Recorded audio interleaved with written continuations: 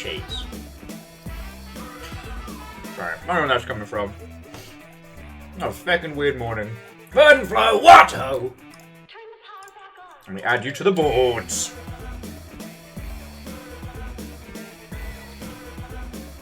Also, how goes it? Hello, hello. Sorry I'm a couple minutes late. Just sorting the constant, ever-confusing nonsense of... Yes. Offers. What and welcome, friend. I kind of fell down a little, like, price point research wiki hole. Ah! Who betrayed me, cheese? Please! How you doing, friend? Wolfgrad, watch out and welcome. Coming in, friends, coming in. How goes it? Tell me your tales. Oh, and now fucking Dinobot works off the bat.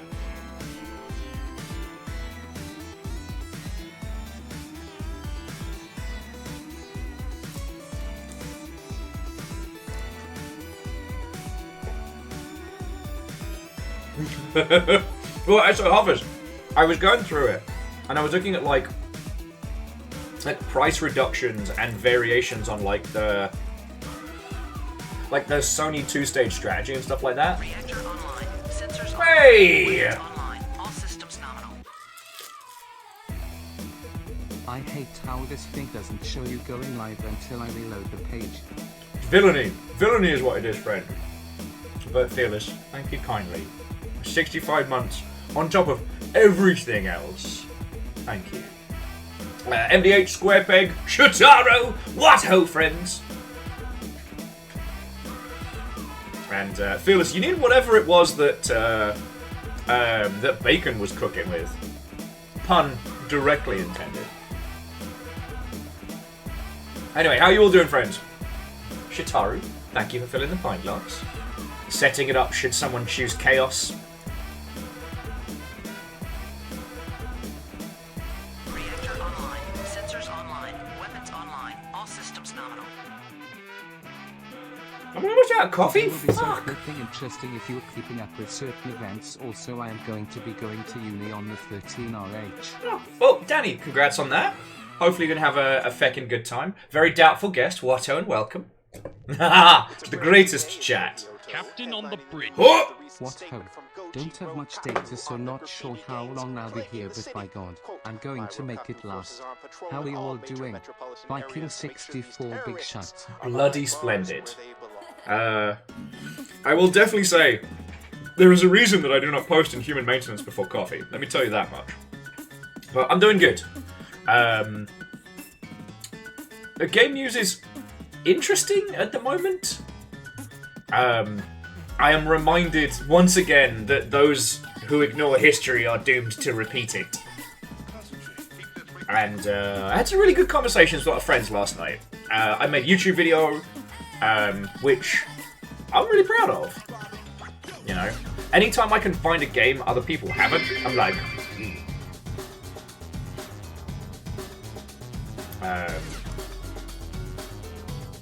And Greybeard, what and welcome. Hello, hello.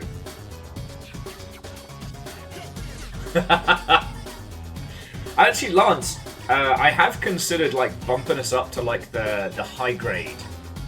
But there's still a few peeps, especially out like the UK and Europe, who have shitey internet, which is why I haven't crunked this to, you know, the old 1080p, 60 frames a second, increased viewing of Will speed. Oh, and Woolcrab, that's really good to hear, friend. That's really good to hear. Annoyingly, after hand strain, you have to rest your hands for longer than seems natural, which is what... Indeed, every time I cast Meteor Swarm on the party, someone calls out, things are about to get dicey.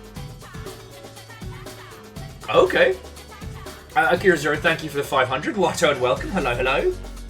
And I guess we're doing a train off the bat. Alright. Alright. High-speed rail straight into stream. Don't know why I'm doing the newscaster voice. No, seriously, thank you. Oh, fucking yo! Made a YouTube video, 10 bells. 10 bells! I'm fearless. I'm glad you liked it. I'm real proud of that. But yeah, Wolfgrad, it's the annoying thing is you kind of got to overcorrect in terms of resting your hands to get them back to, you know, being a workable state.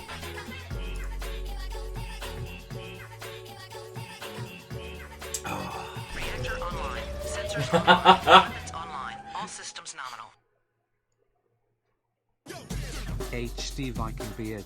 The one thing Destiny could never give us. An HD Viking beard. How are you all doing, friends? Snuggly, feckin' thank you. Oh, actually, so, yes, today is I Am Your Beast. This week was a real challenge putting together the schedule. Hey!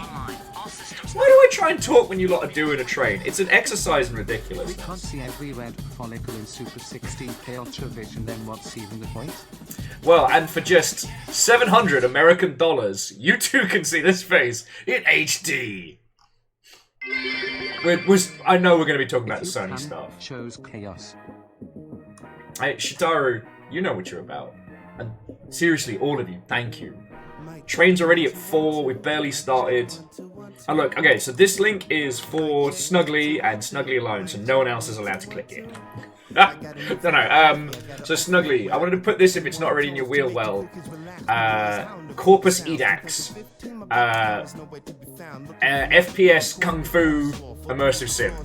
I haven't had a chance to play it. I don't know how it is.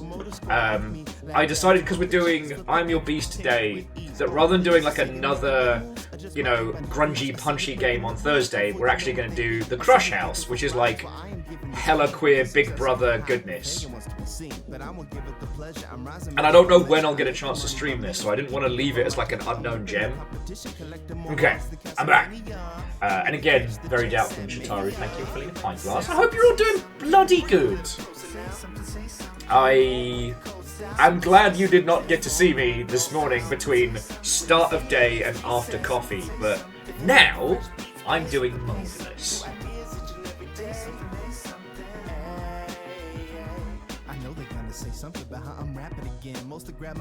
Oh, and Akoa, what a welcome. Sorry, I didn't see the coffee today is splendid. I got a bag of Double Death, and it's been giving me the power to take on the world.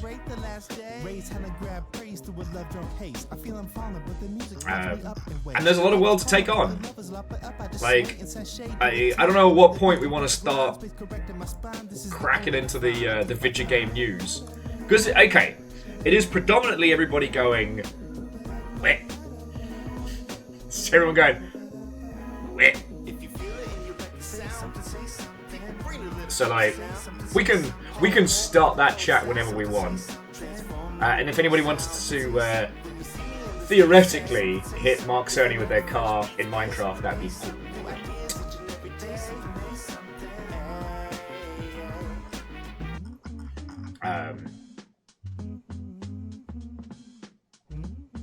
Jamami, do it. I'm still getting compliments on my nails, even though I did not do any cool art, and these are chipped to fuck already. Come up to me on the street and they say, "Hey, that guy raps," and I'm like, "Yeah." Alleged, indeed, Everyone and the Dog is playing Space Marine 2.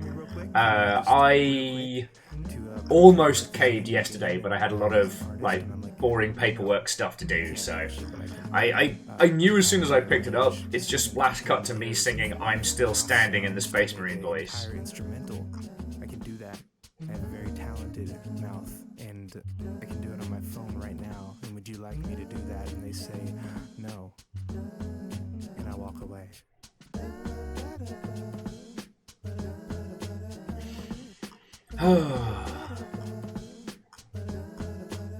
But yeah, like, friends, if you want to just get straight into it, like, it's certainly been an interesting, it's an interesting 48 hours and change. And Vanderbeest, thank you for topping off the pint glass. Very Duff was like, no organised pint for you.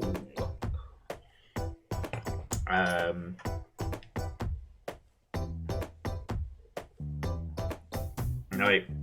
And if you all want to wail on Ubisoft first, if you want to discuss the bizarrities of the, what are we up to, PS5 Pro,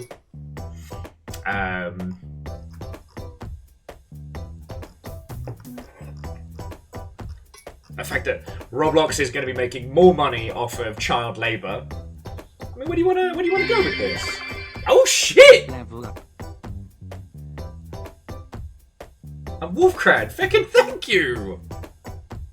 Fucking 2,000 bits out of nowhere. Okay, this train is still going. Honestly, thought you lot would tuck it out early. I was just gonna let you all, tuck yourselves out before we continue. Yeah. Oh, Wolfcrad, seriously, thank you. Battle brother. So Doubtful, no, well, okay. You know how sometimes, like, exec types give interviews for, like, other executive magazines and shit like that? Well, one of them was one of the ex-Sony executives, who, in his disconnected nonsense, said that, you know, people in the games industry should just drive for Uber. Or, what was the other thing he said? Like, take a year off waiting for the games industry to come back. And, yeah. No. No. But that's the only kind of close to... I wouldn't even call it drama. Oh yes, go to the beach was his other suggestion.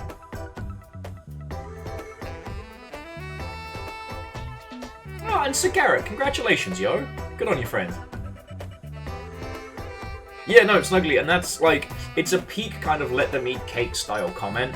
And that coming exactly the same time as Sony announcing the obscenely expensive PS5 Pro at a point of massive economic downturn. Right? And okay, when it comes to hardware, just like with AAA titles, these decisions are made years prior. Like, it wasn't like somebody popped up this morning and went, "We'll charge $700 American for the same with tiny incremental changes." Right?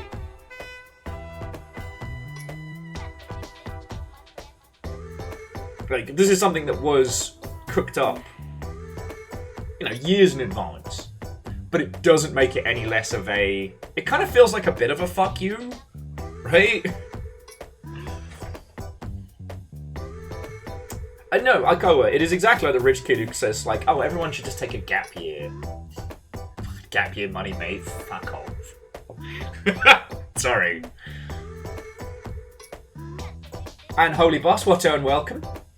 Today, thank you for asking, today we'll be playing the latest, I shouldn't call it Xalavierian game. Strange Scaffold is a wonderful cornucopia of incredible game devs, cool people. Like, it's not just an Xalavier, and I'm trying not to equate.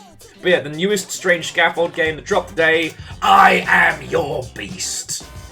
Jason Bourne revenge speedrunning game.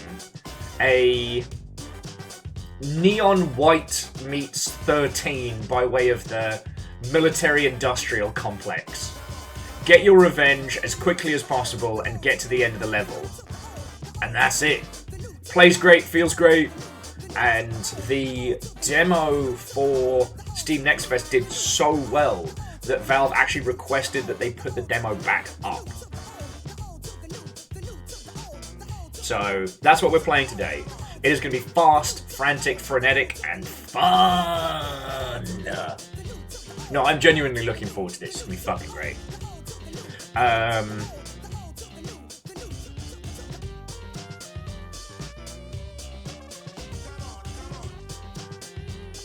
So yeah.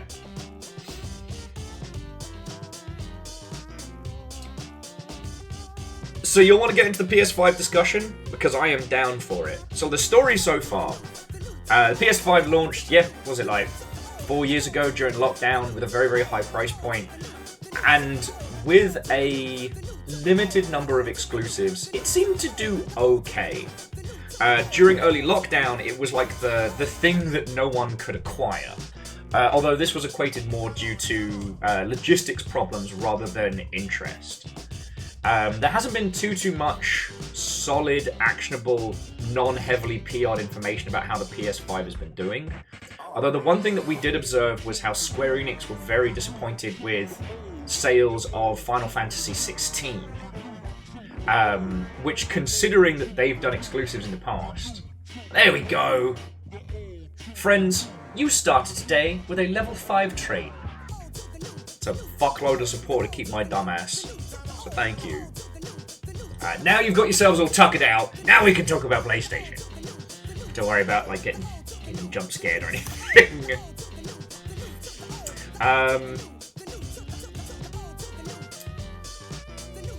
The PS5 has kind of been an interesting retread.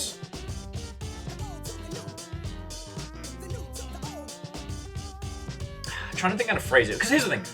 One, I don't want to fall into any of the... Hey! No, sorry, you did miss the train. No more train. There will be a replacement bus service rolling though, so don't worry.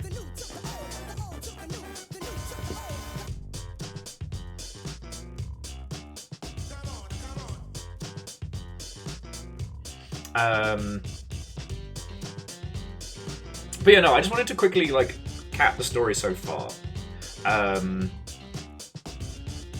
Like both the newest Xbox and newest PlayStation haven't seen the same kind of like generational super impact that previous consoles have seen. Like, and I think it's important to point that out. You know, the current feeling is that, you know, consoles are moving in closer in the way of like the micro PC, right? And users are becoming less willing to buy new hardware upgrades and essentially void their back catalog.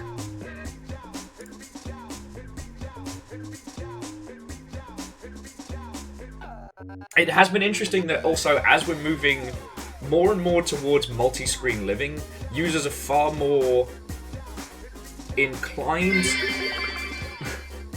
Check it out. Is this some attempt at No, I'm not... psychology? I just... Shitaru, thank you. That's $10 to, you know, long ship go choo-choo. But the train stopped, so I guess long ship go... sit zoom zoom?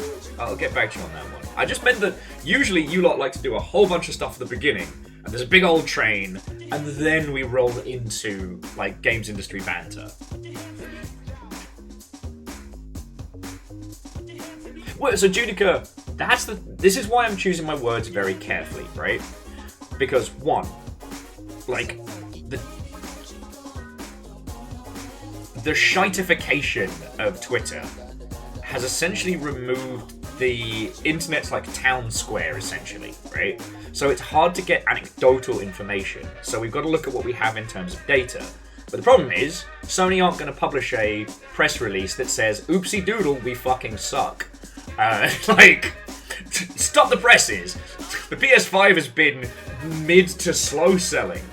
No, they try and pick stats and data that are important. But that was why I hyper-focused on Final Fantasy XVI, because that's actionable data, right? Sony have done repeated exclusives for PlayStation consoles for years. Predominantly doing it as a PlayStation exclusive, and then later on opening up the pit, right? That's been mostly their strat, and this is something they've been doing since the PlayStation 1. So if Square Enix say that Final Fantasy XVI didn't meet expectations, and one of the things they said was, you know, due to install-based limitations, like, that's where we can reverse engineer the information that the PS5 hasn't been selling what they hoped. Welcome to the party, Dustin. How are you doing? Yeah, Unholy Glee. Well, I mean, we need to talk about it, otherwise at least one of us will explode. But, like, we've talked about this a lot.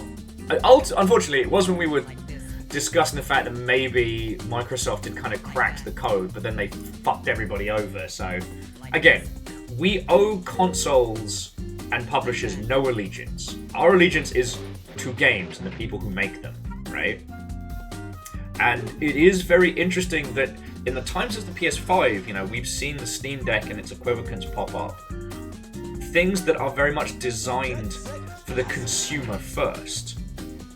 Whereas I haven't seen anything for this PS5 Pro that is consumer first. Do you know what I mean?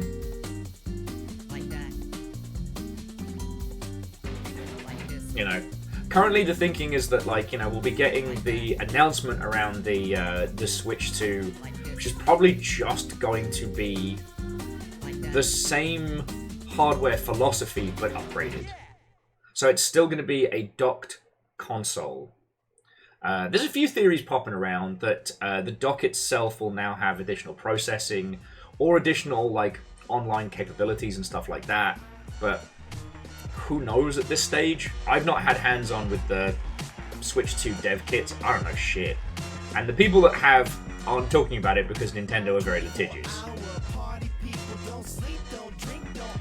Very doubtful. I think so.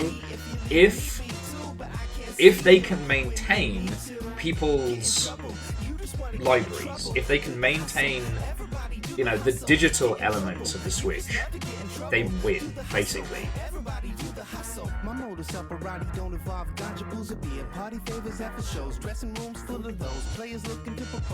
And I mean, Genres, there's always a rumor of backwards compatibility. Hell, there was one for the PS5 Pro last night that it would be completely backwards compatible, all PlayStation consoles, which is insane, but alright.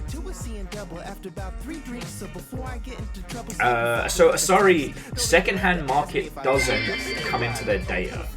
A group of cannibals celebrate the firing of their former boss. They chanted out, his name was Stu, now he's the supervisor.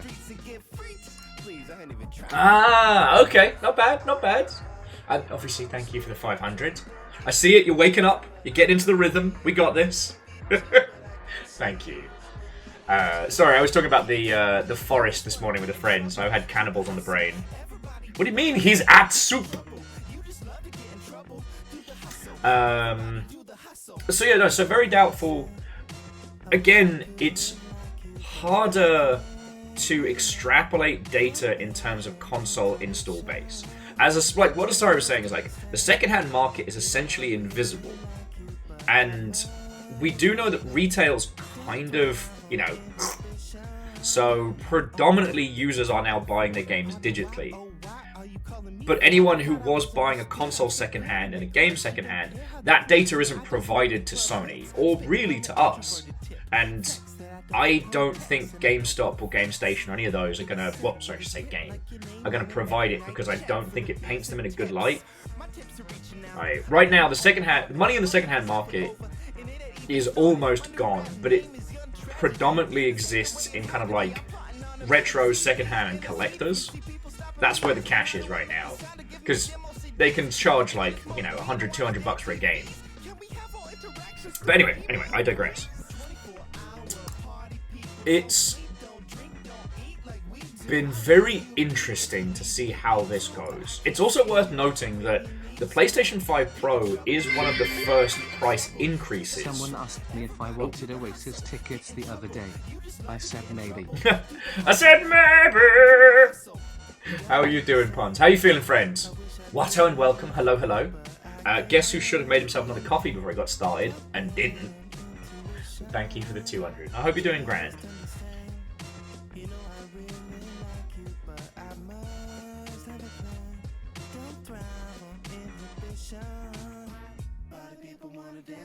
So very doubtful. They might. I know that was the purpose of things like EA's Project $10 back in the 360 era, but that data is not made available or is acknowledged. So if they do have an understanding of the secondhand market and like how much it is, they're not sharing that data. And I understand that, like, if you're coming to talk to me about it, you're getting both the data and the shamanistic. But it's important to just acknowledge that in this current climate, shamanistic information about current consoles is very, very wobbly, right?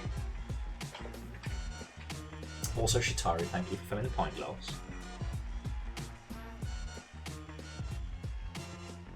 And Judica, it's... I can't attribute Steam's current situation to a grand strategy that was put forth back in the Half-Life days. But the concept of the better PC, the idea that as your Steam library grows, that rather than, you know, dropping $400 on a console, that you'll drop like $2-3 grand on the next PC that will last you like 5 to 8 years. And that comes predominantly from the fact that you still get to maintain your Steam library. You get to keep your back cat of games, rather than asking you to, you know, refresh and start again. So I think that's becoming a very, very powerful maneuver, like intentionally or unintentionally. And now, with things like the Steam Deck and equivalent consoles, it's worth noting that Steam are going to be making it so that anybody can produce a Steam Deck hardware. They're going to be making that OS available. They're going to be certifying that goodness. So it means that the back catalog is a huge selling point there. Now, Nintendo has built a brand loyalty unlike any other. And they have also been a huge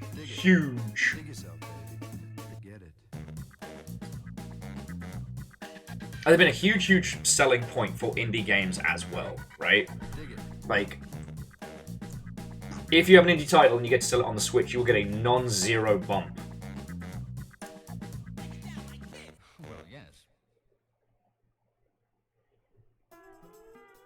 But I don't want to talk too much about Nintendo's strat, because one, it gets everybody all, I don't say hot and bothered. It gets everybody a little bit, like, fighty in the wrong way. Because we shouldn't be paying $40 a pop every time for each time we rebuy Ocarina of Time.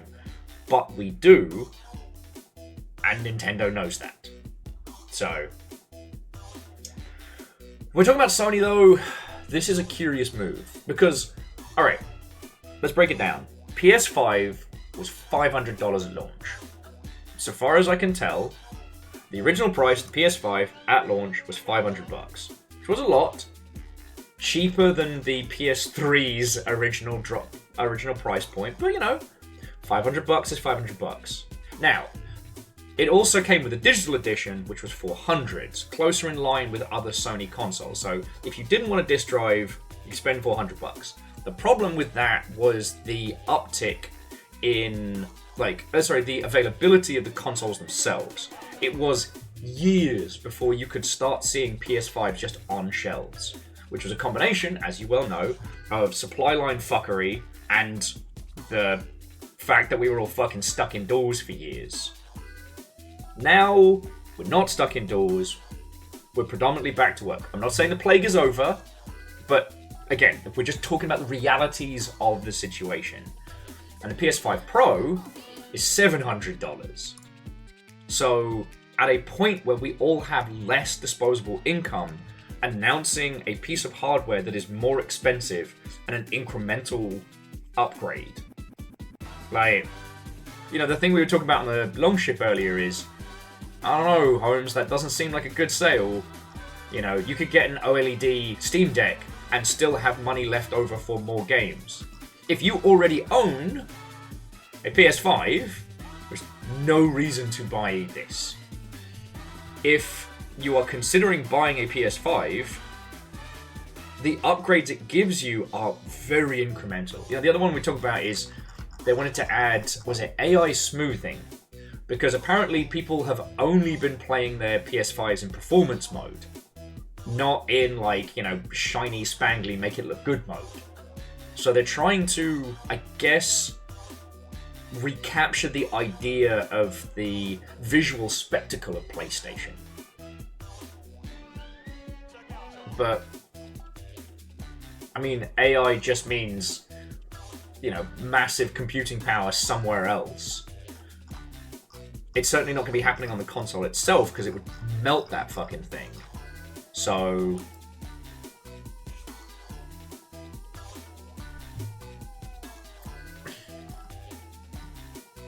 like...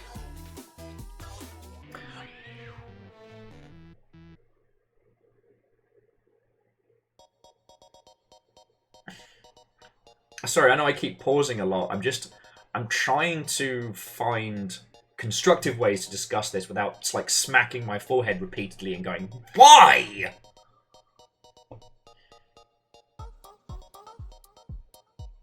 J-Post says, do graphic upgrades still sell games?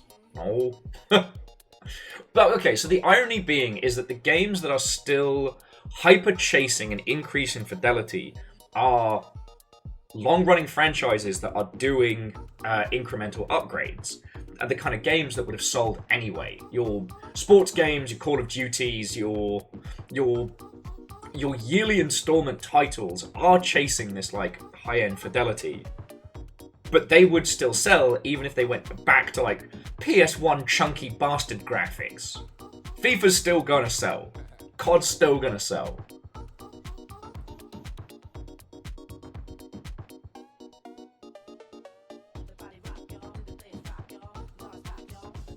Okay, Verdant. Well, thank you. I wasn't aware of that. If it can be done locally, then fine. But again, that's not just a cheeky line of code that we're adding. That's, someone who had a hard drive obliterated by just a language learning model. Yeah. Anyway. One thing that at least I have noticed is that there were two kinds of individuals. Those that bought a PS5 at launch because of it being the new PlayStation and an expectation of this plethora of games. And individuals that bought it for specific titles. And honestly, for both groups, I see those things gathering dust, right?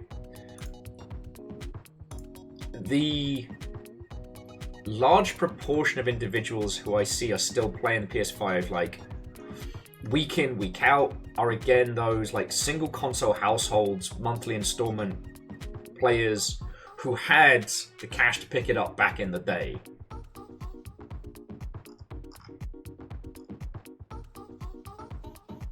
Sorry, does that make sense? I might have just gone too into the paint. I may need some more coffee.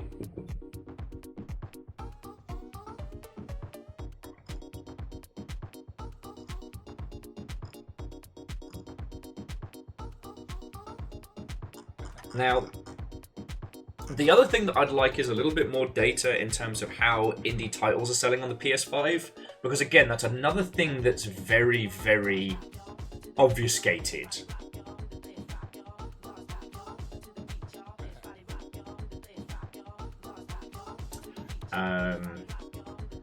Judica, let's come back to that one. Just, that's a whole conversation in itself, and I wanna cap this banter before we move on, because this is a very important moment, right? Like, because here's the thing: the PS3 announcement was a fucking disaster. I'm sorry, it's been long enough. We don't have to pretend to be polite. Announcing a $600 price point above everyone else went down like a shit in a swimming pool. Alright?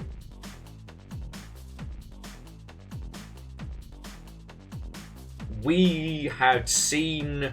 I mean, this was the same Sony that did that incredible... Like, a guy came out and just went $299 and then walked away for the PS2 conversation. Like, was it $299 or $199? I had all these... Sorry, I had all this data up. Yeah, $299 for the PS2. Which was a fucking power move. It's interesting to see this loop and this cycle.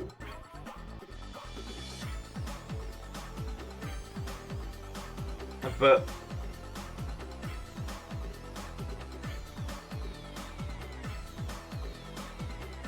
half as yeah. Well, yeah, just work for Uber. But that was in when time becomes a loop. When time becomes a loop. You know what? I'm gonna switch us to some chill jams just so I don't accidentally start boiling some piss. Here we go. All right, everybody, just take a little moment, take a breath. We're by the pool, which is next to the longhouse. Don't worry about it. Maybe having like a little morning spritzer. Maybe just one of those fancy blended juices or a cup of coffee by the pool. PlayStation just announced they're going to charge you $700 for a new console. And you went, huh, that sure is dumb. There we go. Now we're there. Because here's the thing. This isn't something to boil piss about. And there will be a lot of boiled piss. You know, the concept of the console war still rages between, you know, shit heels and users because, you know, $500 is a lot of fucking money. $700, and I don't know if you know this, is more than $500. Everybody is poor as shit right now, and so choosing what console to buy is a huge decision. If you chose PS5 and you aren't connected with like industry folks and whatnot, you will be pretty militantly defensive of your console. Vice versa with Xbox. And if you Switch, you just kind of get to go out on the floaties and keep playing Animal Crossing and ignore all this shite. You know? What's been really interesting is seeing how things like the Steam Deck are stepping away from like traditional console generational stuff. Like, the PS5 Pro seems to only exist because that is the strategy that PlayStation has done. But in every other instance, the Pro or the Slim has been the same as the launch price of the original console. Whereas this isn't that. Like, and if we look at the price of the PS3 Slim,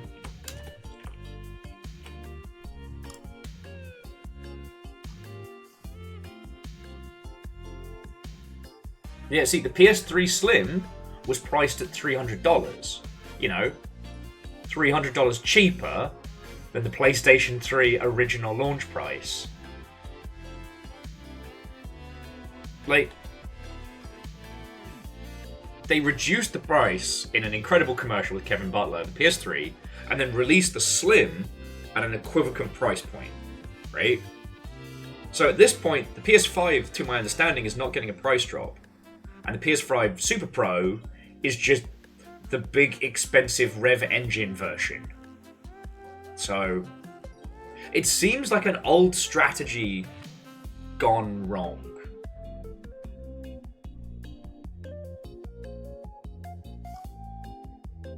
Now, there was also the fact that the PS3 launch title had additional functionality that wasn't included in the Slim. But, like, if you're talking about late... Okay, so you all understand the strategy of releasing, like, a Slim or a Pro or what have you, right? It is usually to produce the same console with cheaper components, usually because technology has moved forward that you can get the same computing with less pieces, right? It is also a way to reinvigorate console sales, and again, the goal is still to sell games. Consoles ain't the big money makers, they're the install base. They're the price to get into the fairground, and the console manufacturers are hoping that you will spend so much money on the rides that it'll make it worth it.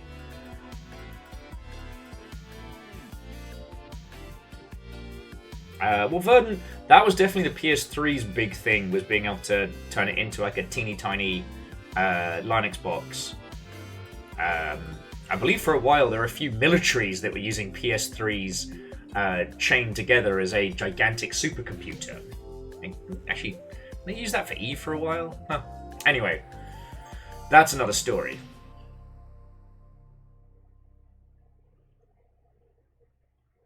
At this point, with the problems that teams are having with like hacking and piracy, I cannot imagine that the PS5 Pro will be easy to install a custom OS on, right?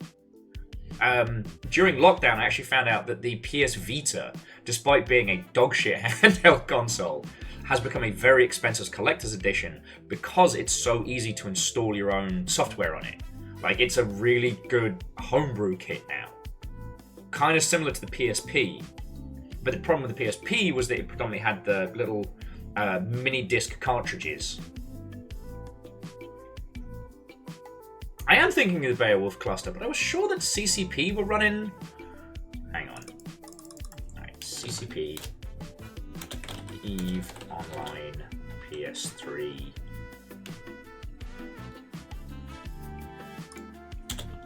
server. Yeah, CCP Games used Stackless Python on PS3. So they were using PS3s for their own back-end stuff. For a while. I don't know what they're up to right now. Yes.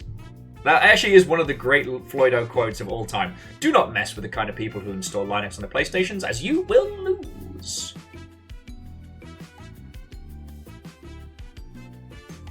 Yeah, Ikoa. That is 2 months rent. I mean, like, as somebody back in the day, I did, you know, save money from my job to be able to buy a GameCube and stuff like that, but like, how much was a GameCube at launch, right?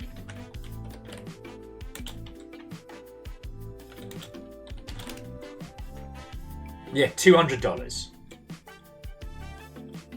Also,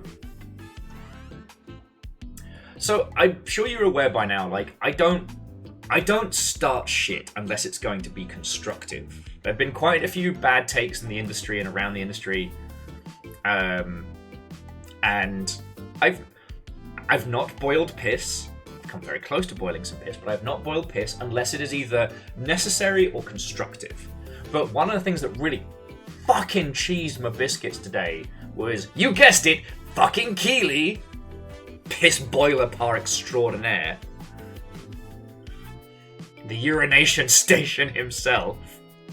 But he was saying, well, if you take inflation into account, and sometimes makes me want to fucking throttle people. Because, okay, yes, if we take inflation into account, things should have changed.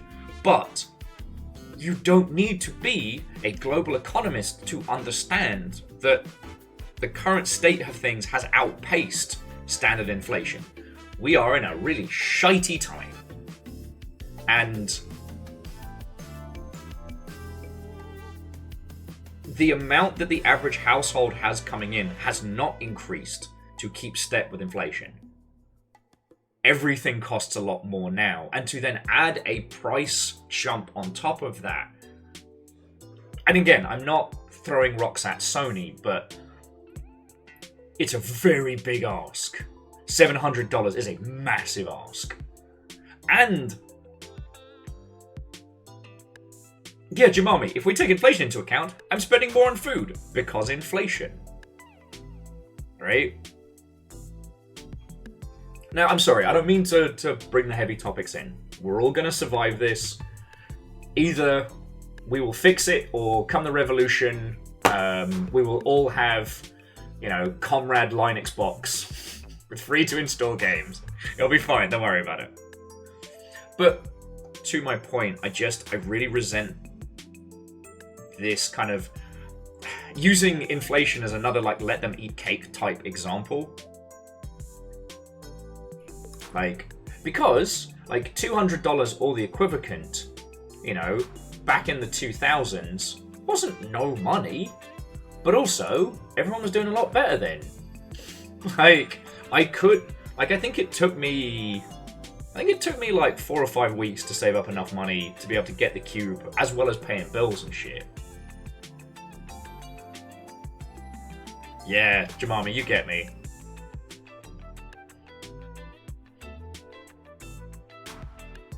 So, I just wanted to throw that in. So, what does this mean? Well, it doesn't really mean a lot. Like, essentially all that has been announced is an expensive upscaler for an existing hardware. Like, there are no exclusives. Because once the price point is above the baseline, you're not selling just a different variant of the same hardware, you're selling an upgraded version. And like,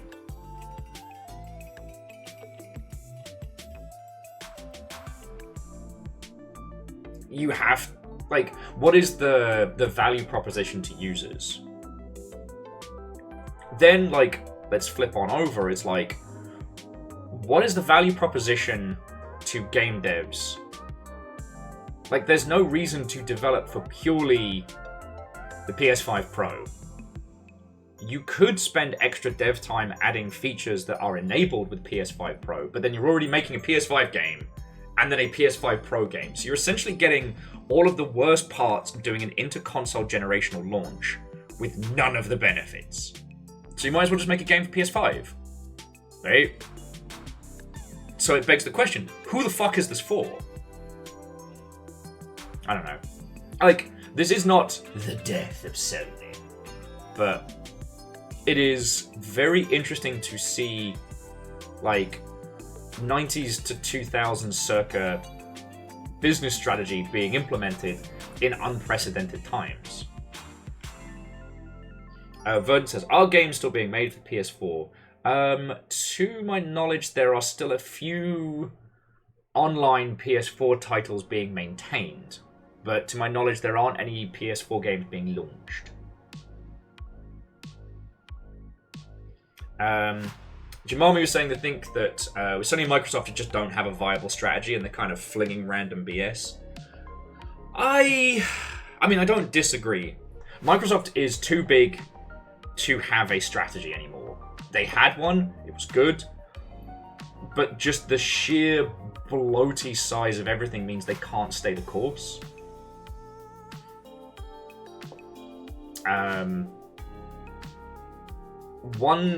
One theory that I heard was that this is...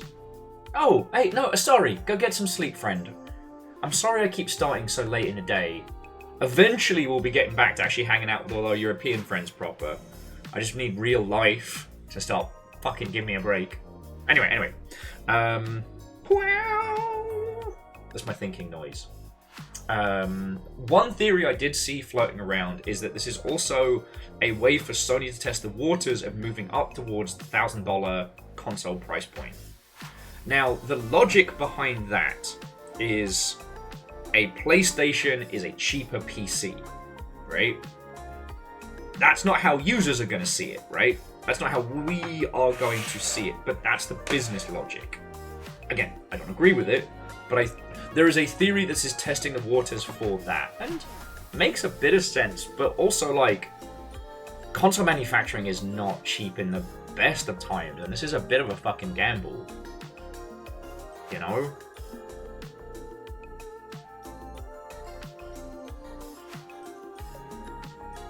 Like, it is very, very funny that when we talk about these kind of things, we talk about how, like, Nintendo has outmaneuvered everybody else. Nintendo is actually, in terms of their business strategy, 10 years behind everybody else. But, hey, baby boy, you gonna come talk about your games? But the thing is, Nintendo stay the course. Like, they have a strategy. Come lie down. I know, Lord Conio. Prince Conio. But, like, Nintendo have a strategy, and they're sticking to it. And it is 100% first-party exclusives. They have their Marios, they have their Zeldas, they have their whole, like, plethora of titles that will only ever be on Nintendo hardware. And then they budget and scope around that. Like, you know? They let everybody else rush around and bump into each other like fucking Muppet babies. And then 10 years later they do that. Like, getting into mobile gaming about 10 years after everybody else. And doing well. Like, now, and the thing with Steam is, Steam have wanted to create hardware for a long time. As someone pointed out, Steam OS has been available for years, but the Steam PCs never took off. And interestingly, the Steam Links did get discontinued, along with the Steam controller. And I always thought that was interesting, but...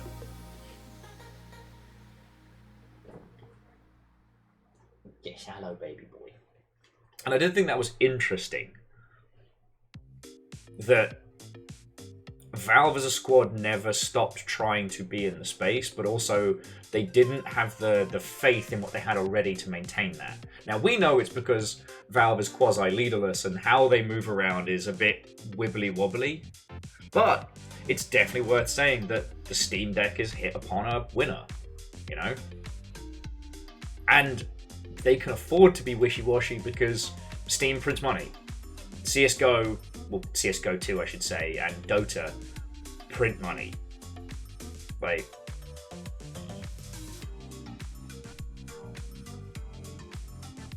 so, I mean, I did think for a while that the Microsoft Game Pass maneuver was going to be their kind of like next strat, and it's interesting to see how that hasn't solidified as well.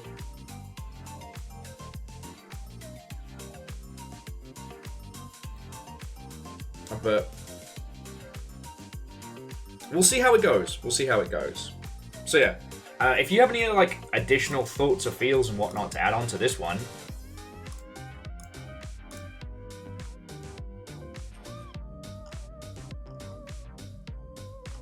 like, I'm happy to hear them. I know I've been kind of talking at you for the last like, you know, half an hour or plus.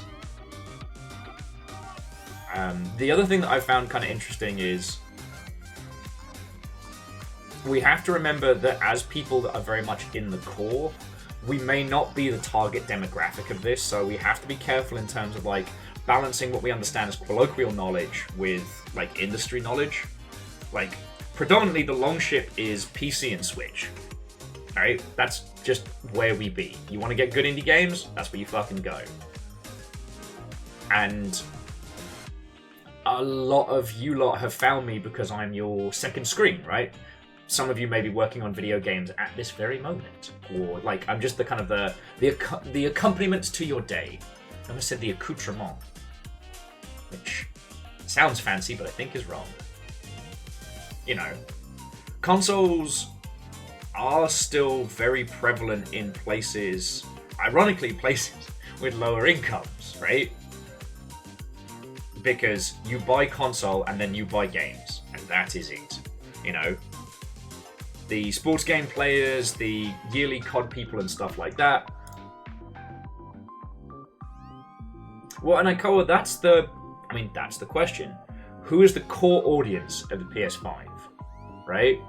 Because while there are a few titles on there that are like exclusives, like how many of those are the decision makers, decision leaders? And then do those users have an extra $700 kicking around to upgrade, right? Because that's what they're asking people to do.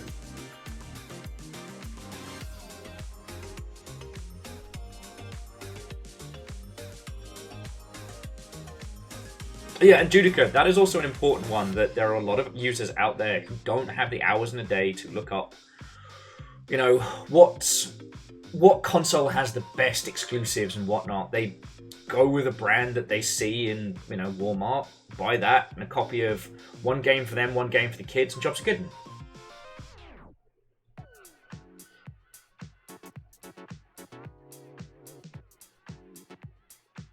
Well, actually, so Jackie, consoles are predominantly from households with lower incomes.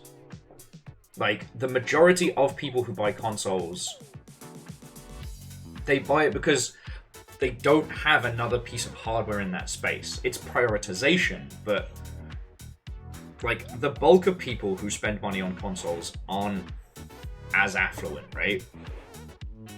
There's also where things like the second-hand market and stuff like that sprung up from. But it's an important thing to remember. You know, the PS5 data, again, got kind of skewed because, like, limited supply chains and people buying PS5s out of, like, the back of a fucking Denny's or some shit. You know? God, it was a weird time. And... okay, so why are we talking about this? Why does this matter? Well,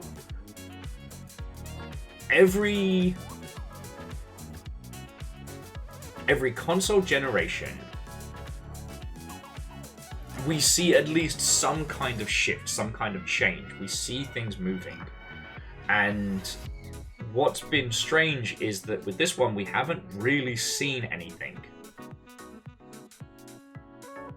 right? Like, we haven't seen a shift in paradigm or in maneuvers.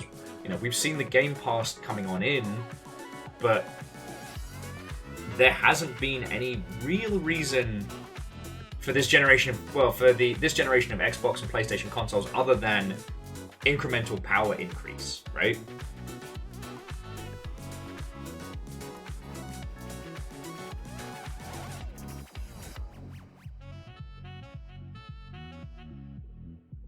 Oh, you know, Sagara, the theory of boots absolutely applies to PCs.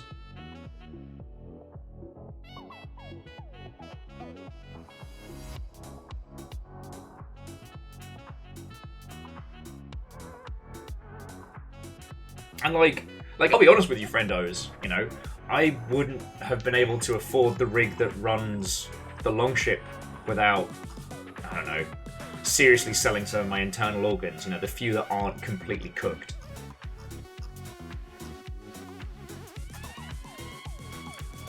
That's another story.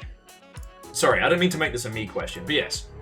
PCs are cheaper in the long run, but you have to have enough disposable income to acquire them. Again, it's, yeah, Grimes' theory of boots. One of the best things that Terry Pratchett ever wrote.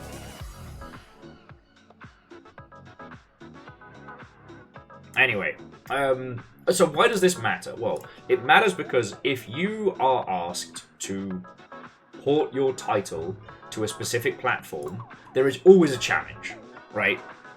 No matter what anybody tells you, be they porting company or otherwise, there are always challenges when developing for multiple titles or porting from one environment to another.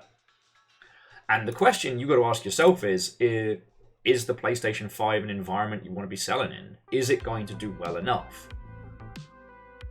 You know, that's where it really applies to you. And if the PS5 Pro adds new requirements that must be added, new things that are added to the certification process and stuff like that, is it worth killing yourself to get your game on PS5 now? That's the thing we've got to ask ourselves.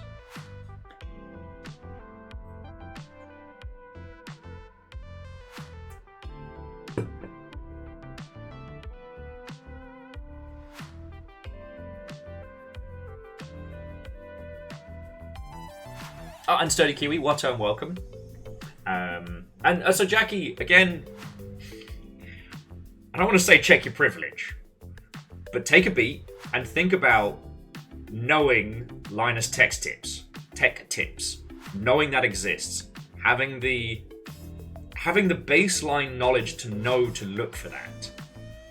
Like, that is something that not many people... The amount of people that have access to that is far less than is perceived. And this is where we have to be careful not to lean too much into the shamanistic knowledge. Yes, if you are really fucking knowledgeable, you can build a PC that will run a lot of games very, very cheap. But you gotta have that knowledge. It's the same way of like, you can paint Gundams on the fucking cheap if you know how to do it. And that amount of knowledge and research is non-zero. If you're working 6 days a week in fucking Target, and you've got 2 kids and a partner who's a piece of shit, you don't have time to research how PCs are put together and the best stuff for it. You're going to use your fucking, you know, employee discount. You're going to buy a PlayStation and just go, here you go, kids. This game's for me, this game's for you. Don't talk to me. And Jackie, sharing that knowledge is lovely and wonderful. I'm obviously not dissing with that. But with these kind of conversations, it's important not to muddy the waters too much. You know, if you want a muddy waters conversation, just, you know, YouTube PS5 Pro price drama. Because, oh boy. Just logging onto YouTube today just to get the tunes going and check the video that I made last night, which I'm very proud of. But there's already everybody and their cats like, oh, this is the death of PlayStation, or PlayStation are entirely right, and here's why you're wrong, stupid, and poor. Fuck off. It's like, but what does this matter to us, right? That's where we need to distill and focus. And, like, ultimately, I cannot see a huge install base being worth the time it would take to implement any of the PS5 Pro features if they require additional development time. Do you know what I'm saying? Now, one thing that's been really interesting is that out of all the things, the PS5 has maintained this aura of visual fidelity. And whether or not that is actually the case or not, I have noticed people talking about it. It's something that's kind of permeated the group consciousness. And I noticed a lot with both Pacific Drive and Sea of Thieves when people were like, oh shit, you know, I can't wait to see how this looks on PlayStation 5. So whether it is not psychosomatic, whether it is a placebo effect or whether it's actually in effect, users do perceive the PS5 as being a visual fidelity machine. So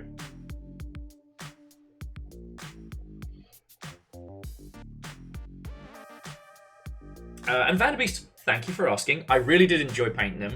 I kind of got the bug, and honestly, I wish real life would just fuck off and give me some time off so I could keep playing. So I could keep painting and whatnot. Honestly, like, next step I was going to do was dry brushing weapons and metallic parts and whatnot. Let me fish them on over. So I was going to, because I really love this metallic purple. The camera does not do it justice because I'm so fucking pale in the white balance. But I was just going to start doing, silver, metallic dry brush on weapons and some of the little details, and then start somehow working on the cockpit. What I was probably going to do was just mask all the additional areas around the cockpit and just go from there, because shaky hands. And I hadn't considered what I was going to do with detail. Maybe use a slightly brighter, non-metallic purple as like a highlight. That's why I can tell you this camera is bad, because my nails are a blue to purple pearlescent. And this is just shiny purple. If you saw him IRL, you'd know. Also, shout out once again to the OSHA Violator, who is a lot more orange than he looks here. I caved and bought myself 2 sheets of decals over the weekend because I cannot find my box of decals. It's driving me insane. It's driving me loopy. And I know as soon as the decals that I got show up, I'll find my box. But so I'm basically going to decal the experimental mech. This little hanging out in the hot tub guy, his armor. The stuff I was using the texture painting tests on. Be more Canadian, they're decals. Never. And Vanderbeest, that's what I'm thinking of doing. Like, I don't have the sturdy hand for really detailed stuff. I saw somebody doing like a Draconis Combine paint job, and I was like, oh, I can do most of this. And then the dude hand painted the symbol on, and I was like, alright, fuck this. Fuck this shit, I'm out. Driving you insane. Saying that you aren't already. See what you did there. Alright, the only thing I don't know how I'm going to do is the cockpit details, because it's kind of the equivalent of the eyes, but no, it's good to be back and doing some crafting and making stuff. You cannot understand how much I've missed having my airbrush set up and my space, you know. It's pretty much just this room for Will, and then let me tell you, this room's getting stacked. I have downsized, and yet still, it is boxes on boxes in here.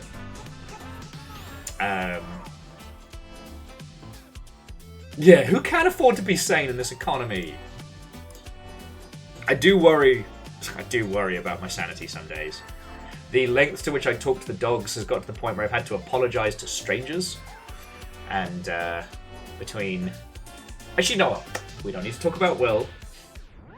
Very, very quickly, like, jumping back into other stuff going on, like, industry-wise. I think we talked about Oxenfree getting pulled from itch. As it looks like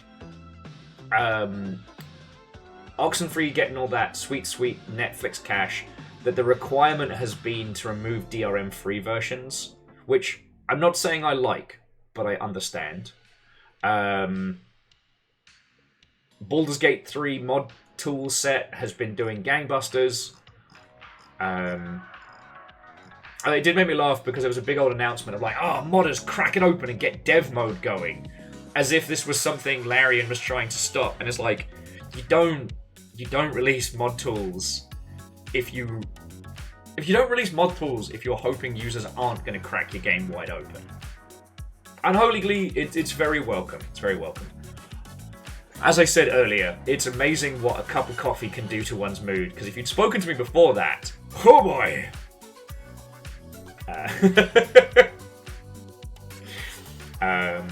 What, Sadlin? Actually, so Sadlin and I stood up talking last night, which is real cool, and one of the things that was really interesting, that has framed a lot of kind of my thinking today around the PS5 Pro is actually based around breweries. So one thing that Sadlin informed me, because, like,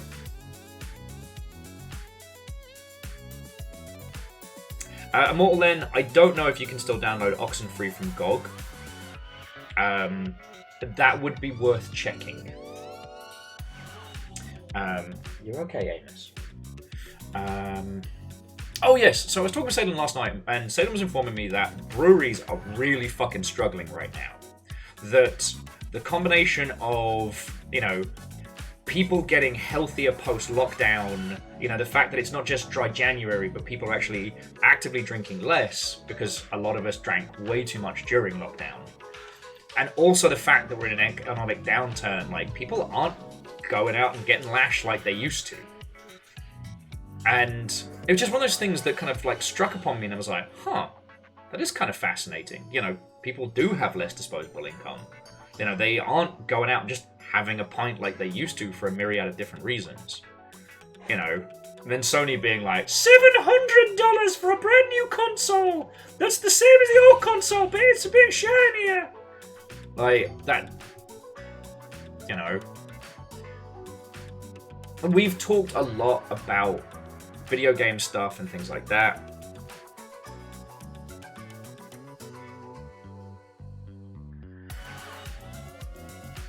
And sometimes a lot of these discussions do need framing through like a real life lens.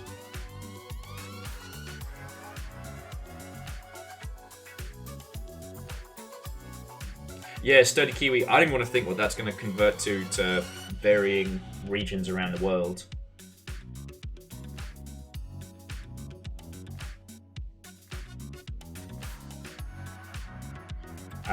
Okay, so again, all we know on Oxenfree is that it's being pulled from itch. You will no longer be able to download it from itch.io come October.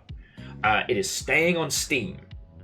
And that's why I think it has something to do with like DRM-free variants, because it's not getting pulled from Steam and other places. It's just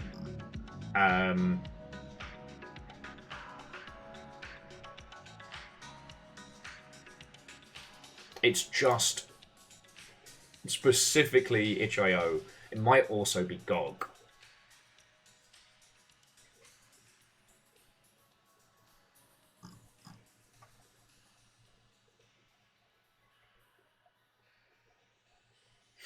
Okay.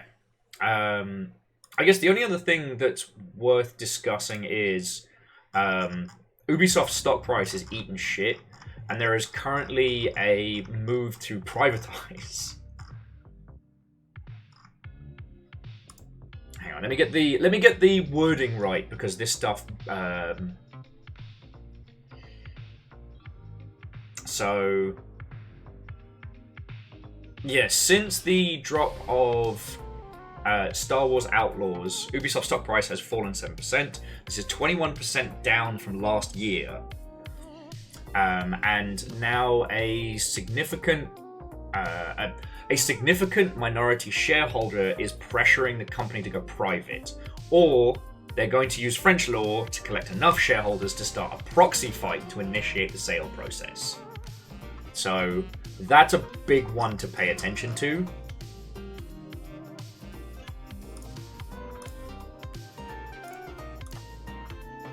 And Jackie, there's one of those things where like I can't comment on the state of like the financial world with any certainty, but in the things that I have read, this minority shareholder has pointed to the failings of things like Star Wars Outlaws as to why, why the sale should go ahead. So...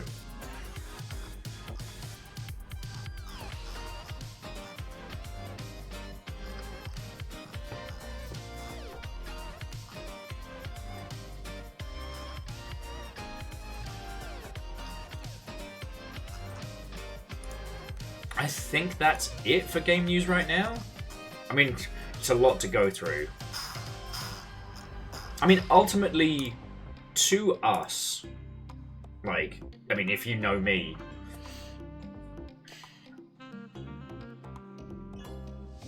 we're pretty much unaffected by, a PS5 Pro with price hike.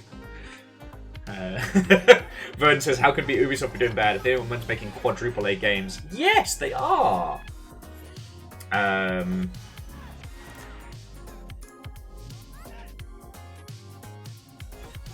No, so Jackie. Okay. Star Wars Outlaws was cited as being the reason for the 7% dip recently. You are correct, they have been doing poorly. But it's important that that is something that's been going out in the statement around it. It's not internet, fanboys being dingleberries. That is something that has been stated as part of this. It's not misinformation, it is PR warfare. Alright? Press releases aren't always truthful. Shocking, I know. I can't believe Star Wars killed Ubisoft.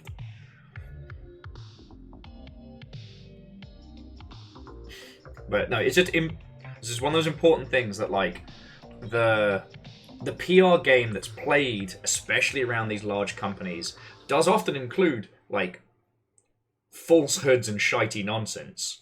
But it doesn't mean that it's misinformation to bring it up or to discuss it, right? We're getting to see the sidelines of what is happening as some kind of internal war. And what I try and do is take as much information I can from press releases and stuff and try and reconstruct backwards what's going down. And you know what, Judica? We need a better term. I shouldn't just call them fanboys. Because, there's a whole cottage industry of people just being irate and angry about just fucking anything. It's a level of disingenuous. Anyway. So jumping back, somebody was asking about info on Roblox. Now, were you asking for info for users or for parents? Because to my knowledge, nobody has done a kid-friendly version of here's how not to get exploited on the internet. There's some really good write-ups and some really good videos. But I will say, I get very frustrated when people kind of put forward the idea that Roblox came out of nowhere. Roblox have been around for donkey's years. They were at GDCs. They were in these places. Just nobody paid them any fucking mind.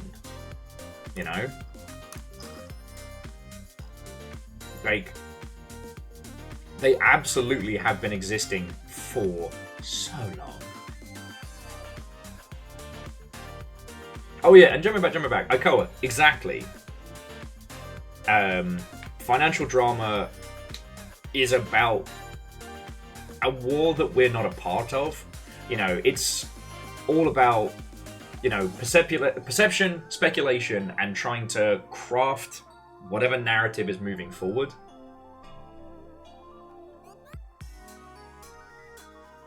And, sorry, just Phyllis was mentioning Stephanie Sterling was calling them outrage tourists. Do you know how you can love somebody in the industry and want to support them, but God, their content drives you up the wall? I tried to watch Stephanie Sterling stuff on Concord. I could not get through, 10 or 15 minutes of it.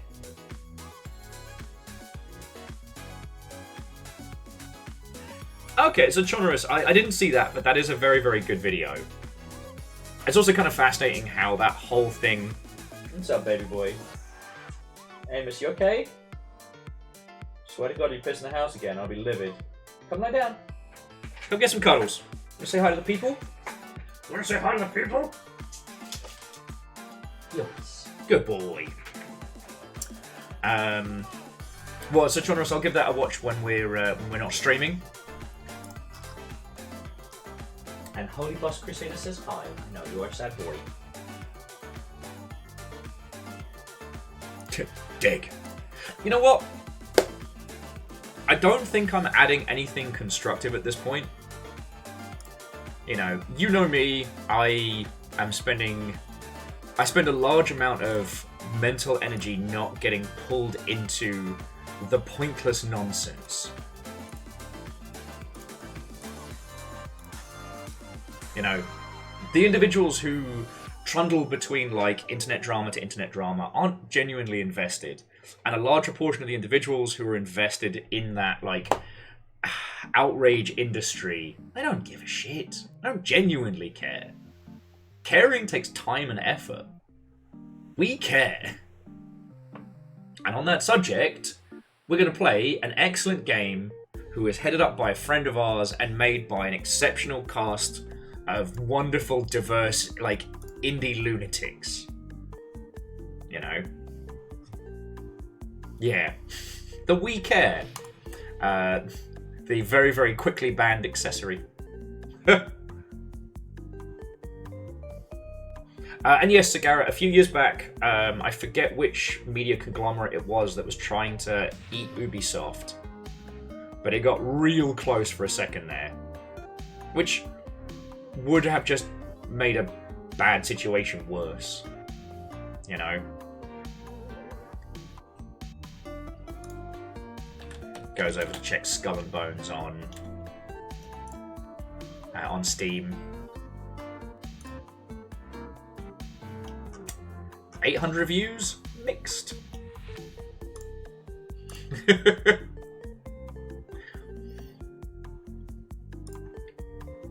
So, before we get into I Am Your Beast, as we're going to be spending a little bit of time with this one, so I don't think I Am Your Beast has friend leaderboards, but it does have some really cool little replay features, so I'm looking forward to seeing what people can do. Like, I'm really tempted to learn if I can do some of the levels whilst, like, drawing a penis or something. I don't know. I'm gonna have fun with it. We're gonna be playing a lot of that today, and what I'm gonna try and do is the thing that I should have done with stuff like Neon White, is like, we'll do a level, have a natter. Do a level, have a natter. Oh, I'm very doubtful. Like, thank you for leaving us the lurk. Like, I hope you have yourself a splendid rest of your day, evening, what have you. As for this week, we have a lot of stuff going on. In a good way. Like, in a good way. So, friends, let me take you through a week of the Longship. So today, I Am Your Beast. What did I say? Tomorrow is for redheads as I continue to climb Mount Melania. It's a painful climb. So tomorrow's Elden Ring. On Thursday, I'd like to play the Crush House, which is kind of like a Big Brother 'em up. You are responsible for running like a reality TV show, and there appears to be sinister, weird undertones. Now, how much of it we'll play, I'm not sure. We'll see if the puzzle of it really grabs us, but I definitely think it is going to be some, like, bright, queer, mimetic fun. The idea that there are certain demographics that you can cater for to boost your ratings. You know, there's the booty squad. They want to see that booty, booty, booty, booty everywhere. Now, Friday is going to be a lot. So it is a double header. I'm going to be starting the day with Foul Damage, which is a lovely egg-based platformer. What was the joke I made at PAX? Think Celeste, but egg. Though I shouldn't make that joke. If you know, you know. But no, Foul Damage is coming out on Friday, and the team behind that is a fucking great group of people, so I really want to celebrate that. I like how I can see the echo of how that joke kicks in.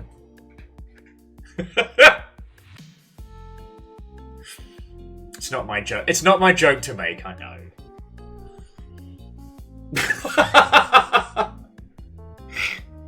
I like how dabs have just become like a form of punishment. Earn that joke. Alright, let me finish the schedule and then my dabbage. But no, seriously. Foul Damage. I did a YouTube video for them. It was really fucking good. And I'm looking forward to doing that one. And then we'll be rolling into Sea of Thieves. Not quite sure who the pirate's going to be, but we'll see how it's. And then, oh lovely, 2 dabs. Oh, I'm so blessed. Yay! This time I actually deserve it. But on Saturday, I'm getting a squad together to play the Mines of Moria. Oh, sorry, Lord of the Rings Return to Moria. Because we got given a bunch of keys.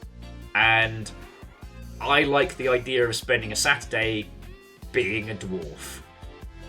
So I'm going to get a squad of people together.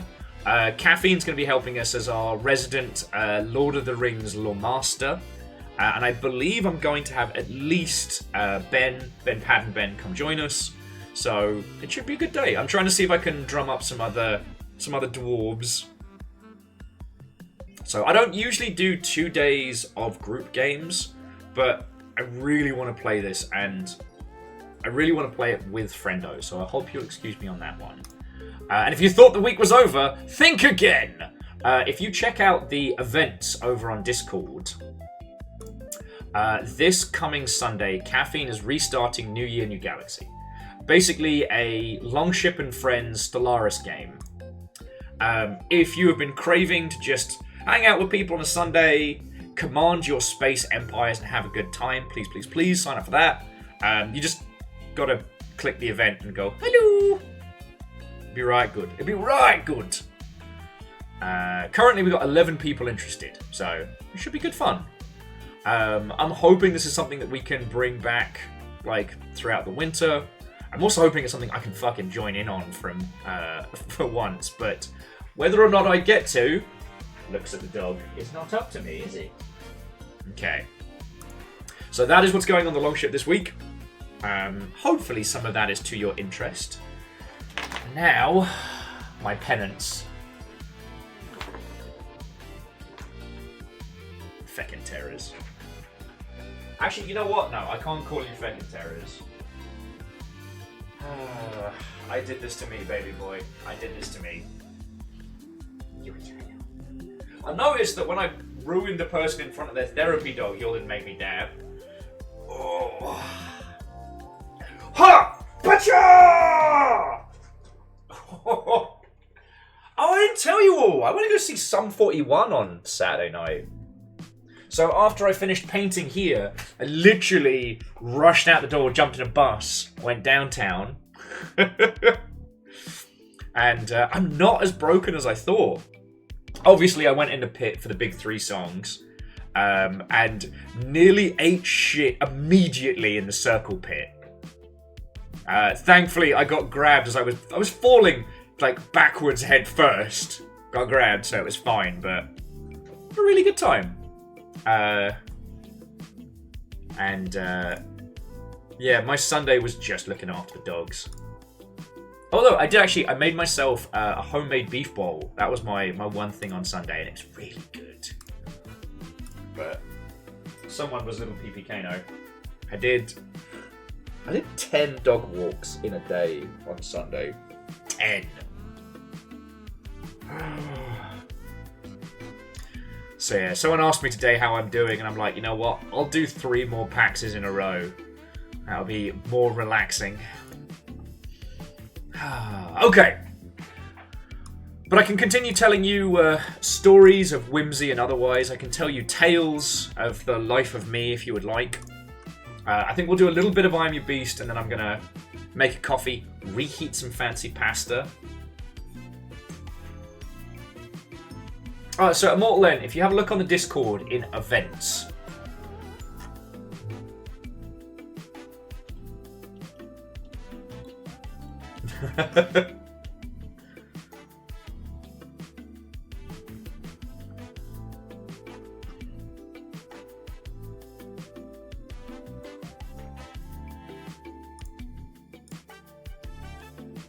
Okay.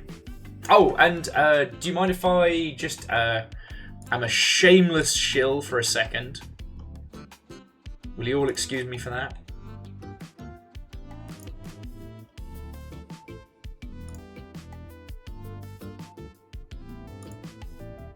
Okay.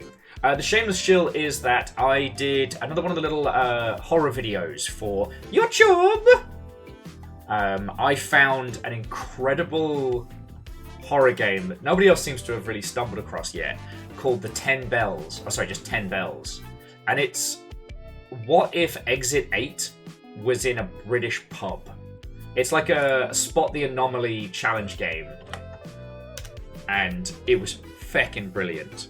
Also, while I did essentially a playthrough, I didn't get the true final ending, meaning that if you do choose to watch that, you can then pick up a copy without everything being spoiled. Just wanted to let you know on that one. Okay. That's the last of me shamelessly shilling.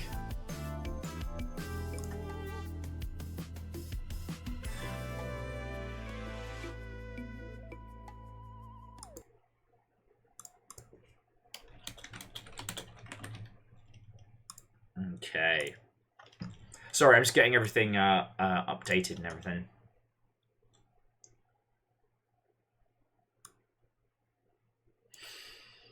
Okie dokie lokies. Yeah, okay. I think we're ready to get started. Now, the one thing, friends, is I will have to play this with mouse and keyboard. So if you do get motion sick and things like that, I do apologize. I'll do my best not to whip the mouse around too crazy like. But ultimately what I'll do is I'll try and just pause between levels so we can chat and natter. If you need to kind of like hide the gameplay and have me as like just basically podcast mode, that's entirely fine. Because I want to hang out with you all, but I also understand that, you know, when I'm playing for realsies, especially with things like Neon White and the Equivocant, yeah. Oh, Judica, thank you. I didn't know that. So friends, Judica was just saying that the Stellaris base game is currently 75% off on Steam. And even if you aren't going to be playing for New Year, New Galaxy this Sunday, Stellaris is still one of my favourite grand strategy games of all time. Because it's not a grand strategy game, it's a story game. It just happens. It's a game that generates stories, just happens to be a strategy game, you know what I mean? Yeah, Verdant Flow. Well, I try not to 360 no scope because it's just so easy for me now. You know, I try and go for the Tony Hawk's. What was it? The 1080 no scope.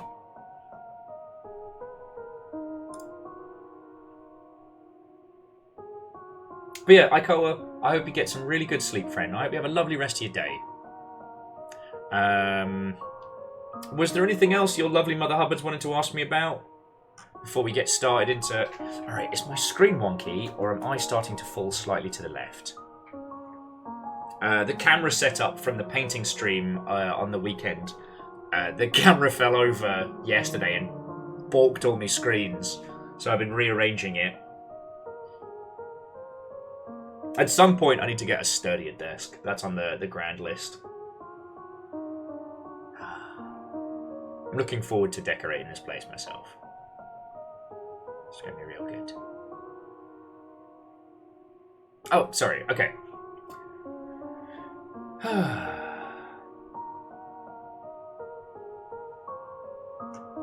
Stop that incessant clicking. Hey! Lizzie, that's really cool of you. Thank you. It's really cool of you. And then when Ikoa comes back, they don't have to worry about having to deal with adverts. And we've got 199 friendos.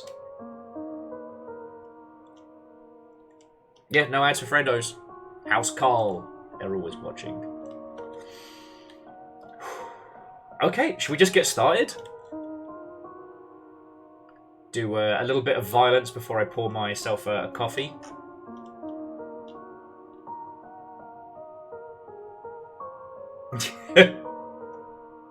Yeah, that's the Paradox way. The base game is real cheap. It's expansions where they get you. Oh, okay. See, Lizzie, now it makes sense. Now it makes sense. Alright, friends. Without further ado, the Jason Bourne revenge speedrunning extravaganza of I Am Your Beast.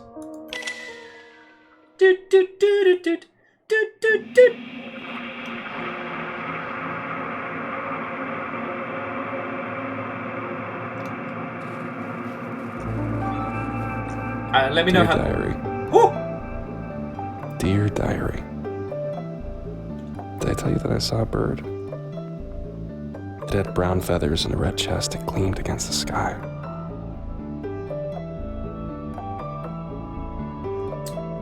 Unfortunately, this bird is the, It is the anime mum with the sideways braid. Yahoo!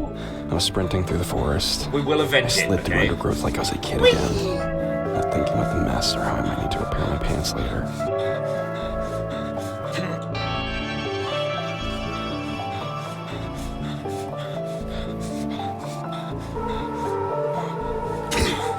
Leaping across trees.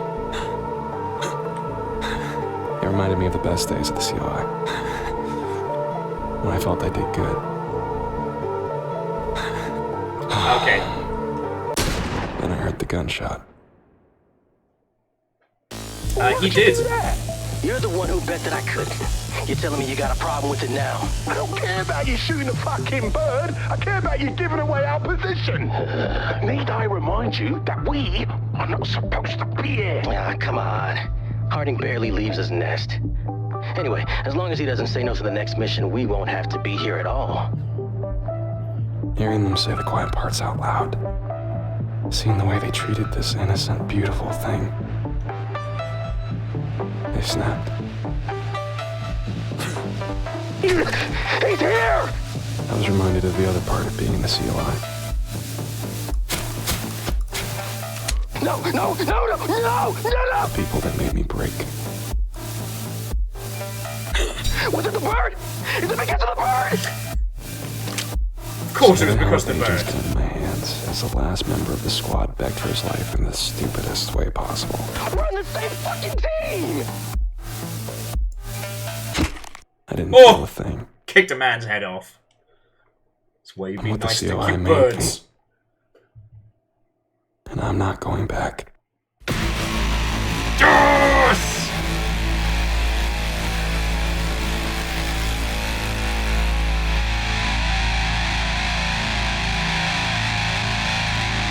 Who's ready to do some violence? So yes, the main VO is the wonderful Xalavier Nelson, the OG.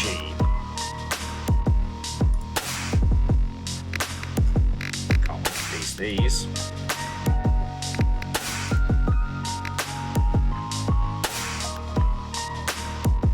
Judica, no, I don't see it.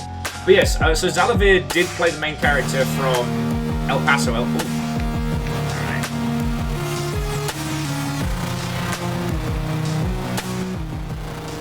There we go. That's a little better. A little bit more. There we go.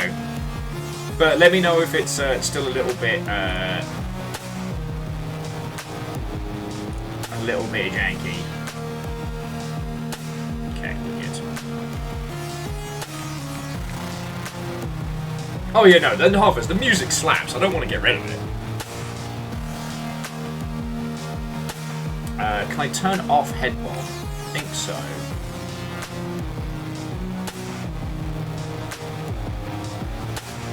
Guess that's view bobbing? Right?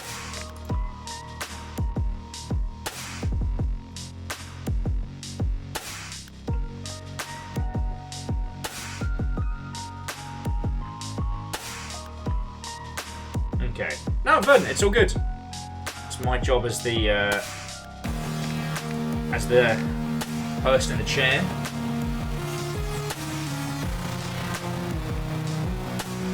But yeah, so Judica, Xalavier's playing the main character in this one, and has also done, you know, vocals for some of the tracks and things like that. Like, dude's living his little best life, and this is absolutely absolutely kind of a fun sort of flex, you know what I mean? Also, I just want to point out the tip here says startle snipers by shooting them or killing them. Killing them is very startling. Confirm access. Comms code 8, Hotel, Alpha, Delta, Echo, Sierra. Yeah, the comms code, General. I know who you are. That's so. I'd assumed you'd forgotten, based on the dead squad my boys found yesterday. Why do you have boys in the area? I've got a job for you. Yeah. Eastern Europe. You're the only one who can do it, and you're going to save a lot of lives in the process. Oh, Lizzie, Should I fucking thank you. those new oil reserves they found in the Black Sea? What? I may be out in the middle of nowhere, but I still find time to read. Amos, what's up, buddy? It's one last job, Harding. Friends, I may have One to... last job, and you're out. I've heard that before. Don't be stubborn. I know, buddy, The I know. country needs you. The Covert Operations Initiative needs you. And you killed my men. You owe me.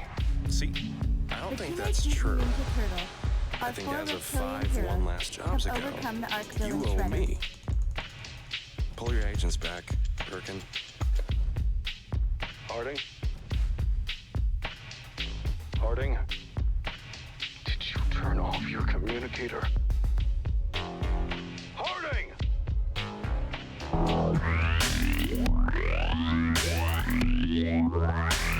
Nearly finished setting up tech for the operation. Can't hide forever, Harding.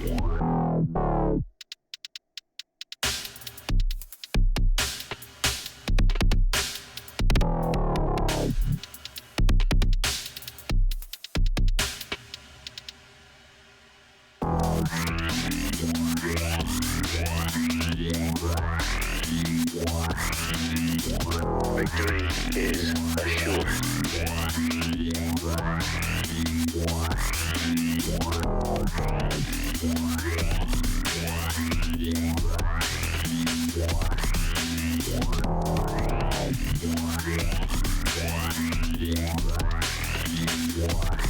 I hate guard detail.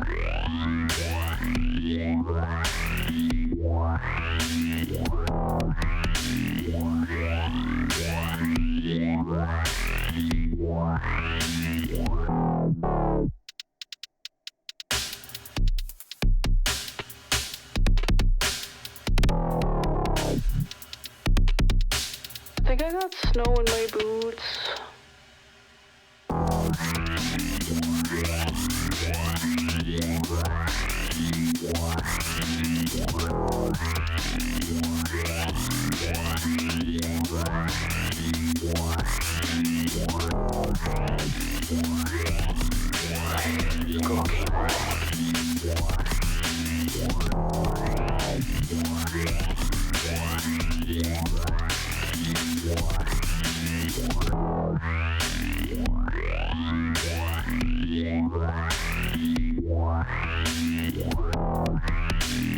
Fuck you, Harding.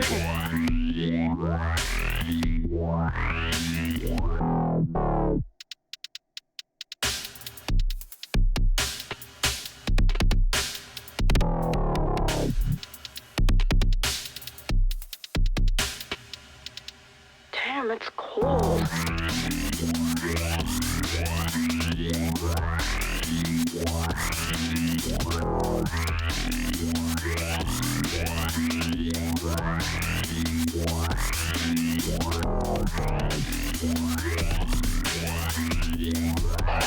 Gotta get warm.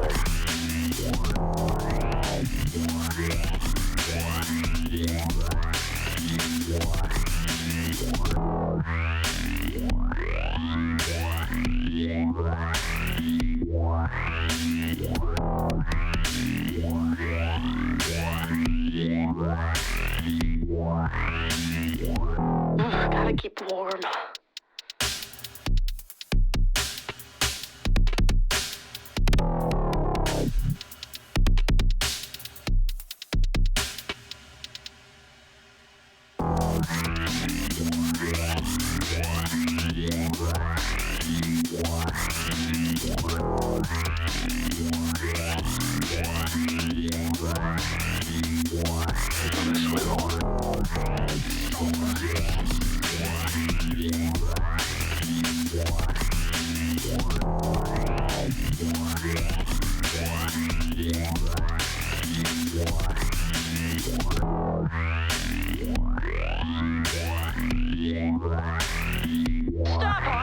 coward.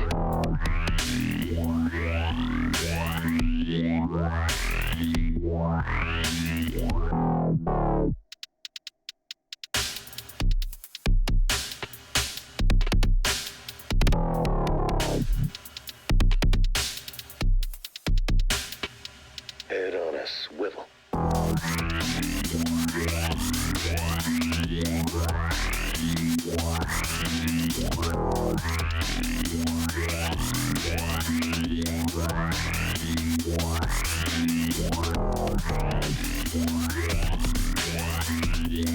Harding's gonna wish he was dead.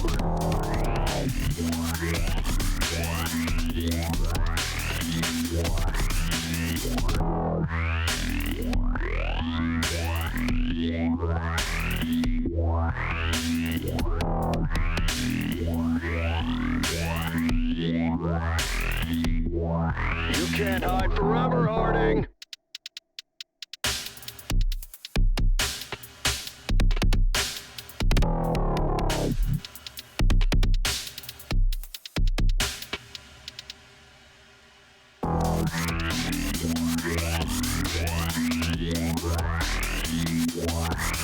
You can't hide from me.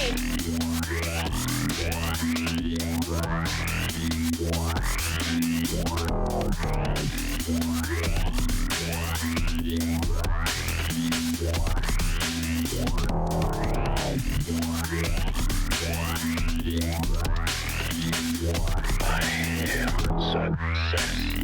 I am power.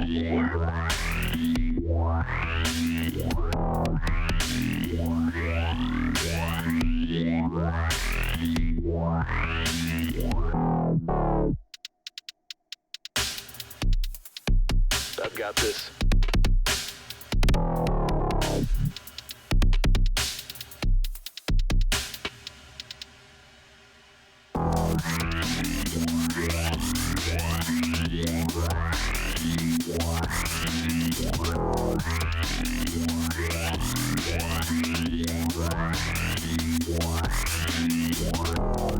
Intel says Harding should be here.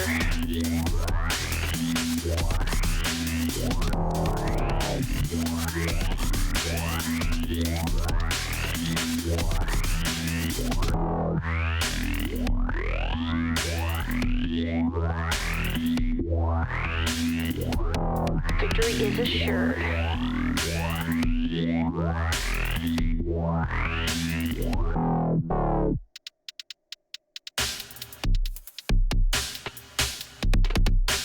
Thank you for waiting, friends. I'm sorry about that. Oh, God. You ever think about death?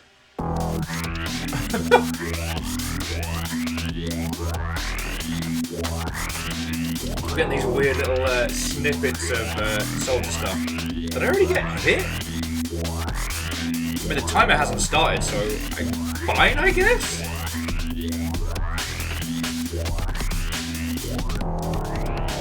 Fuck you, Harding!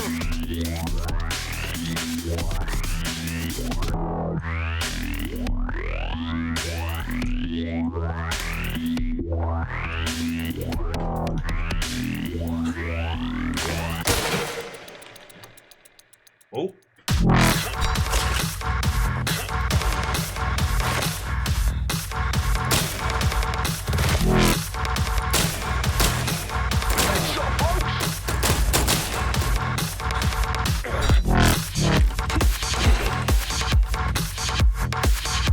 Split up so we can find him faster. Oh, who's not dead?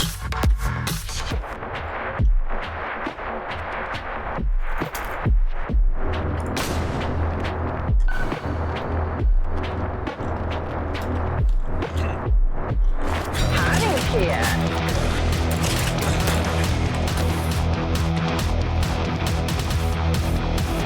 Oh, that guy didn't die.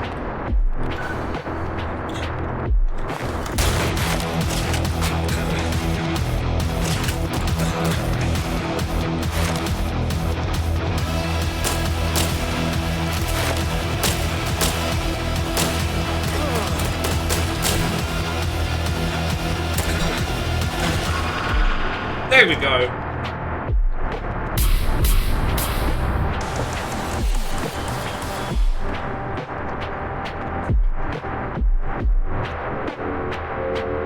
no way I'm missing with this.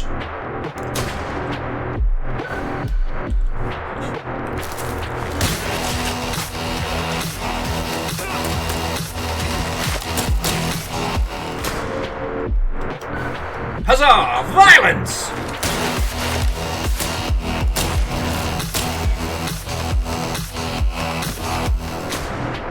I need to get that rhythm down.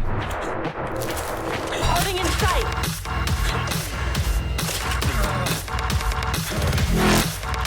Wait. Excuse me, did you leave another knife through? Harding spotted.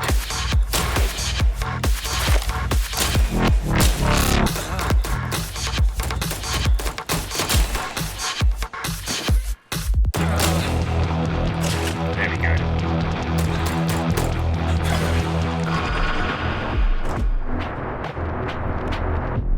I did not do a very good job introducing you to all of this.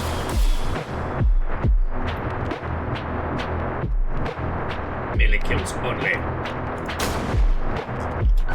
And I won't be doing all of the challenges.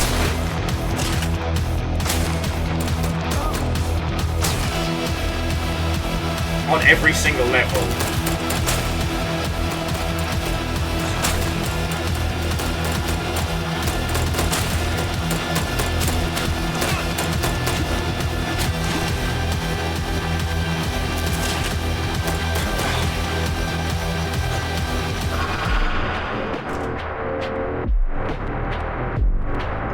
Oh, throwing knife didn't count.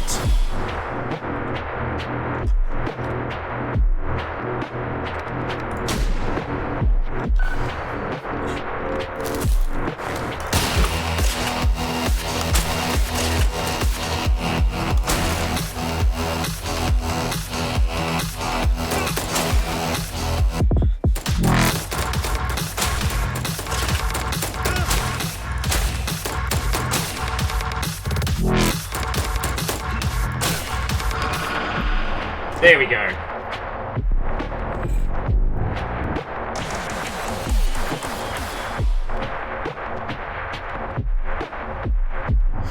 Okay, so now I've done all the challenges.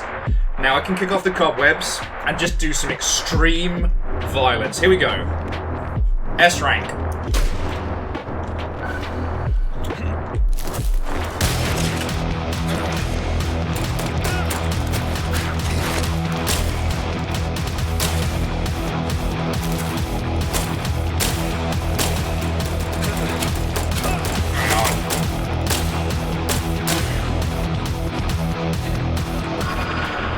I can definitely do better than that. That was messy.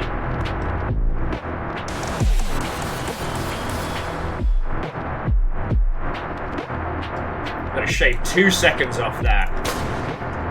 Jobs are getting.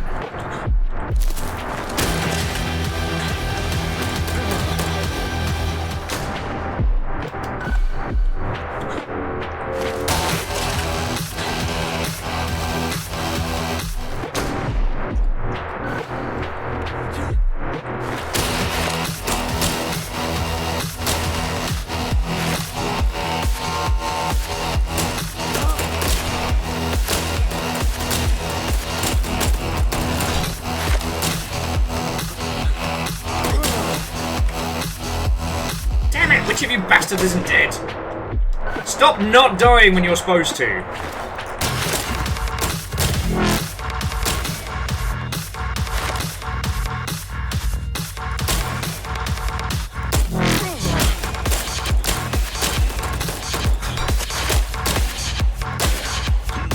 Nah, that's not enough.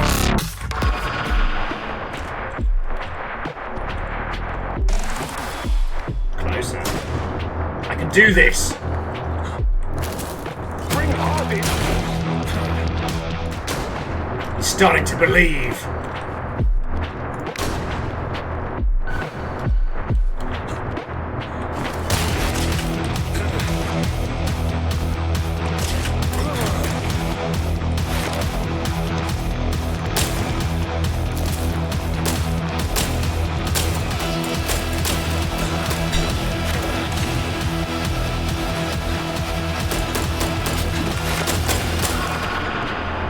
starting to believe!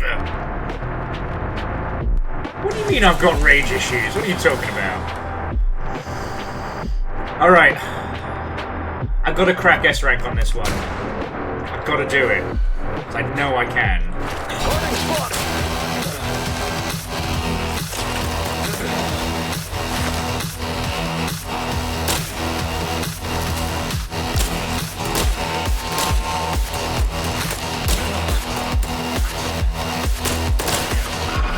Is that it? Oh, that could be it! Oh, so close! We've got to shave a second off this. We can do it.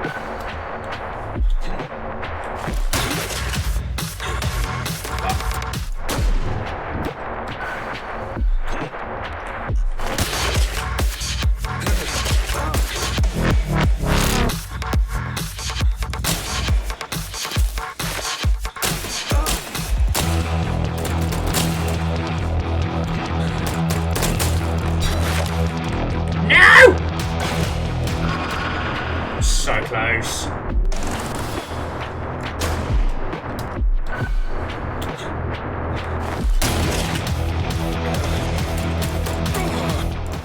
So that transfer there, that's the hook.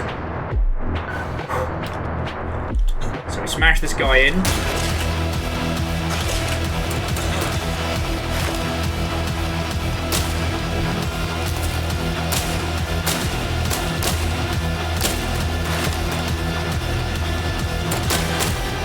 There we go! 9 seconds!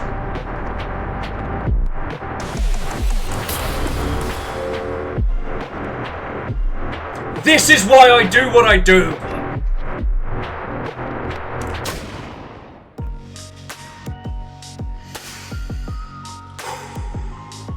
And... oh. It said one of the challenges was doing a thing, but... huh. We got Puppy S rank. So, you all get it now, right? It's Neon White, but rather than having to kill every demon to progress, kills and style kills add or shave time off your score.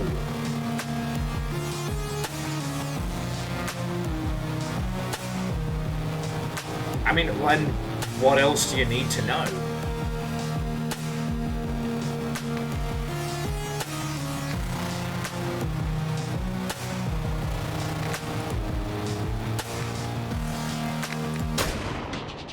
Here, kitty, kitty, kitty. Where are you hiding? You can't hide forever, you know. I'm not going to. Hide, the more agents we send. And the more agents we send, well, the forest will feel awfully small. Come on out, you big bitch. I'm about to say, send more. You draw me my score down.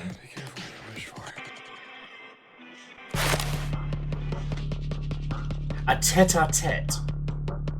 Let me know when you need to go to the bathroom. I'll take watch. I'm fine. What do you mean you're fine? I haven't seen you piss all day, dude. The fuck? Do you watch me piss? No! Stop deflecting! Alright, look. If I go to the bathroom, he'll get me, okay? And if I just up and shit myself, then Harding will still get me, and my mom will have to go to my funeral and look down on her boy and know that he shit himself right before he died. So yeah, I'm gonna fucking hold it. Are you happy? You need to piss, Alan. Damn it, Alan, you need to piss! And Nick, Watto, and welcome. Stupid Harding to take us on.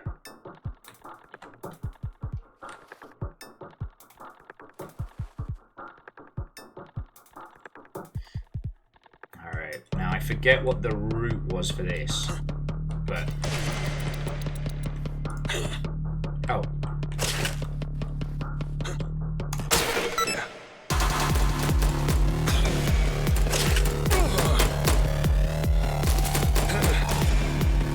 There we go.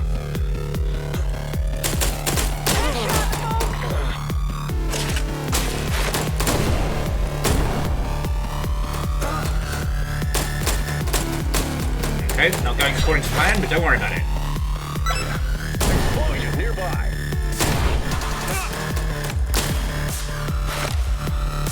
Not my cleanest work, but we can do better. We'll never get him now.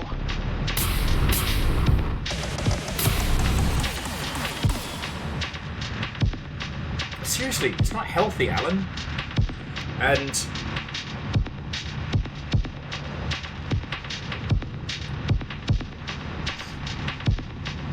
oh, so Akira Zero. So yes, but that doesn't work with the kits that you're building. So that works with traditional Gundam stuff, not with the gacha kits, because the gacha kits have a different squishier kind of plastic, meaning they're really hard to sand, and you can't really do too much in terms of additions. But yeah, that technique for fixing Gundams, you basically take the same sprue as the plastic, you melt the plastic in the Tamiya cement, and then you use that melty goo to like fix cracks or imperfections or what have you. Because that's what the glue does with model kits. It melts the plastics and then basically reforms it together. So this one, kill all enemies. Sure. Unfortunately, with the squishy plastic, it's just don't damage it. You can try that technique, but it's gonna melt the plastic past the point of like fixable. Fuck it. I'm having a fucking day. I'm gonna use violence.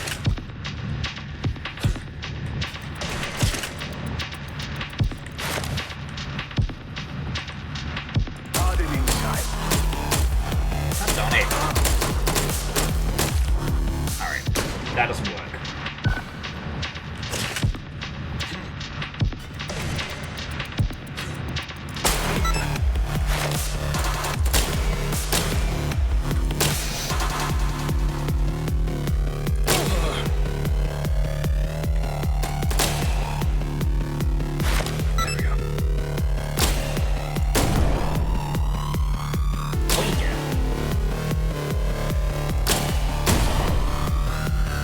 The word of the day is extreme murder.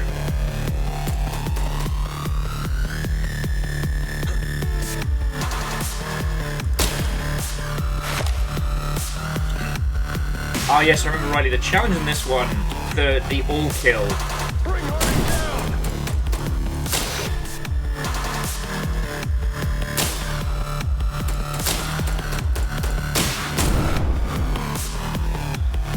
Murdering them all before the timer runs out. Oh, look at me sideways. No, we're not doing dab refunds. If I find out there's been rampant dab refunding, the dab economy will be removed.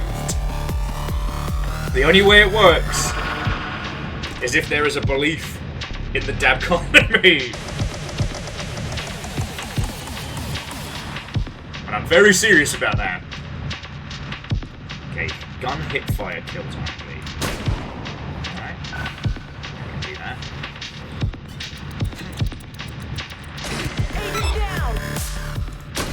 I kicked that guy so hard he died. Harding in sight.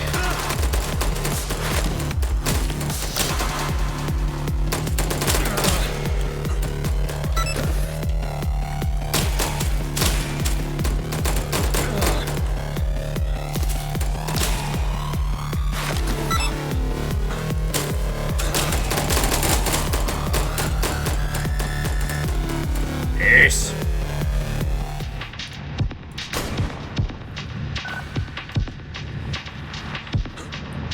Converge on Harding.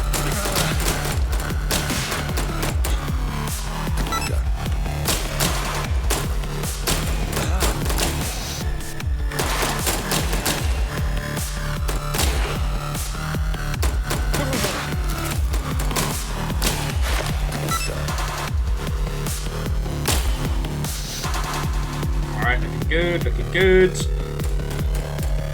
Smash that like and subscribe button.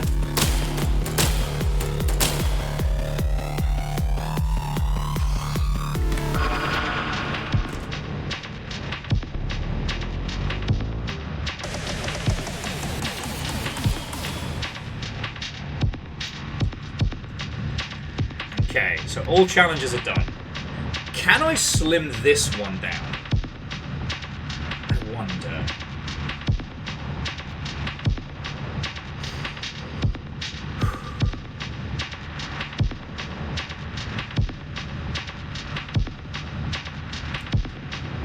I kind of want to see if I can S-rank this one. Sorry, friends. I said I was going to do, like, banter breaks in between. And I really need to get better about, like, actually sticking to that one. Because I do want to show you all this game. And I will say I spent a lot of time on the demo. And I find myself thinking, like, hey! Xalavier, you fucking legend. How are you doing, friends? Happy launch day. What? Oh, and welcome. Watch me kill things! I am the monster you made. I've been inside.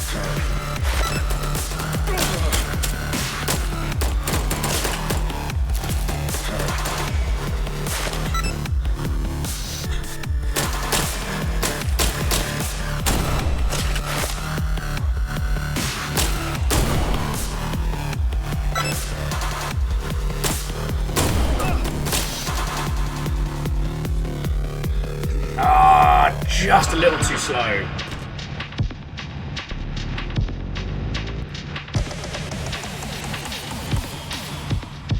I mean, okay, you and I talked about this before, like, I beasted Neon White, kind of did myself the damage in the process. What are you up to, you little turtle? Why does it sound like you're getting in trouble? And I know I'm not as good as some of the people out there, but this is made for us. And my only problem when streaming this is not ignoring all the lovely people here and just going into the fucking zone. So, like, if you've got a sec and you want to just, like, hang here for a bit, you know you're welcome, friend. But I understand if you're doing the rounds of all the streams and whatnot. Because I got a lot of people to murder. Harding, spotted. Oh. So I get for trying to be cocky.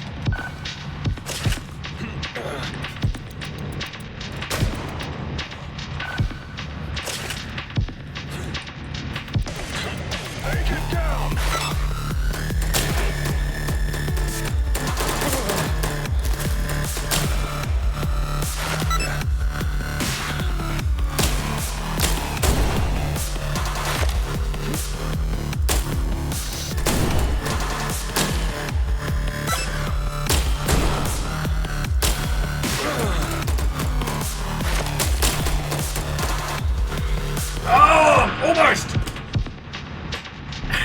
Look at that! Look at that! Up to the fucking line! Gotta save half a second off that run.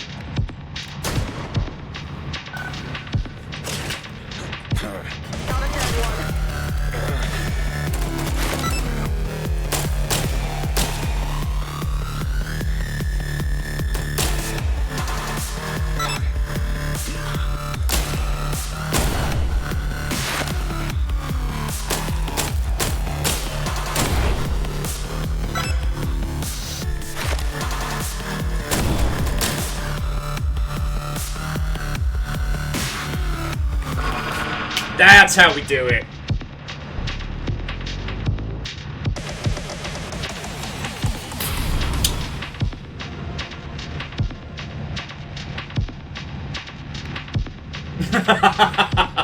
Very doubtful says, it's lamentable how slow this is.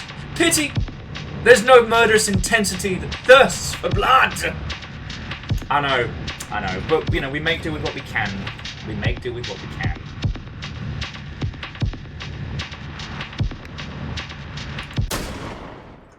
Also, one of the things I will say is not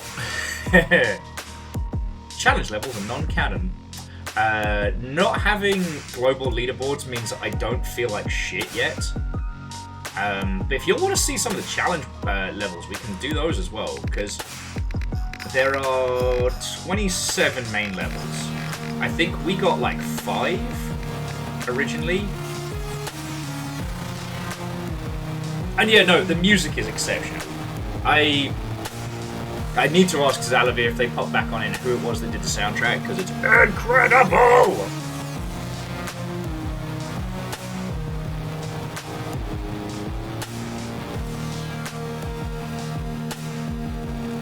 So Orzine...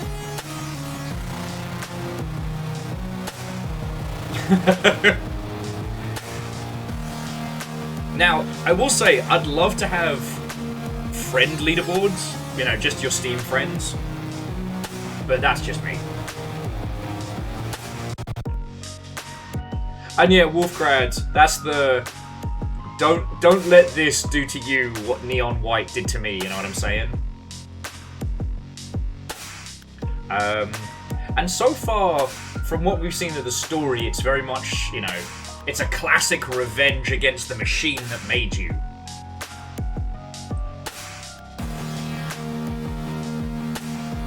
And yeah, Salen, it was the friend leaderboards that are definitely what brought me in. But I'm also having a fucking good time with this, so...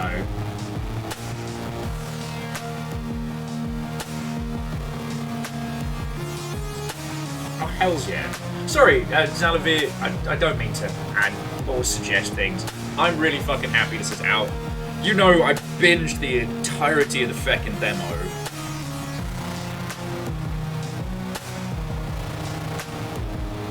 And the real friend leaderboards were the enemies we killed along the way. Exactly.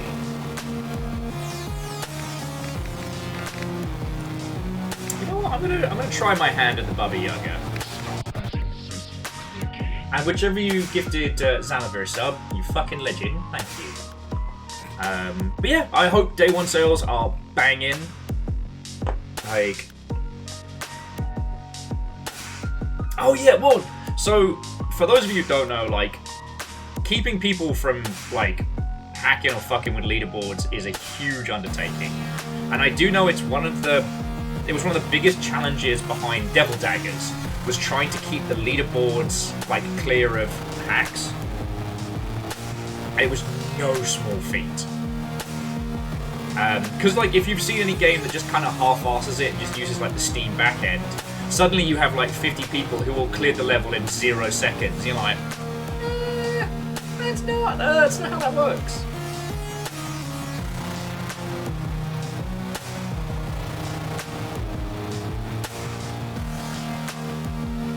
Yeah.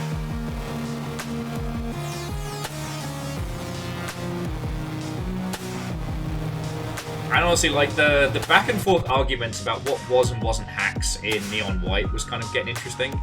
Because the only other thing you can do is, even with like all the preventative measures, you then have to manually curate what's on like the top 10.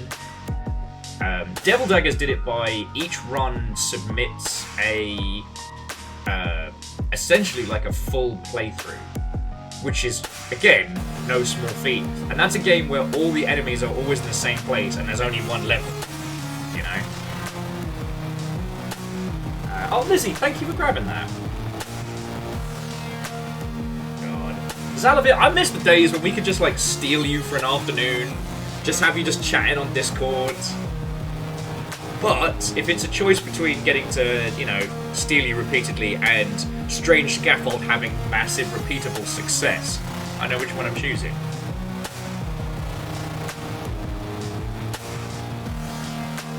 I mean, yeah, alright. Jobs are good. I just need to turn the main gameplay down, because, like, everything about this slaps, but yeah. If you wanna hop on into the green room in Discord,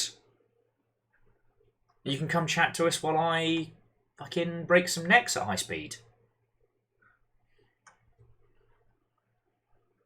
That should be good. Hells yeah.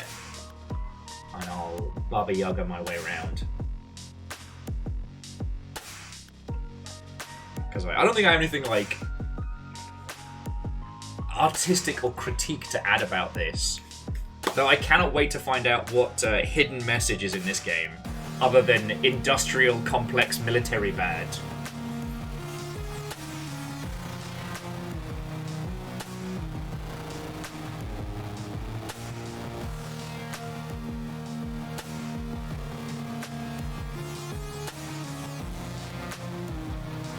There's also Morse code messages in some of the tracks. Fuck yes. That's cool as shit. Are we in an ARG? Are we ARGing right now? Is this how we ARG?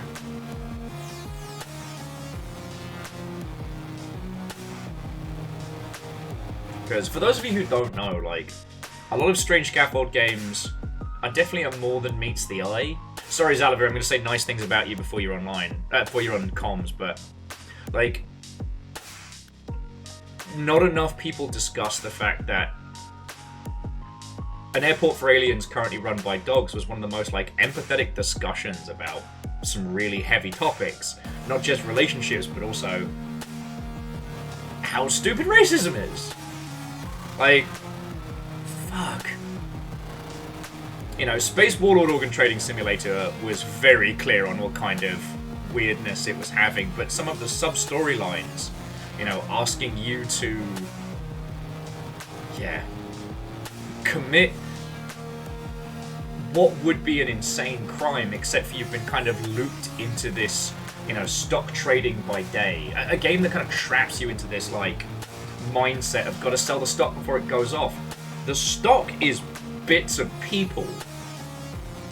Some fucking souls in there.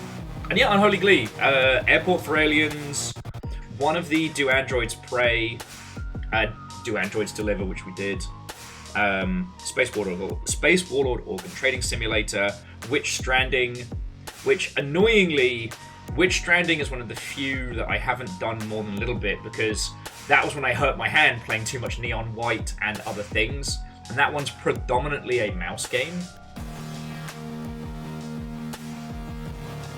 And these are just like the Strange Scaffold titles.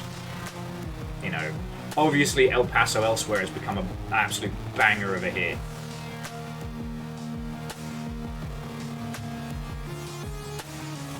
I know as soon as I click start on this level, Xalavier is going to jump into Discord, but let's fucking do it. Baba Yaga. Kill all 20 enemies. I think I've got snow on my boots.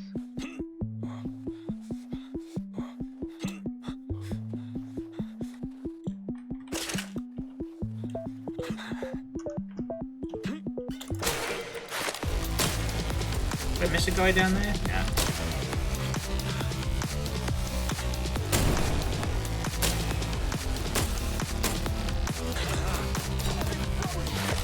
Harding's throwing shit! That's not fair!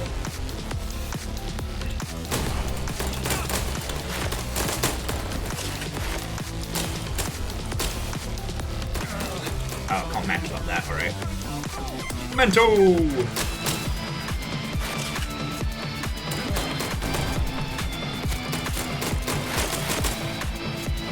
I know, that wasn't very stylish of me there. Of course, of course. I knew as soon as I jumped into the challenge level, we'd get you. That's how it tends to go. Hey, Will, it's wonderful to hear from y'all again. It's good to have you, mate. How you doing? Oh, it's been a busy time. For full context, like, I'm a Beast launches today, but in the last 3 months, we've launched Click Holding. Yep. A secret game. This. Wait, you launched a secret game. I thought you were just making a secret game. No, yeah, we launched a secret game. We launched a secret game that you can't play yet, but you will be able to play within the next month. So we launched 3 games. We're hitting milestones on other games, moving other games forward. I found a home, began renovating said home because getting it affordably meant that, among other things, the carpets were a biohazard. And also I got married. So 3 game launches, a marriage, and a whole home buying and renovation situation is what's occurred. Alright, level with this. Are there actually 3 of you and I've only met like 2? There's really, really good people at Strange Scaffold doing really boss-ass shit. And we just make focused games, as y'all know. So, like, Iron Beast, we chose We chose, instead of saying like, well, the game isn't finished until you have friend levels and Wasp combat, we just chose Wasp combat because that's the one that lets us get it out sooner. If it does really, really well, like leaderboards are, I can reveal in a Longship exclusive. Leaderboards, if the game does really well, is something that like is actively on our plan to build. But I think making those choice points and choosing level of investment is just like, I think it's one of the things that keeps games sustainable. Is what you see older games do a lot, and it's something that we've lost even on the indie side. Every indie game, every indie game has, for example, I love key rebinding as like a accessibility feature. It's really good for all sorts of setups. Yeah. But also, does every game require key rebinding? Probably not. And the fact that we're in this place means that like invisibly, what went from maybe a month of dev time added means that you have like several months of dev time that's committed to various features for accessibility and not that you quote unquote need, and that need means that every game bears this incredible risk that, I mean, I talked about this on the stream so many times, but we're choosing Firstly, different. Loads of people are just saying, congratulations, mate. You've definitely got that launch day high speed about you. And it's... I did go to Clown College as well. You did go to Clown College? The week before I got married. I was kind of hoping that y'all had met at Clown College, because that would have made for a hell of a story.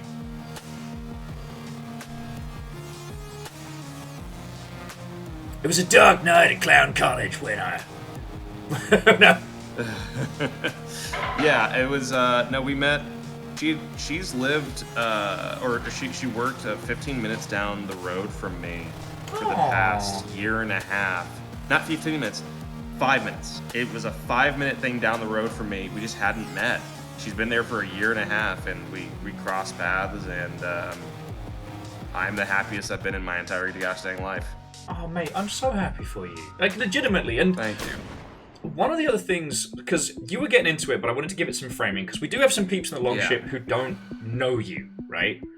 And, yeah, that's worth explaining. Well, so, one of the reasons why, I always love having Xalavier on and talking about this thing is because of what you were saying, like sustainable development, the choice of what to implement and what to not, meaning that you can create a great concept with a small scope, has pretty much been Strange Scaffold's, like, raison d'etre, I mentioned earlier about, like, Witch Stranding and how that delivered a massive game with a really focused idea.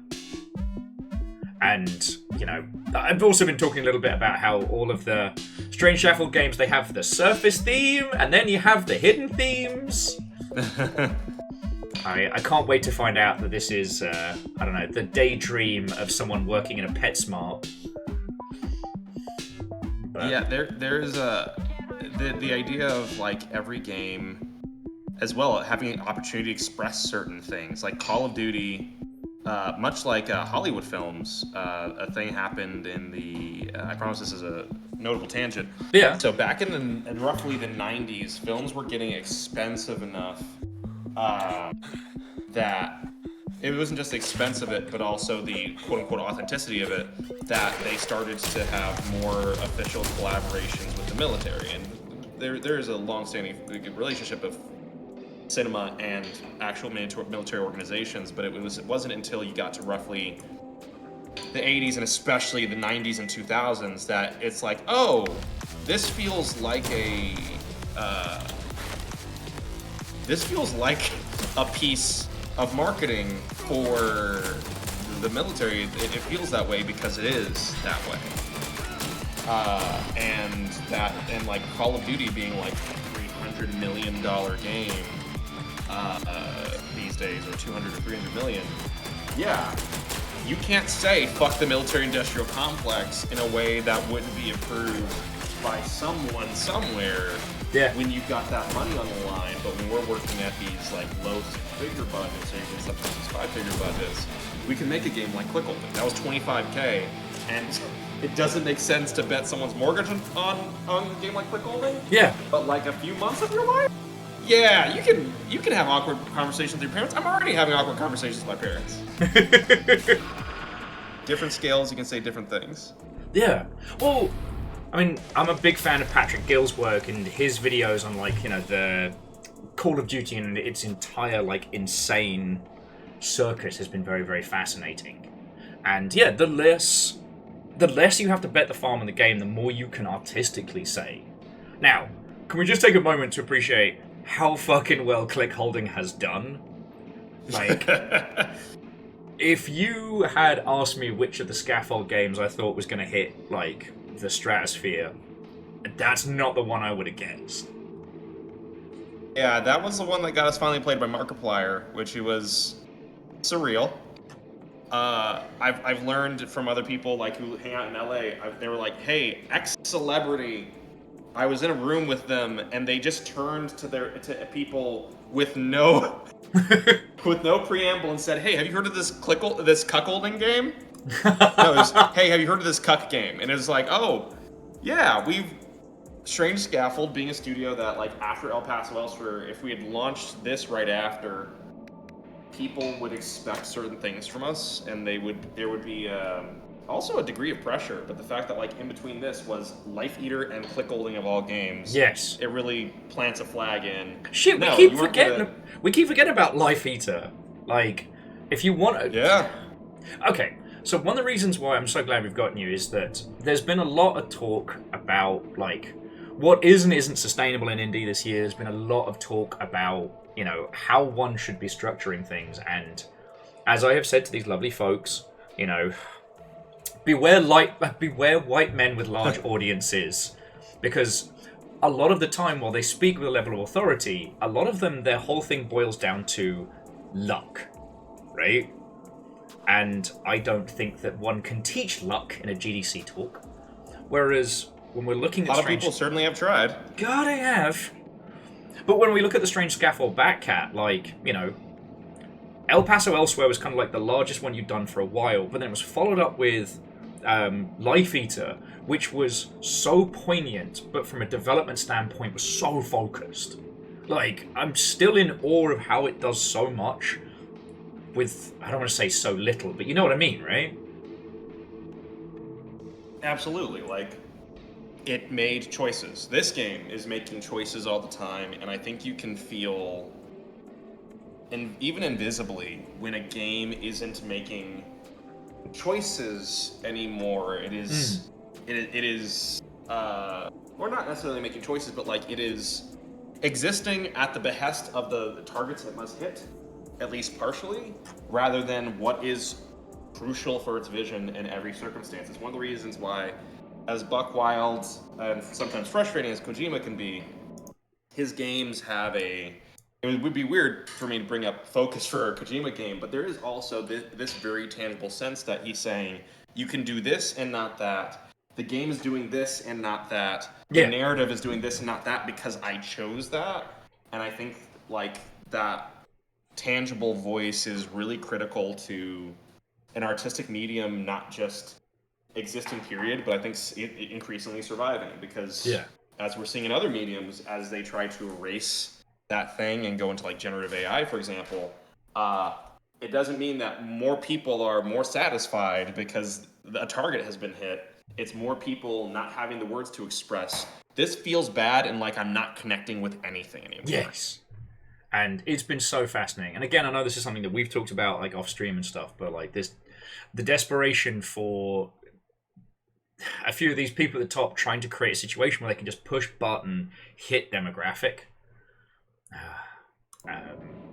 But okay, and I promise I didn't just drag you on here just to toot horns, especially considering you are now certified to toot horns.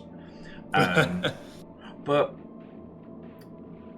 Kojima is also, from what I have heard from people who have like been involved in those projects, a monstrous micromanager.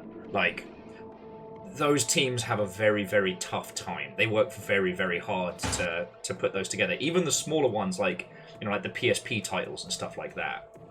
Whereas you're doing something like this with a bacon sliver Game of... suggestion Oh, for damn it, Lux. bacon settled Steel into my chair. head. That would be epic. From Uptown, aka the clef with the steel chair. Do, do, do, Oh, do. oh, Thank you, bacon. oh, are you there? Because you were in the middle of saying a thing and then you faded out. I did. Bacon managed to interrupt me with artful... Well, no, I just wanted to highlight that you're basically doing this with a fraction of what, somebody like Kojima has to work with. The baby animations in Death Stranding had a larger budget than this game. No offense. But let's be fucking honest. Yeah, and this is where I think this is part of what you gain and lose with Kojima is even if there are prominent other voices making choices and doing really powerful stuff there, like we've now learned the name of the English translator for Metal Gear Solid 2 and how much they impacted that narrative, especially in the West. What those? Best part of my day seeing you all. Aw, Andorf, that's very, very kind of you to say. The disembodied voice is not just the lead character from I Am Your Beast, but it is also the great Xalavier Nelson is joining us. What and welcome. One of the few times where I have to specify it. No, it's not in-game, it's live. Sorry, mate, you were saying. Oh no, so it's just like when everything is about Kojima in some way, as wild and as wild as Kojima is, and as much of a budget as he gets to be wild, you also lose out on the voices of his collaborators. So like, I'd say one of the killer features of this game, its entire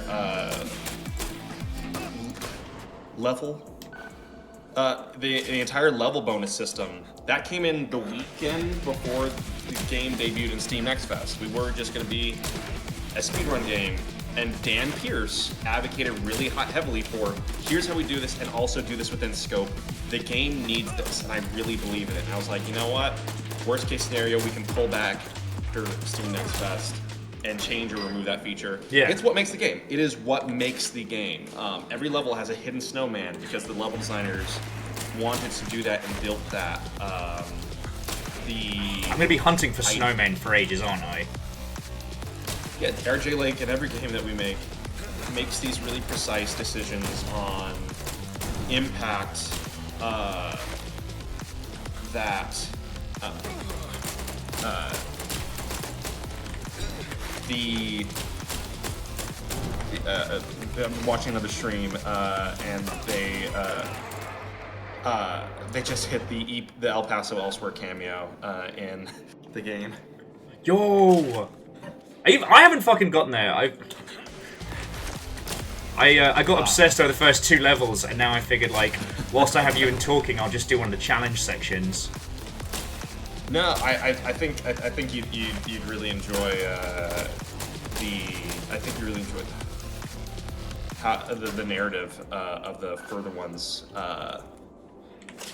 But yeah, like. Oh, and friends, if you have questions for Xalavier, please ask, because Kedra was asking, like, how big was the team on this? But yeah, before I answer that, a way to like seal the cap on the previous thing was there's 2 types of auteur. An auteur that creates space for other people's voices and therefore things that make a game more than some of its parts, or auteurs that, because they are the only voice in the room one way or another, for better and for worse, the only thing you get is them. And like Strange Scaffold is in so many games and so many individual cases, like I would be certainly being proof of that. It's not just you telling people how it be. No, it's very often like a back and forth. I'm like, this is what the game is, and then people show me what the game can be, and in the process of us going back and forth and finding that space, something really cool gets made. It feels like me, but it's also so much, again. Dan Pierce, Jim Brown, and Kevin Ribiera are level designers coming back from El Paso Elsewhere. You can even feel, in one way or another, the voice of our producer, Horse, H.N. Hoffman. Their production style has an impact on that world and that game, and that's one of the ways I attempt to maintain any degree of rationality. It Effective is sanity, friend. Yeah, is saying yes. So much of this is me, but also there's this cloud of people around me. There's this cloud of leaders even on projects. Dan was a champion on this game, and his development history and his voice is here too, and that's why the game is as strong as it is. And the total team size is interesting. You can see it in the credits of the game because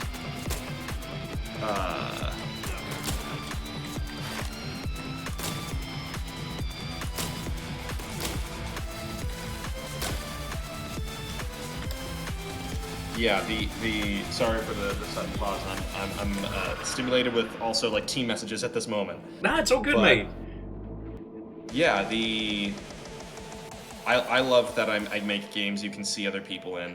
It is part of why I keep making games is because of that. And one of my favorite things is that this game was canceled and seriously? like twice. It was canceled twice. This game had its initial dev cycle, and then it went on a brief hiatus because we had other busyness, and then like all the rest of the projects train scaffold, it was killed because not only was it not coming together, El Paso Elsewhere was the last chance to save the studio and was what we had cash to ship, and it was like, if this is the last game we're gonna ship, we gotta ship El Paso Elsewhere, especially since Beast isn't coming together. Yeah. So there was a crew that worked on Beast that some of their work is still in the final game. It was after after the studio was saved by the grace of God, as well as the consideration of Faisal Sethi over at Frosty Pop, that like he was like, hey, I want to work on more things together. Life Eater was the first game they signed. Yeah. I showed him through our deck and our previous projects, and I said, we've been working on this thing called I Am Your Beast. I know how we would pivot it from this point, but like, I'm not sure if it has legs. And he's like, I think it has legs. I think this looks cool. It could be a base of something really cool.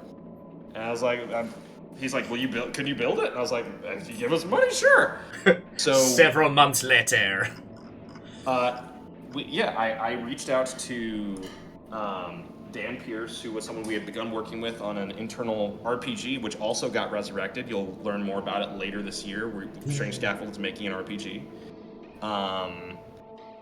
But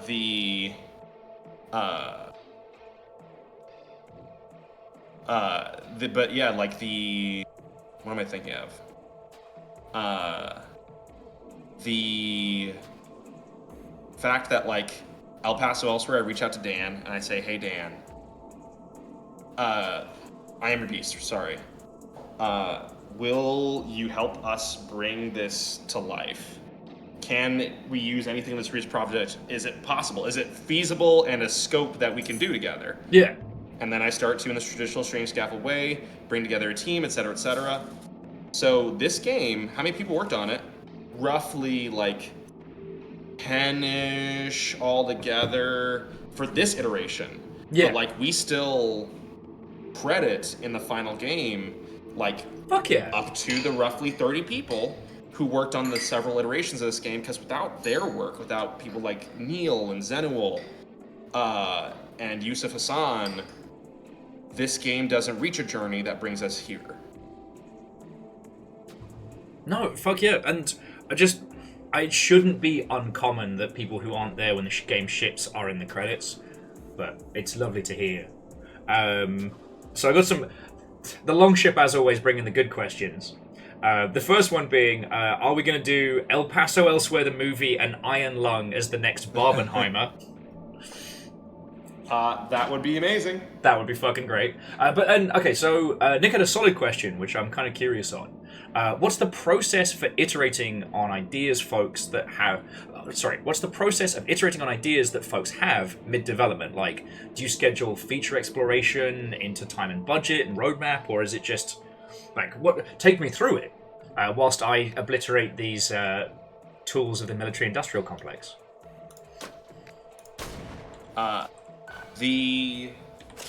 It looks like a variety of things, including, like, very honestly, me saying no.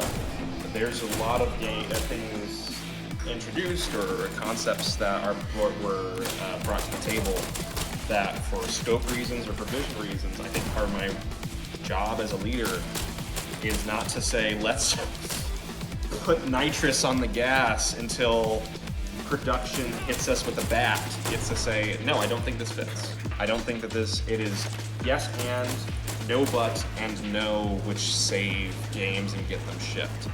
So, yeah, for iterating bid development, it depends on the idea. Sometimes it is a process like that. Pick that enemy in the back for 3 extra seconds of time.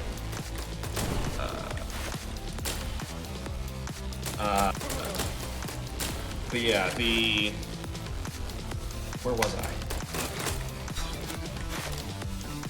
I? Yes, I was talking about iteration. I like the fact that we're either both playing or you're watching multiple people playing this while I'm doing murders. It just, it feels very thematic. Yes, your brain is in 1,000 places, adrenaline is coursing through your veins, death is a... minor inconvenience. It's a minor inconvenience and also a myth made up by cowards. Exactly. So, the idea that like every feature is a different discussion and iteration process, and sometimes it is an extensive conversation and feature, sometimes it's a no, sometimes it's a discussion of what that feature is intended to accomplish, and we find something from that point. Every single person on this project has in one way or another brought their input to the table to try to make the best version of this game. And I look at a moment like today and so many people playing it, and streaming it, and reviewing it, and loving it, as a victory of a lot of people combining their creative strengths, which is what you would hope a game is, to build something better than the sum of its parts. And it's one of those things that it shouldn't be so weird for that to be the case, but... Yeah, and for what it's worth, this is where I would like call out, for example, like Frosty Pop, at the amount of... We're coming up to launch, and it's a very frank discussion of, we are not ready. I've come back from Clown Camp less than 24 hours beforehand. I'm wiped. I'm playing the game, it was like a day or two before we were supposed to launch. Yeah. And the game isn't ready. People are exhausted. They've been sprinting towards the finish line. There is crunch involved, and I tell Faisal, the game isn't there, and we don't have, the game is not there, and the team is not in there. We need to push. And to my eternal respect for that man, he says, yeah. Then yeah, delay. Even the key art, we had key art by a different person once upon a time, and I was able to, and like our funder, I said, hey, you've got good artists over there. We want to try something different. We don't have an artist to spare. This is weird, but would you be willing to throw us an artist to like try some stuff? And he was like, yeah, absolutely. And he worked with us to get the modern key art, which I think is part of the reason of the success of the game. I'm stoked about Iron Beast and how it represents not just a success for the studio, but for like a lot of individuals saying things together. Do you know what's so wild about this is that, like, there's nothing that you've told me that is, I don't know, sci-fi crystal magic. It's all the sensible shit which we've known for ages. Okay, game not ready? Alright, we'll give it a little bit more time. That shouldn't be revolutionary, but right now it really feels like it is. I'm fucking happy for you. Okay, so we've got another Dustin banger, which is hot take. Xalavier went to clown college to learn how to juggle projects. Also, you finally got that S rank. You worked so hard for it. Congratulations. Yeah, well, the thing is, I actually slacked a little bit, so I'm going to give it another go, because I can shave a little bit of time off that. I checked around a corner for enemies I'd already exploded. So I'm going to come back to that in a second. So Gear Graphic was asking, how does Strange Scaffold decide an idea to start production? Is it a case of team vote, or do you do more involved explorations for like game loop prototypes? That's the most auteur part of the studio. I will percolate on an idea for weeks, months, years. In the case of Clickholding, a single whirlwind night, as was detailed in the Wired oral history around the game. Yep. And then I'll put together a team for it. So like the yes and no is it is me finding like a story or like experience or mechanic to explore, and then from there, again, yeah, finding collaborators like Jim and Dan and Kevin and RJ and more who can elaborate on that with their own voice and experience. Jarrett, the animator who came on, because we had other animators at different stages of the project. Some of those we were able to reuse in the final game. Shout out to Zenul. But Jarrett came on, having worked on El Paso elsewhere. He comes back to this. He provides these ideas of how to bring the animations here to life, or to like with the same scope. Yeah. Again, working from a similar foundation of what's the solution that's good and retains our scope without expanding our scope. How do we give more life to these characters in this world?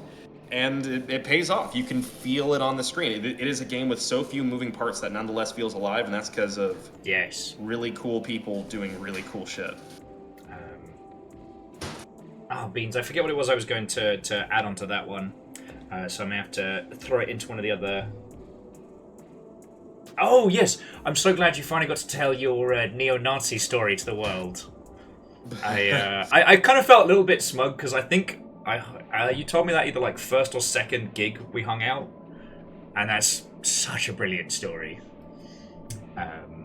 Now, okay, so Judica has a genuine question, which I think is relevant. Like, how are you juggling all these projects, like, without imploding?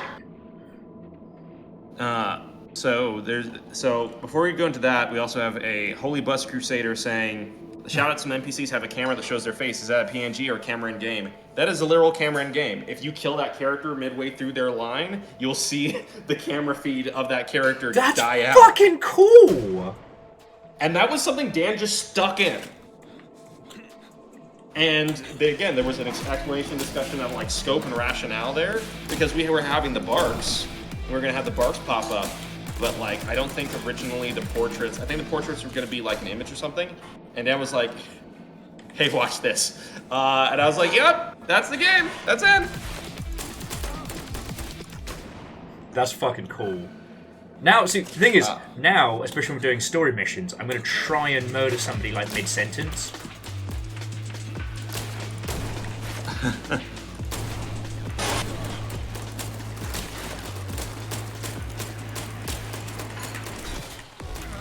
Beans. Dustin was saying El Paso, the remix album, when? That's not currently on the agenda, but we did have someone really cool reach out to us about potentially remixing the I Am Your Beast rap song, Tyrants Better Run. So fingers crossed something happens with that. Fuck yeah. Are you all sold out of the vinyls for El Paso Elsewhere? I don't think so, but I think we are on a second printing, which is impressive and very cool. It's one of the few like pieces of like friendo merch that I have to have at some point, because they are, dude, it's so gorgeous. And if you didn't know, it does contain canonical stuff.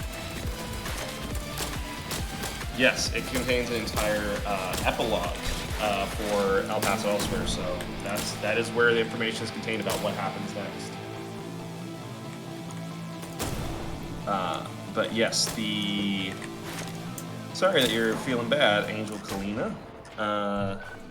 Good on you for leaving work early to take care of yourself. Hell yeah. But as for juggling projects, it's because it's how my brain works. Other studios are one project studios, because that is what works best for the people there. I'm neurodivergent. I am shocked and surprised by this information. Shocked and surprised.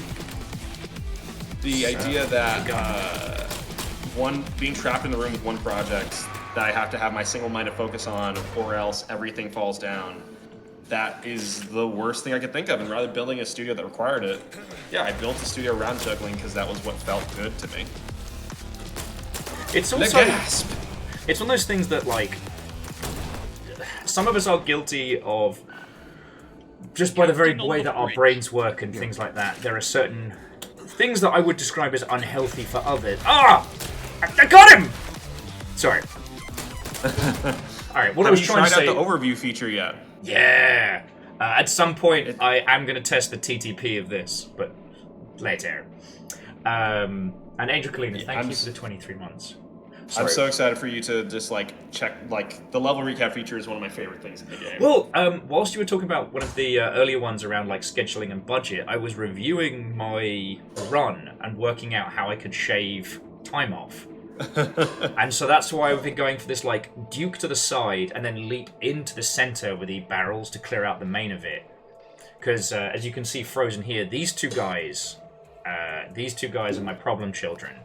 They were the only ones I couldn't mop up by going straight down the center. So, yeah, like, but no, I just yeah, the level designers have like really interesting ideas of routes that they iterated on together, routes and also like route creation. Yeah, they originally the game was more Arkham Asylum-esque, where you would dive into combat and then back into you would dive into combat, back into stealth, and then back into combat again. And the level designers came in and said, "Hey guys, we can build levels around this, but it isn't working, and the game is at its most fun when you just are in action." And I played an early build of Iron Beast. And I was like, "Yeah, absolutely. So let's around what the thing that we're learning together. Let's change that and get the better version. That way we know we want."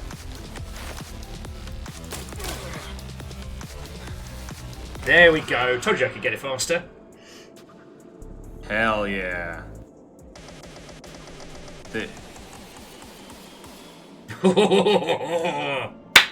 Yeah, that's...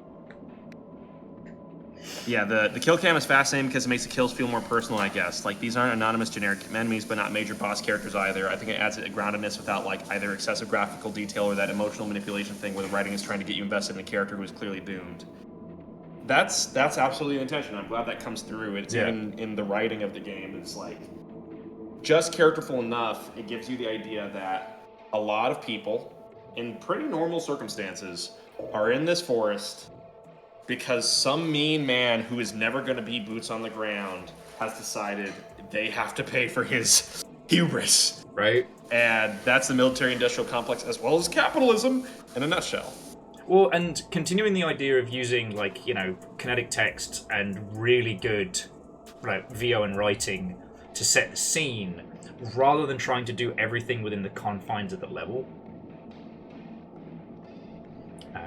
Yeah, it's multiple layers of that. And one of the last things that made it in today, literally, actually, was we have these basically mini, just like expressive cutscenes in the world. You might have heard that in one level where there was someone saying that they didn't want to piss because they didn't want to be found. Yeah, he'll get me if I piss. If I Bob's gonna look down at me in the coffin and be like, he got his boy when he was he got my boy when he was pissing. And like first of all, you gotta piss, Alan. Alan, you have to piss. That's some of the most fun I've had writing a video game, but it is also, it's a credit to RJ Lake and our amazing voice actors, because RJ Lake did the voice direction again.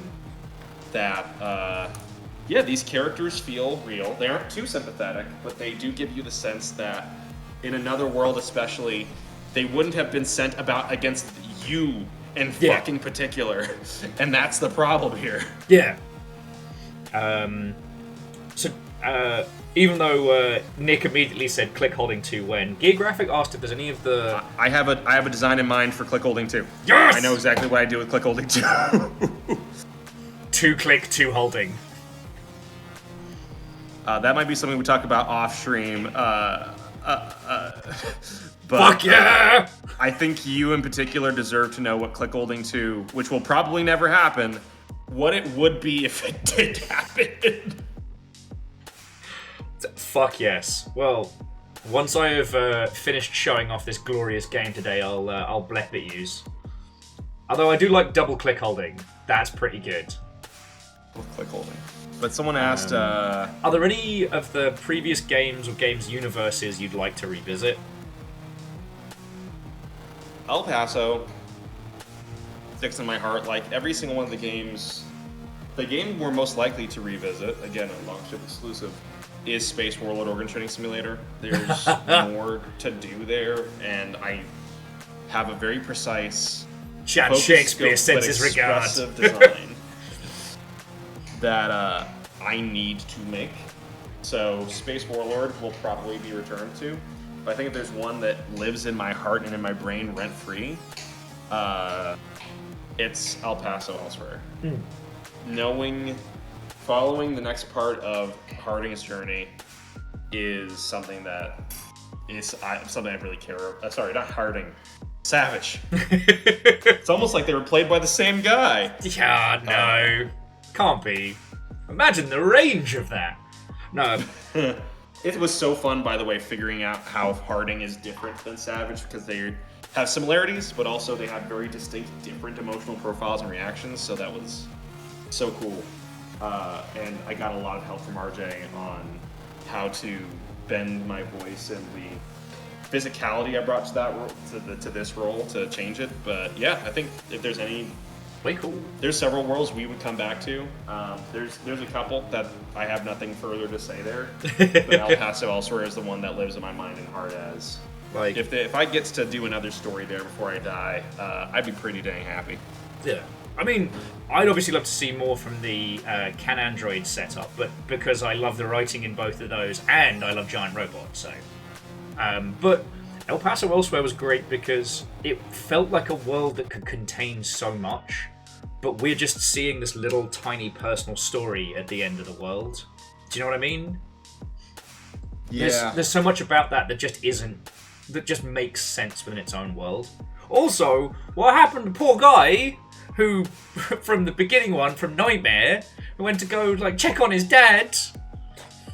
Well, not check on his dad, you know what I mean. Like, yeah, poor guy. Yeah.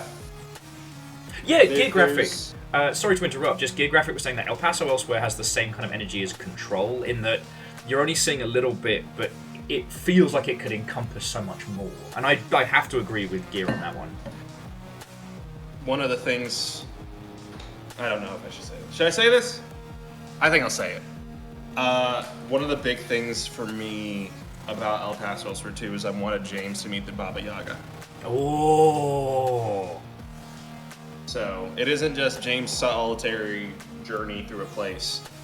There would be characters in a theoretical installment, and the Baba Yaga plays a part in the narrative that is exciting to me. Well, and however you choose to put it together, it will be better than that last Hellboy movie. So, so here's the thing. I keep thinking, because I love Hellboy so much. Like, you can see the influence of Mike Mignola on the aesthetic of this game. I think, hey, that Hellboy movie couldn't be that bad, right?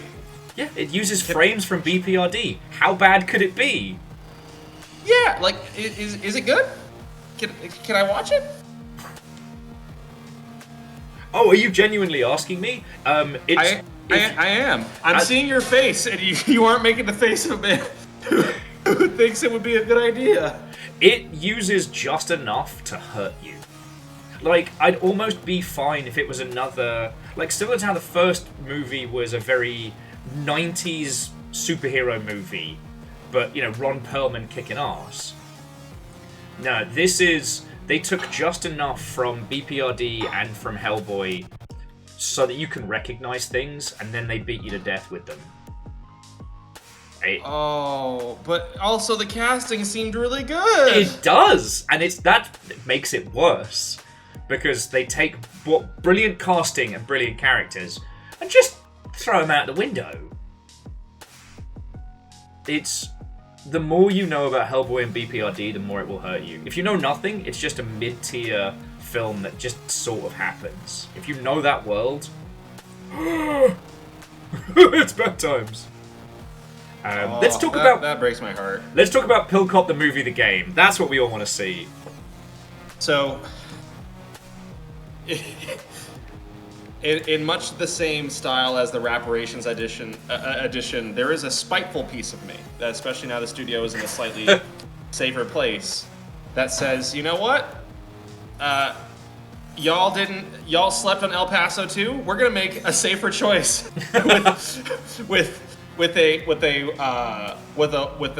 boring ass protagonist and a standard soundtrack. We're making Pill Cop. El Paso Elsewhere 2 is Pill Cop, and you brought it upon yourself. You did this to you. Alright, but if you did Pill Cop but Hot Fuzz, in the idea that you're given the full El Paso Elsewhere gun kata, but you're not actually supposed to shoot anyone. like the graveyard Pill Cop? Yep. Oh, there's something there, but yeah. Pill Cop would definitely be revisited in El Paso Elsewhere too, because there is no James Savage without John Pilcop. They are the dark shades of each other. Yeah, the yin to the yang of that one. Before El Paso came out, there was a discussion at a certain point.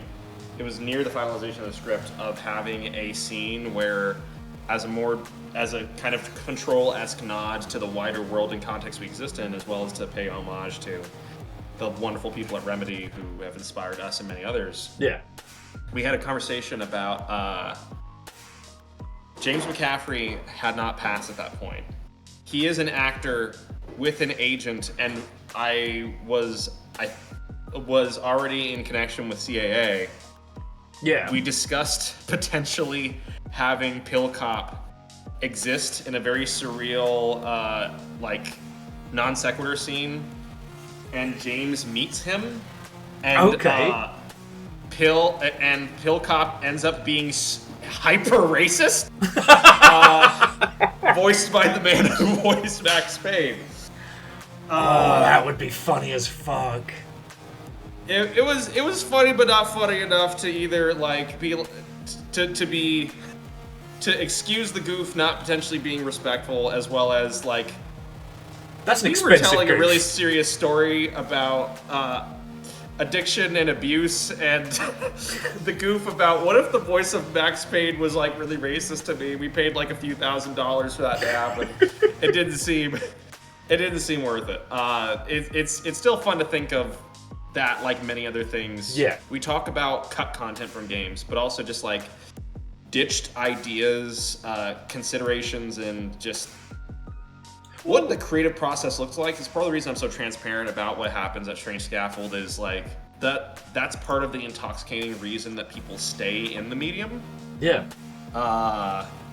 And it's one of the things I want to give people more exposure to about, these are conversations we had. It's not cut. There's not a better version of the game with it, but well, so that's something our creativity led us there. That was something I always want to touch on, is that in video games, it's always a choice between X and Y. You said at the beginning of the stream, it's you chose between doing cool, fun shit with a baseball or having leaderboards because they both would have taken similar amounts of dev time. You chose the gameplay thing. It's not that leaderboards were cut. They're not sitting on the room floor somewhere. And those challenges are... that is game development. It's a strategy management game as much as a creative fan fest, which is why it's so fun to listen to you tell us the tales. But also, Dustin just came up with Pill Cop 2. Adderall bets are off. Okay, we're making it. That's the game. That's the game. Cancel the Strange Scaffold slate. It's all all chips on Pill Cop 2. All in Pill Cop 2. Okay, but on that, Geographic added another good little question is, do you have any game ideas that are kind of like your white whale? Something that's too big, too large, but maybe the far-flung future. God, I'm getting all the good questions for you today. I sound like a proper streamer. This is great. Yeah, we're doing a whole showcase. Yeah. And Flair's here! Yay! I'm gonna have to leave. I'm gonna have to leave soon. In full transparency, because I'm gonna have to eat and sleep, which is why you're hearing my somewhat rambling answers at times. But the game I was most disappointed to cancel, and also not see people see the vision of it, because when you have a game that gets canceled for lack of funding, what's happening there is not just that a game is not just that people are losing the ability to have a job for a period of time. That sucks. But like, you're being told by one to several people, your core idea is not worth making. Yeah. This concept isn't worth building. Like we don't believe in your creative perspective. Period. Maybe that's taking it too personally. I don't know, but like, especially for the games we make, when we're stepping in and like Iron Man Beast got passed on by everybody. That game, that feels like not just an invalidation of an individual idea, but of the studio approach and like what that game idea represents as a whole. Yeah. So I had a very, very, very specific idea for what it would look like for me to build an RPG. And it doesn't look like... Get ideas of like Planescape Torment out of your head. Yeah. It is Planescape Torment inspired, but it is nothing like that. And yeah, I would say I figured out what it would look like for me to make an RPG.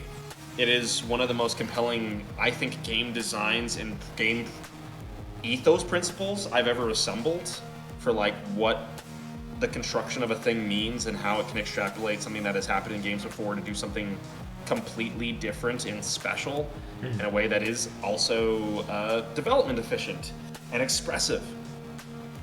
That game lived in my head. It broke my heart. I at one point, I'm not proud of this, but there was one glimpse of light that it might get funded where I knew a publisher, like I contacted the publisher, they sent me a response, I called their personal number to advocate for the game and the team. I never do that. I do think it is unprofessional. That it was a game I was willing to Hail Mary for. And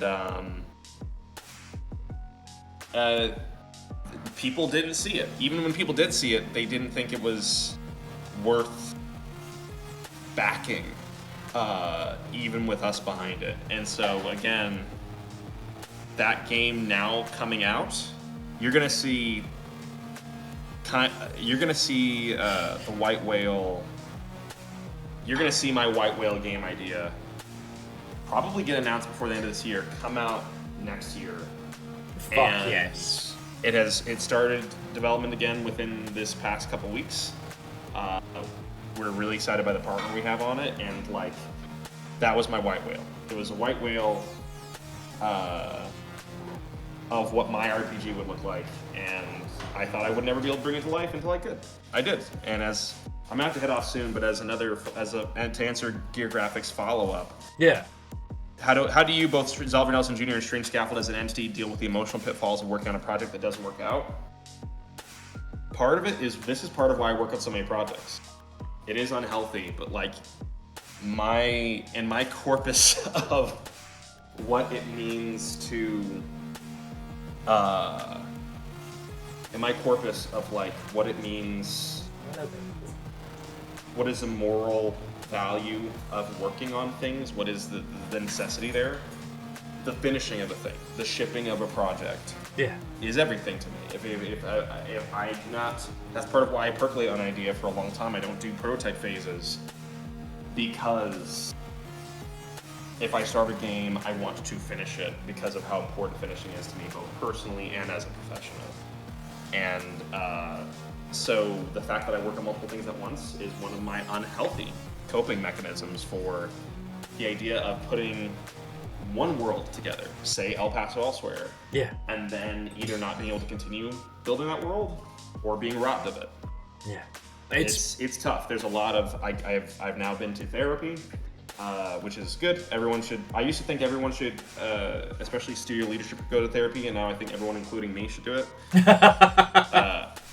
I have a great support network of friends, but it is brutal, and I think that to a degree everyone, particularly in late stage capitalism, needs to find ways to protect themselves and their creative hearts to continue. Yeah. Because I know people who they've had to even say the one indie game, and they still have a thriving career, but it broke something inside of them that will never come back.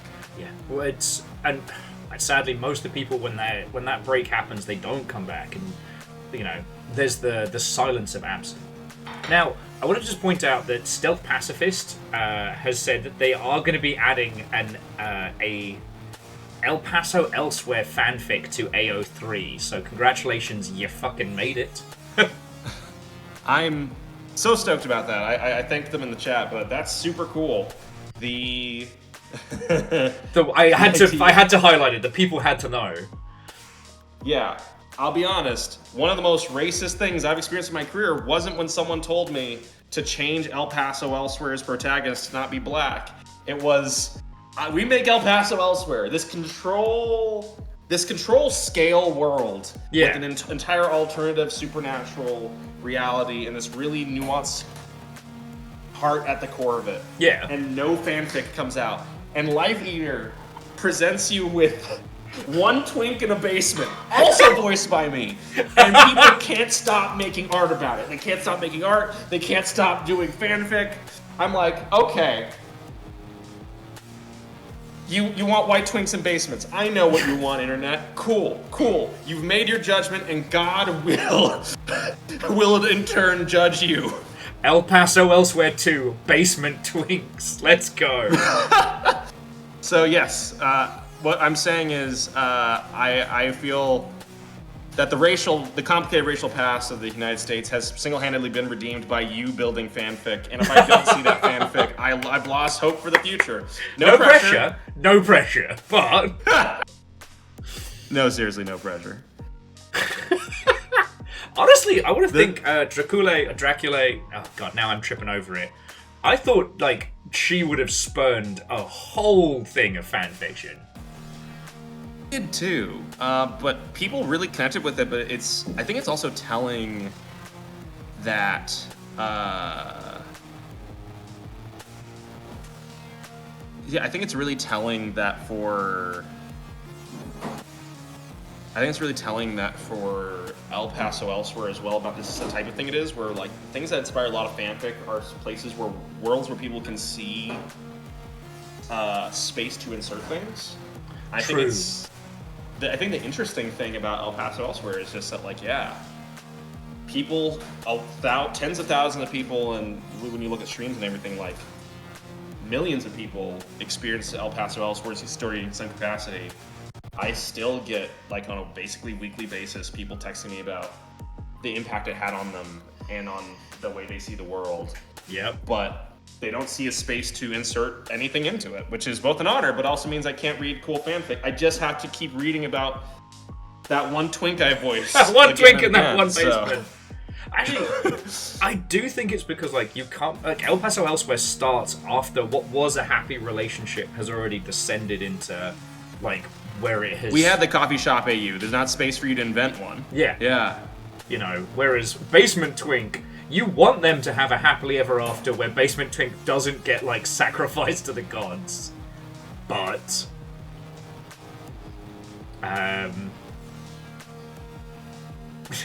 Judica can make no promises, but will be actively thinking about plot ideas for El Paso Elsewhere. What if this is the start? Maybe we kick it off here with just a little bit of guilt. But in all seriousness, I have to duck out, but it really means a lot to see people caring about Strange Scaffold, not just because we make dope things with really dope people, but because of how we make things. And the longer we get to do that with folks, for example, leaving Steam reviews for I Am a Beast as soon as possible today. Yeah, no. we intend to keep trying to be as transparent as possible and share where we succeed as well as where we fail so other people can learn from it. Yeah.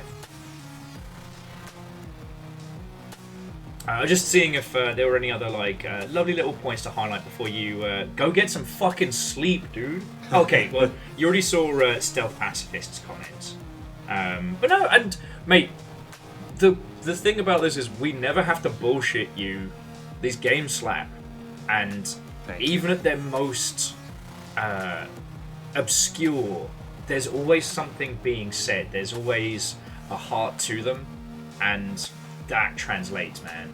Like, well, Geographic, we can't ask about that because the Denny's is fucking gone. I never had the chance to find my signature order, and if Iron Beast does well enough, maybe we spend it to get San Francisco real estate and bring back the Denny's. Bring back the Denny's. Well, I'll tell you this, because now it's impossible. I can't really spoil it. We were going to do a charity takeover, because you can't sponsor a Denny's, but you can do like I forget what they call it, like charity brand integration. So, unfortunately, you will not be facing down that whole Denny's branded in your face. But there were discussions. Budget was being allocated. Denny's, we hardly knew ye. Until next time, folks, thank you all so much for having me and for thank you for jumping playing on, and enjoying the game. Leave Steam reviews, tell your friends, and have a wonderful rest of your day, man. I'm gonna. You're doing well. You know I'm gonna. I've been looking forward to this since the demo. Seeing how much you've enjoyed the game, I'm so glad we could give you this experience today. Thank you for playing. Thank you. All right, go get some sleep, mate. Will do. Thanks, folks. Take care. Bye. And that was Xalavier Nelson. So, friends, as Xalavier was saying, if you are picking up a copy of this today, please leave a Steam review. The faster it gets to very and maybe even overwhelmingly positive, the better it will do. And you don't need me to tell you how good this game is. Also, let me know on audio settings how it's sounding, just because I turned the master volume down a little bit. I'll crank it a little, just because Xalavier was very quiet. I wanted George to be able to hear him. But... oh shit, was it Patch Rabbit? It was letting people know. Oh, and still, thank you. I didn't actually know we were going to get Xalavier on here, so just popped on in and I was like, you know, it's not like I missed being able to steal you for like banter and interviews, and then Xalavier's like, can we just jump on? That's how a lot of this happens. And if you take anything away from this, like, it is entirely okay to be unapologetic unapologetic fans of your friends' games.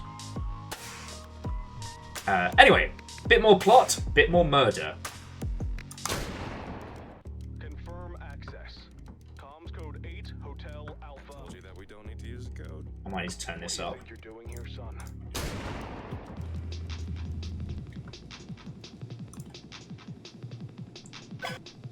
Okay. Hang on. So I want to exit.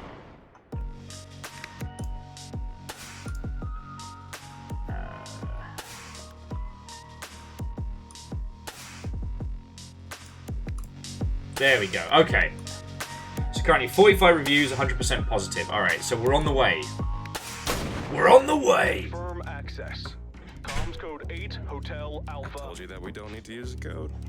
What do you think you're doing here, son? I believe I'm making it very unpleasant for a COI agent to exist in the relatively small patch of forest I've made my home. What do you think I'm doing here?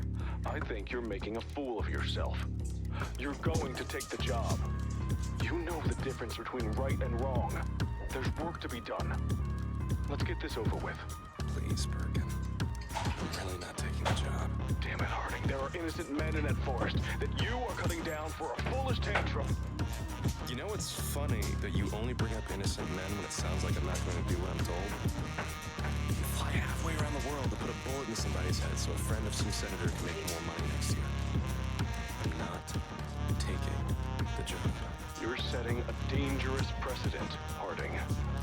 There are consequences for your actions. No, I'm Hola, Keta. Every time I wake up, You just missed Xalavier. some poor kid's face. He got out at Made me fire. 3:20. I know. Okay. We've had one big old PP accident today, but here's what it is. Deploy the demolition River got squad. out at like 1:30 before I died. Xalavier's new game has dropped. He popped in to come say hi howdy, and now I'm doing crimes. Crimes. River. Guilty here.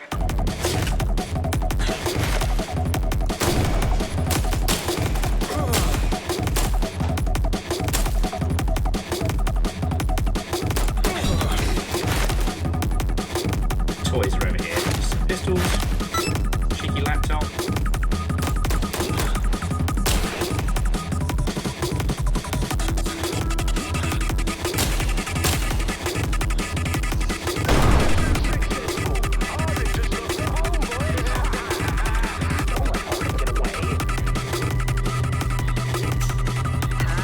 You have done goofed.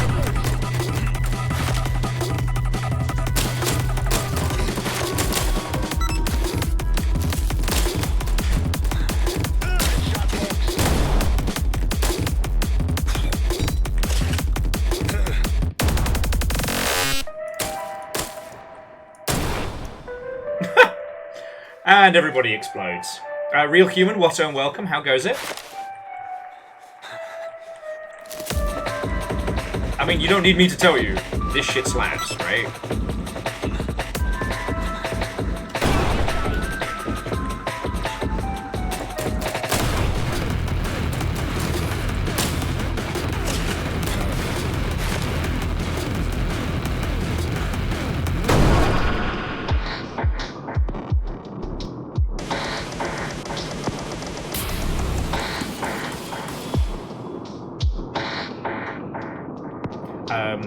Yeah, so to, okay, kill no enemies?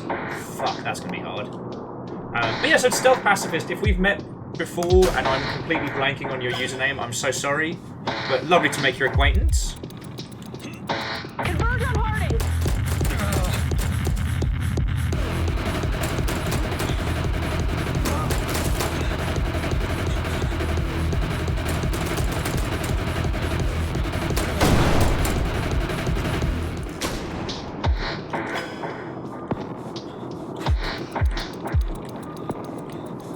Bring Harding down.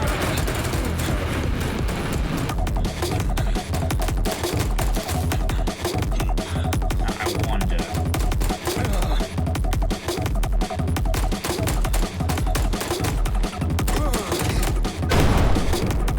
Okay, no one's dead yet. Go and get. I had to kick that guy out of the way so he didn't fucking die. Okay, you were Blackout Club crew, alright. Sorry I'm drawing a blank, I do apologise.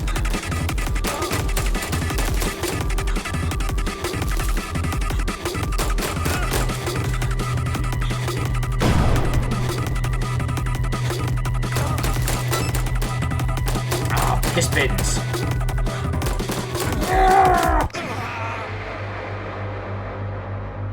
So yeah, Blackout Club team, let's go. Do we have a command for I am your beast?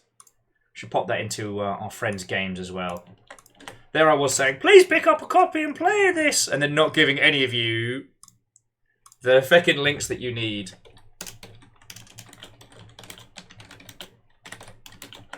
Boosh.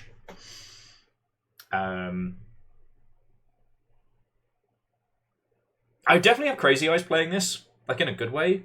Yeah, and now we have Pillcop 2 confirmation. Let's go.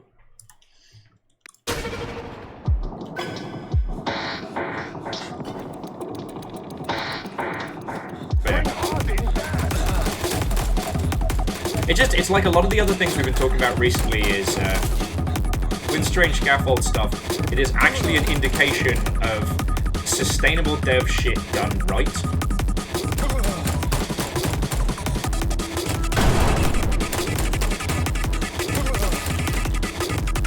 You know, we have a lot of people who talk a very, very big game about how to do indie development and how to structure your team and what to do. And a lot of these people have very large audiences, and lots of them don't seem to know their arse from their elbow. And it's nice to be able to see like actual demonstrable, here's how to make it work. Now, I know it's not an easy thing to say, because to do the strange scaffold method, you basically just had to start making video games like 5-6 years ago and make like small sustainable titles. But again, like, you could start tomorrow. Oh. It's like, wait a second, I'm allowed to kill people, this is great.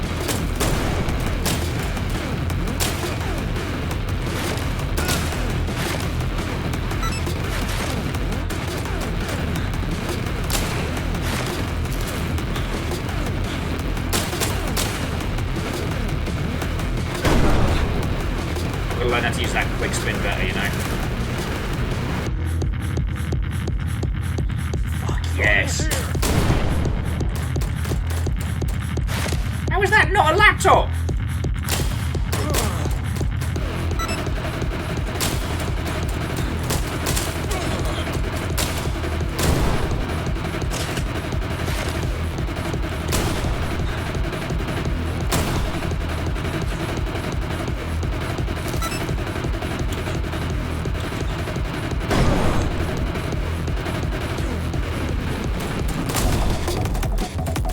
Actually, Nick, that's a really good way of putting it.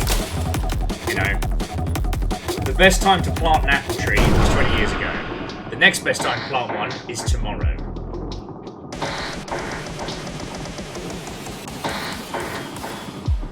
Alright, so how are we going to shave time off of this one?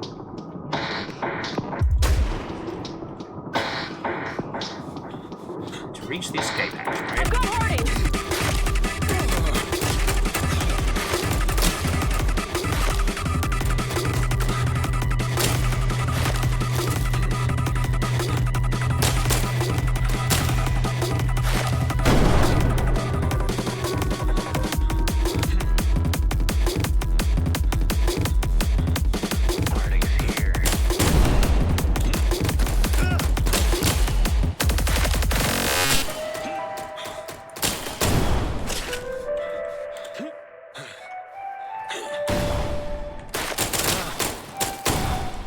Still gotta hit these two fucking stupid ass.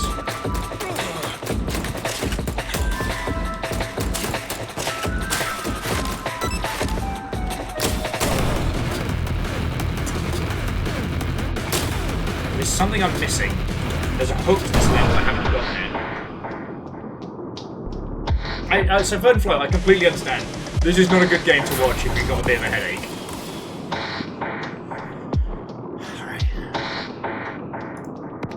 Let's look at my overview. What am I missing here?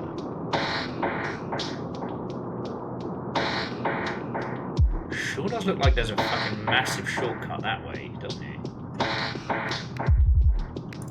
Let's try again.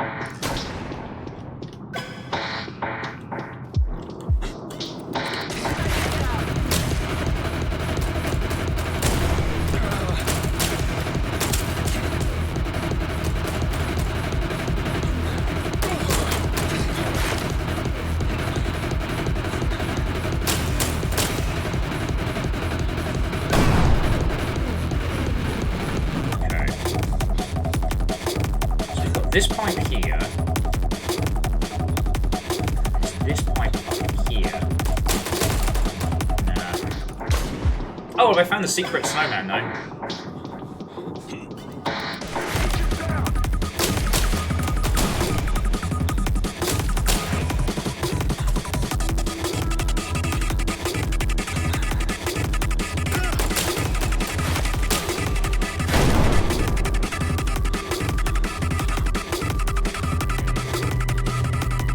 Do enough violence.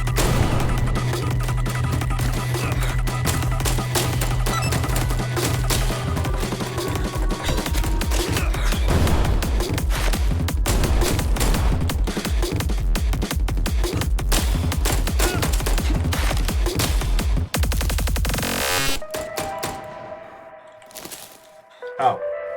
That just looped me back to where I was. That's not very good at all.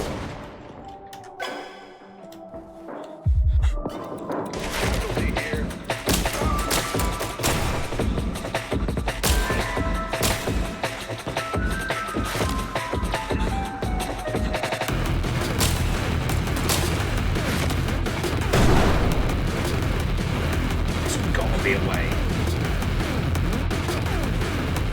Feels like I'm running out.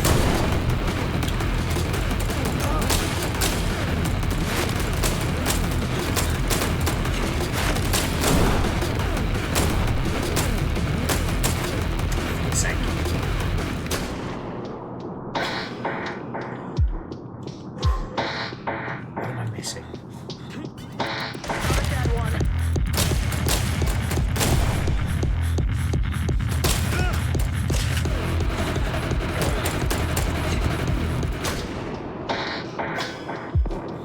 One of the things that was really interesting in Neon White is how, at a certain point, it gives you like a hint as to where to shave time off your level.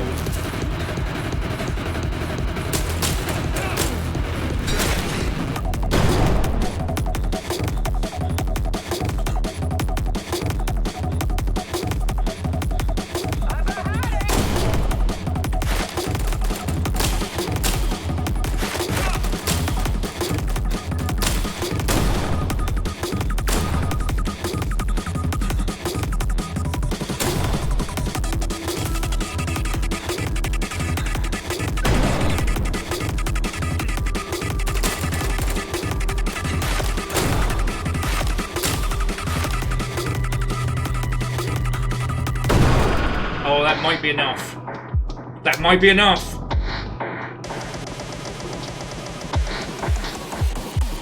Yes! I am your beast. You know what? That doesn't work as a catchphrase. I'm gonna be honest with you. It works for me.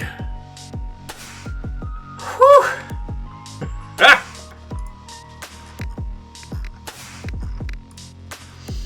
Whew. Where were we? Cheeky, victorious burp there. Birkin? Be the best beast you can be, East. That was my home. You? Are you there? Yes, I am. And while I have your attention, I think it's important that we discuss the purpose of life. A lot of people think that the purpose of life is to be happy. And that's wrong. Yeah! Secret Morse code! The purpose of life is to find a box that you are well suited to fill. Secret Morse code! Box for as long as you have the honor of doing so. You rejected your honor when most people go their entire lives never finding their box in the first place. So, do I need to keep destroying things you care about? Oh, sorry. Or are you ready to get the fuck back to work? I'm going to use your guns and your tech to kill every agent you send into this forest. So We're fighting. We're doing a fighting murder. when you're ready to stop burying bodies.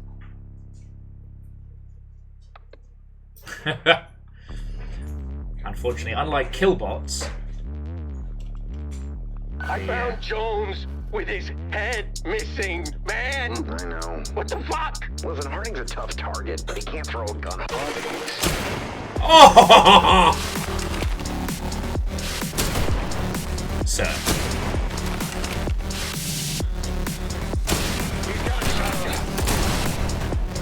I've gotten everything,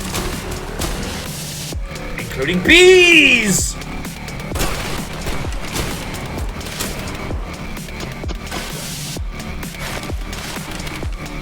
Oh, wait, no, that's the way. Bear trap, you say?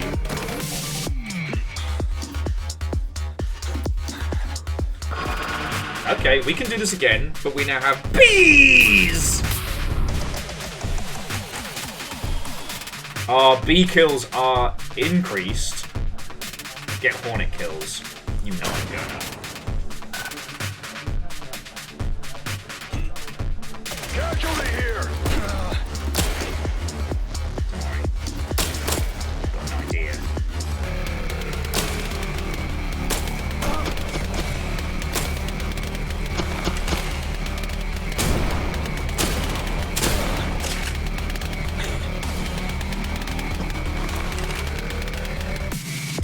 I'm out of bees. I need more bees!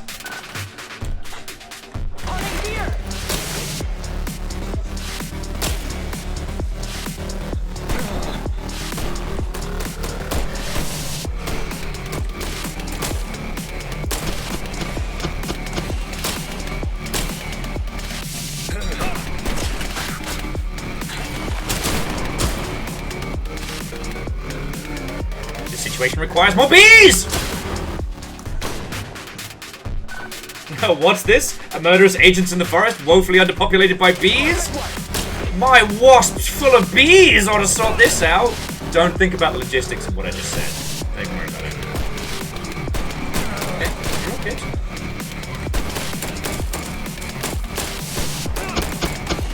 There we go.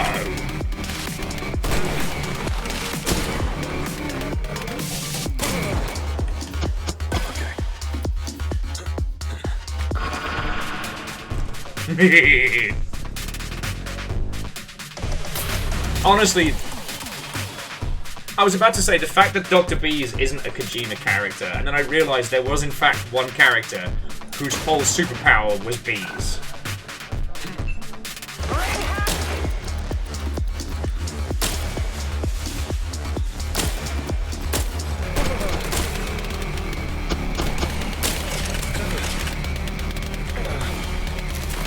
Oh, damn it! I was doing great. I just accidentally picked up the thing I didn't want to.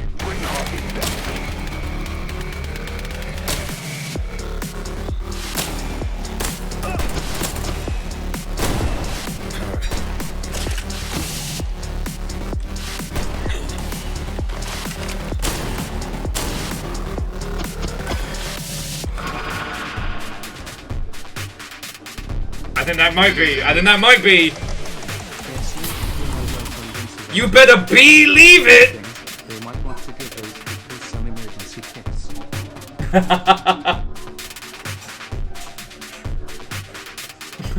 You know what, Bacon? Yeah, you'd think they'd be giving them fucking EpiPens, considering how badly we're kicking their ass, but...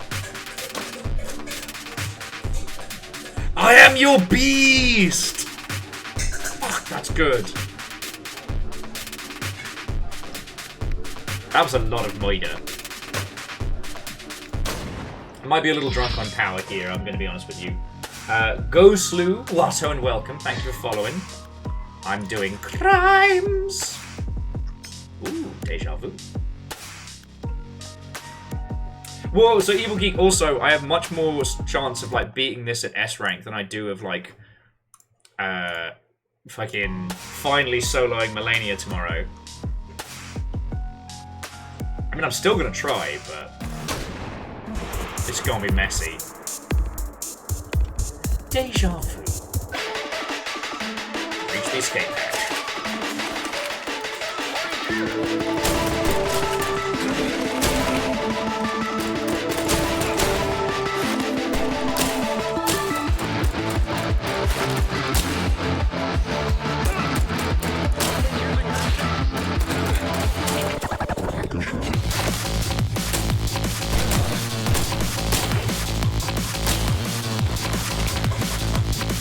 Oh, this is pretty cool.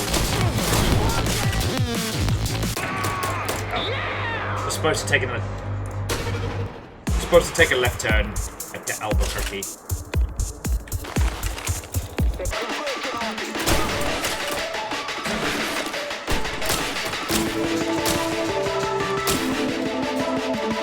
Okay, pick up the pace here, Harding.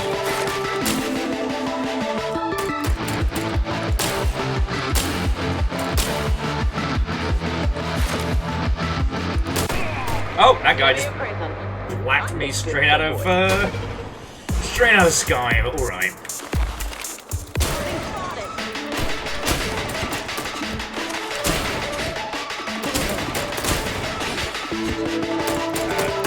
Okay, let's try that again.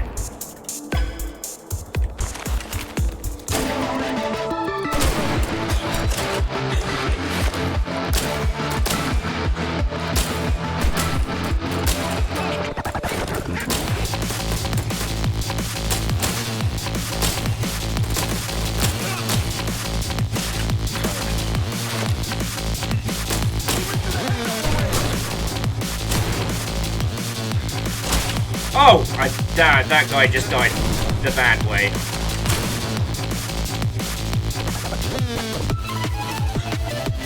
Oh, it's the fucking tree. He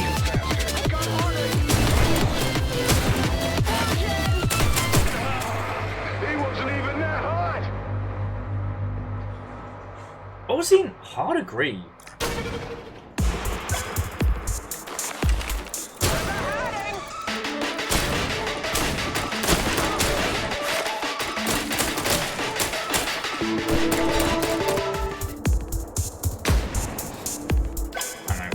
We talked about this a lot.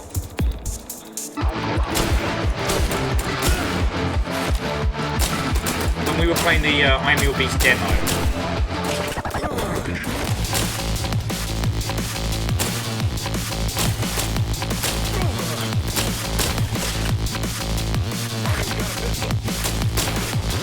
Like the whole thing of how Rambo ended up becoming kind of like this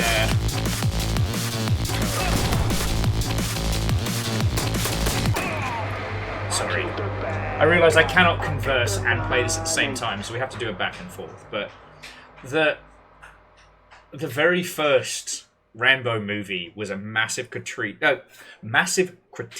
on the American military-industrial complex, how veterans were treated, and it still boggles my mind to this day that franchise became one of the most red, white, and blue, eagle flag, America dispensing freedom across the world franchises. Yeah. Like, there's something deeply twisted about a movie that showed just the emotional brutality that war and the war machine inflicts upon a person, itself becoming quasi-propaganda. There's always one more job, right?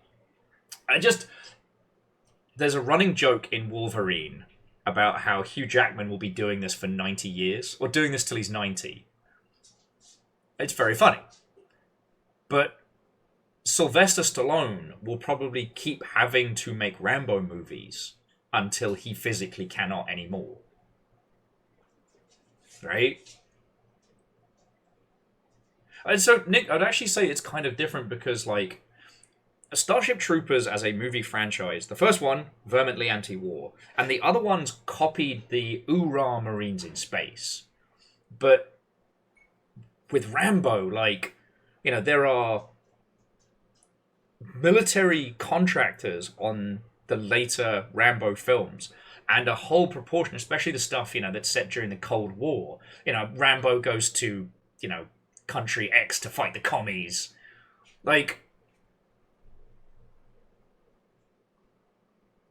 It's like Max Payne becoming a recruitment tool for the NYPD, right? And I don't know, I finally got to watch, because Orzine, is it First Blood? Or is that like a title they put on it posthumously? I forget. But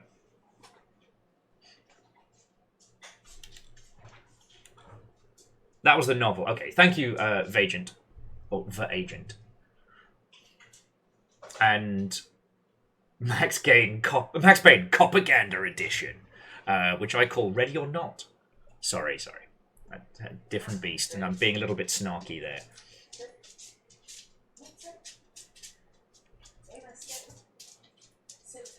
You're all right, baby boy. Sit. Sit. And it is worth... Okay, so the other thing to really talk about in between this is, I don't know if you've all seen it by now, but Shut Up and Sit Down did a really interesting video about the intersection between games design, predominantly board games, and the military. It is a fascinating video to watch, although, if I'm being honest with you, it's basically Quins of Shut Up and Sit Down. The video is People Make Games, but it's Quins of Shut Up and Sit Down basically having an existential crisis at the audience. But it talks about how board games are used in complex decision-making in both government and in military.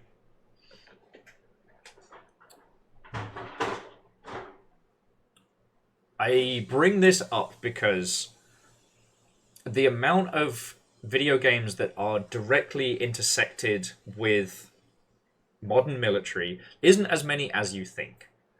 we in video games are very enamored with the concept of conflict and the idea of the empowering of the self, right? And I'm not saying this is a bad thing, you know. I think the idea that you take up arms to fight a great evil and do good is a great way to spend your time in a game. I mean, Wolfenstein, fucking Control, things like that. Like, the tool is what enables you. But the larger, like, military shooty gunbang games absolutely do have military consultants, and sometimes, you know, that back and forth is interesting. Again, I know I'm referencing what I said earlier, but, you know, Patrick Gill's video on, like, the war circus of Call of Duty is definitely the point where things start getting really gross. And I need to say, like, I have not worked on a project that has been used by the military, but I once had to take a bunch of, like, military advisors round PAX East as part of my job. You know? I, at the time, was working basically to undercut some of the larger simulation groups, like Bohemia. I forget what Bohemia Military is. Basically, the armor engine was forked 1,000 years ago, as was the company. So while Bohemia, who make Arma 3 and Daisy and stuff, aren't the same as Bohemia that make the military software, they were once an entity that split. And basically, they're very, very expensive. So I was tasked with trying to find indie teams that could make simulations cheaper. And here's the thing. I hate that, but it was my job. Nothing came of it, but, you know. Actually, so Nick, it was a great time. And the only time I felt really kind of uncomfortable was when I took all of them over to the Doom stand, because Doom 2016 was obviously, you know, touring pre-launch. And there was a thing where you could pose with the guns from the BFG, the shotgun and stuff, and each of them breach checked it. Well, obviously none of it moved, but when they picked it up, they immediately checked to see if the prop guns from Doom were loaded, in a reflex that reminded me just how different I was from them. One of the guys was clearly some kind of spook, because I watched him play, what was it? Not Virtua Cop. Time Crisis, and was a little bit scared. Not Evil Geek, you know, it's proper gun safety, but, like, there's a thing that I like using as an example, is people who played a lot of PC games, when they grab a mouse, they give it a little wiggle back and forward, just to test the sensitivity and to see where it is. And it's a thing that people do, if you've been playing PC games for 1,000 years, it's a thing you do on reflex. And it was the fact that it was automatic, that they didn't do it as a bit, or like because they were dealing with, you know, regular stuff. That's just from training and integration. But it's interesting that we don't critique, you know, the military-industrial complex as much as we really should. Or, you know, no, as we could, right? I first learned about the concept of, like, military as a key part of a country's economics from Metal Gear Solid 1, you know? Like, I started to understand how much it, you know, plays a part in things that affect us in our day-to-day lives. You know this as well as I do. I know I'm not saying anything like controversial, but the thing is, video games aren't beholden to the industrial complex. We don't need their money. And honestly, like, getting a military contract is a double-edged sword, because, like, you have infinite cash, but then you are locked in forever. Nothing that you do in that space can ever go anywhere else. It's not like making a quiet... You couldn't, like, do what you can in AAA, where quietly you make your indie game in your downtime, and then you leave, and then suddenly, a year later, man, I just finished this game in a year, look how good I am. You can't do that with military stuff. And once you're in that space, it's very hard to get out, because you have a big old gap in your resume you can't talk about.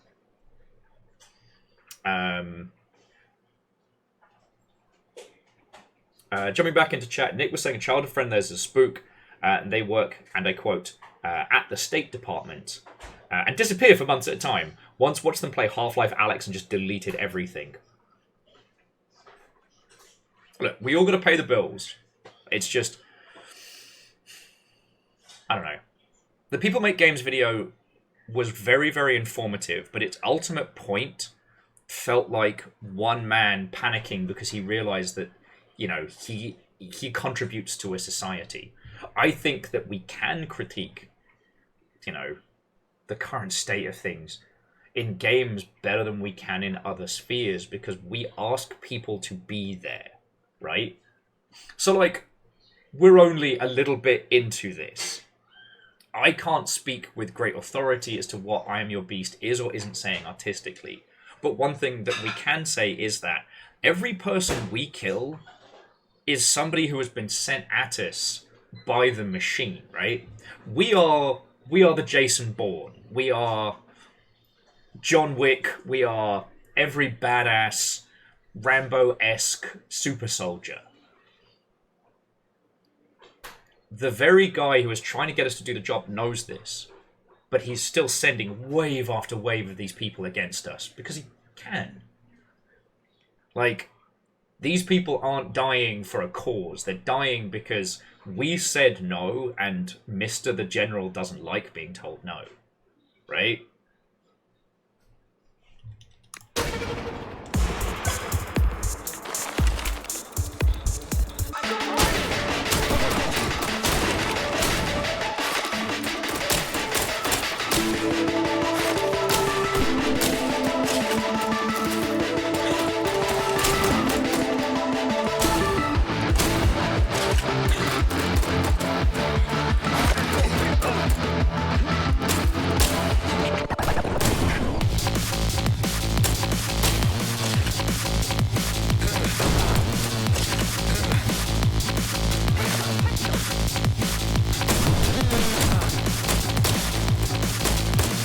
Please!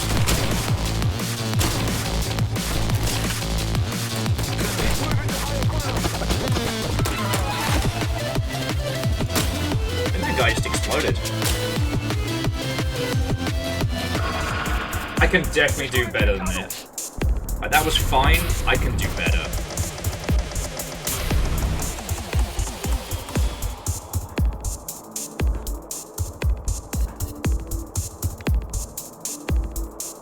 Throwing knife melee kills. Alright, I can do that. Falcon, it's fecking brilliant.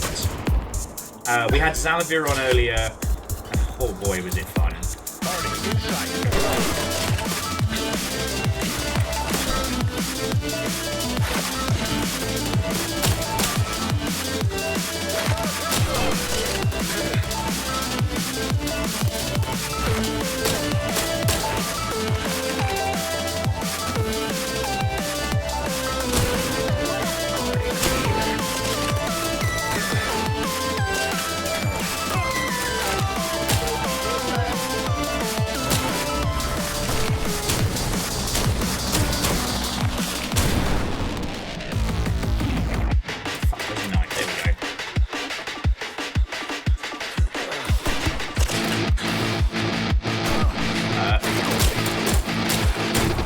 Not what I was aiming for there, but we'll make it work.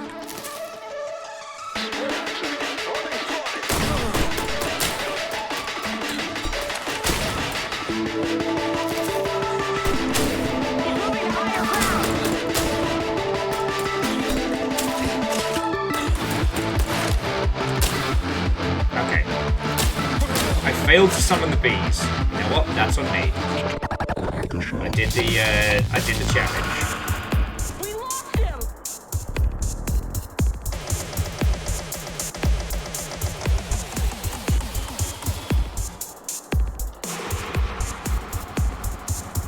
Kill no enemies! Xalavier. Friend, homie, pal, buddy. You trust me.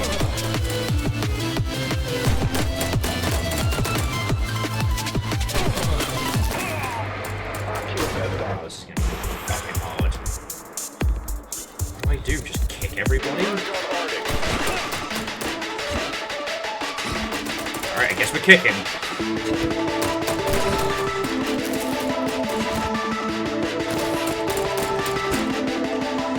What's up? We kicking. Sun's out, bum's out.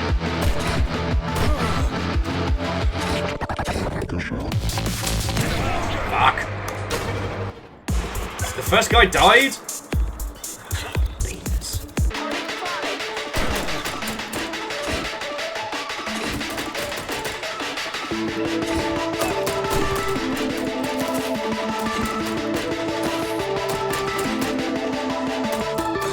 Foot! I cast foot! I cast foot!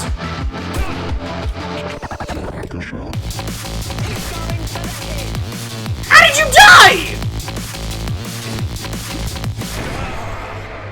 Kick that man's face off! Like in that movie, Face Off!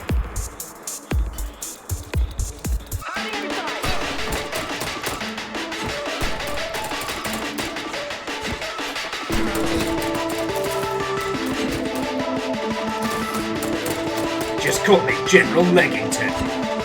This summer, it's time to leg it. Like I'm playing Angerfoot, but just for me.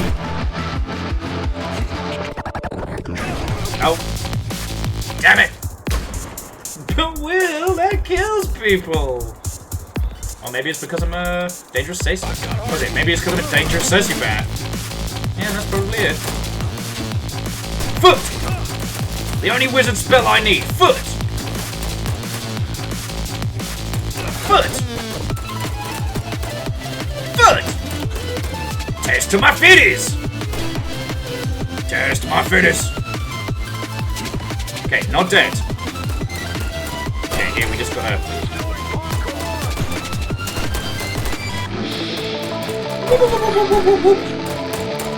Eat it. Eat it.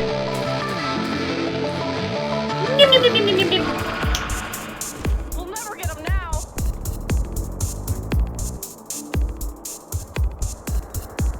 Yeah, I've often thought about the caliber of a minigun and how even getting shot in the knees and or shins would probably obliterate the leg, thus resulting in lots of people bleeding out. Okay, now I'm allowed to kill whoever I want.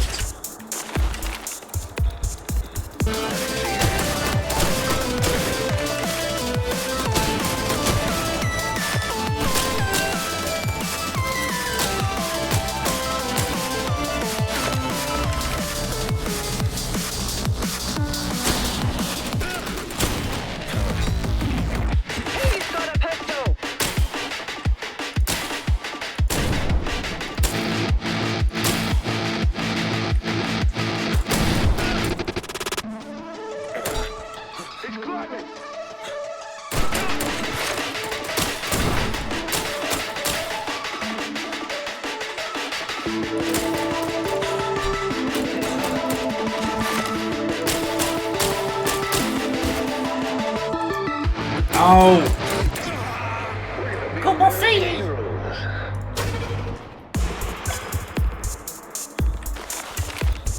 John. Good old gate. Absolutely military propaganda.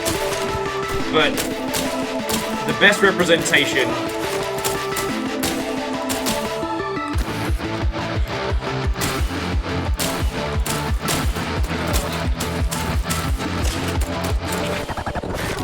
the best representation of, like, late-stage Civilization players.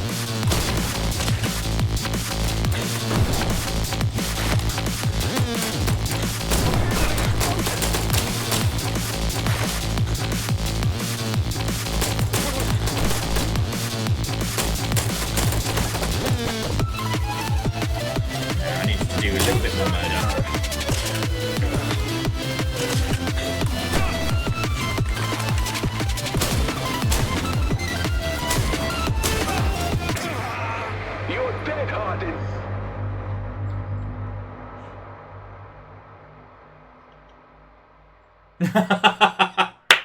Okay, Nick, I love that. Although loads of people did get Gate, as in the JSDF propaganda, and Steins Gate mixed up for a while.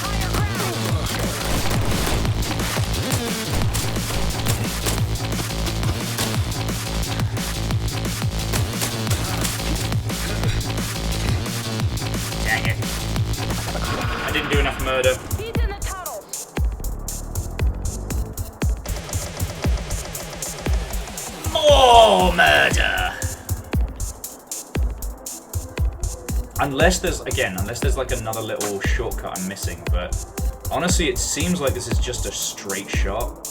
I don't think there's any way to cross on over. I know I mentioned this earlier, but one of the cute things about Neon White is how it'll actually show you additional shortcuts.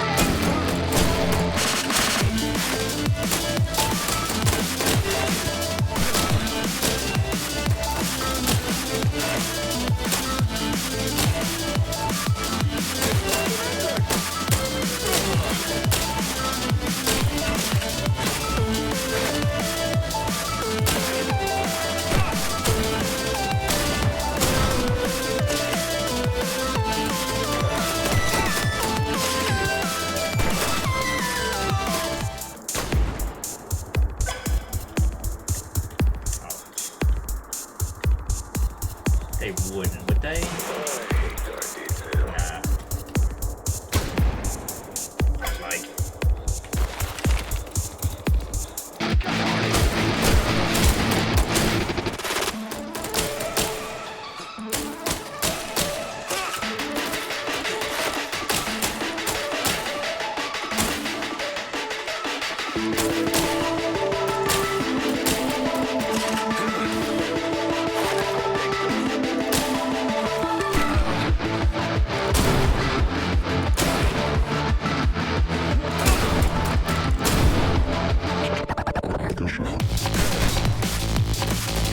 Sir, I need your gun! No!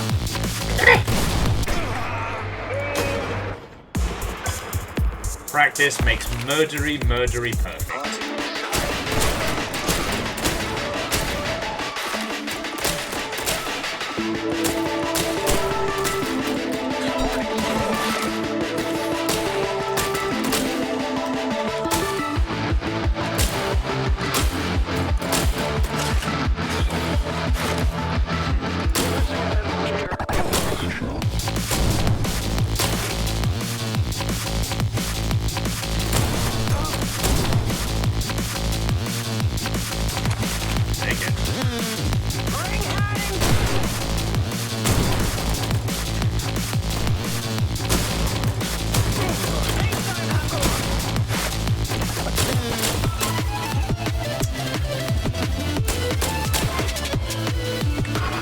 Better, but again, I need more murder. What am I missing? What am I missing here? There's something I'm not getting to get over that last little bump.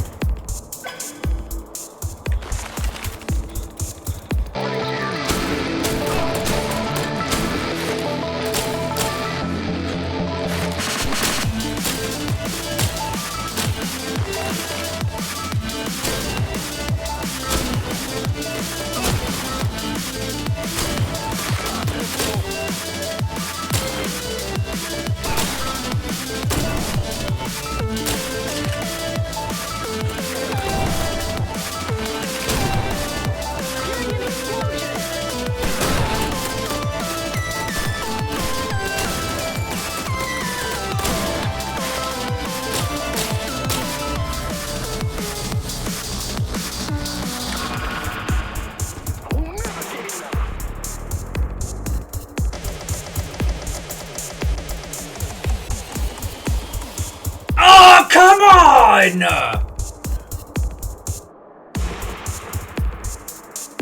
got this.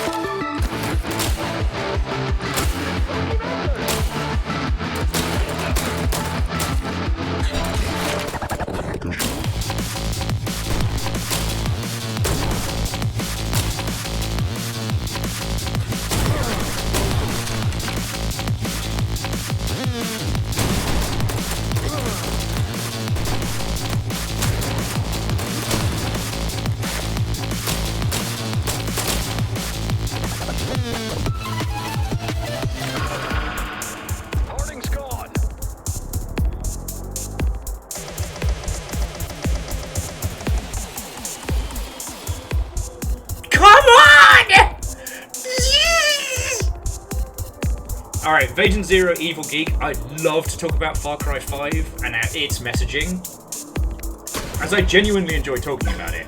But I have to do this.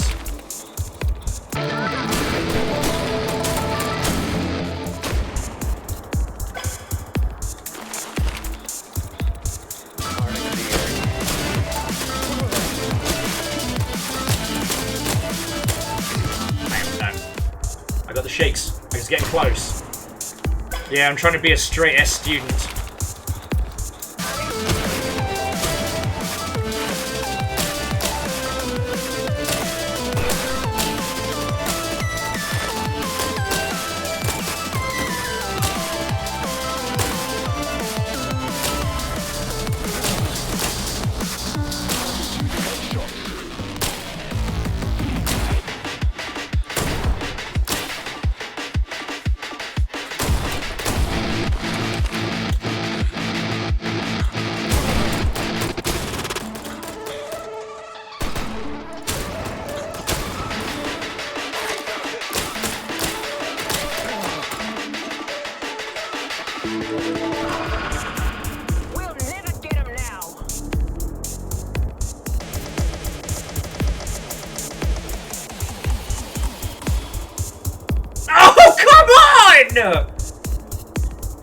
Tenth of a second.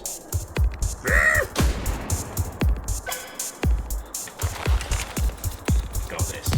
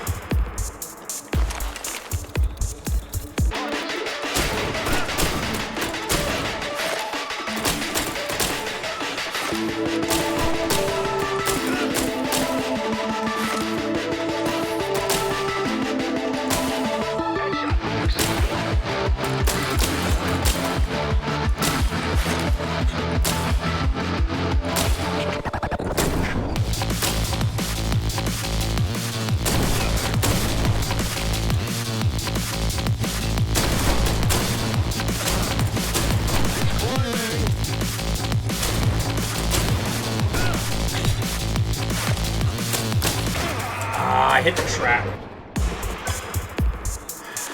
You know that thing when you realise in the flow state that you've already made the mistake?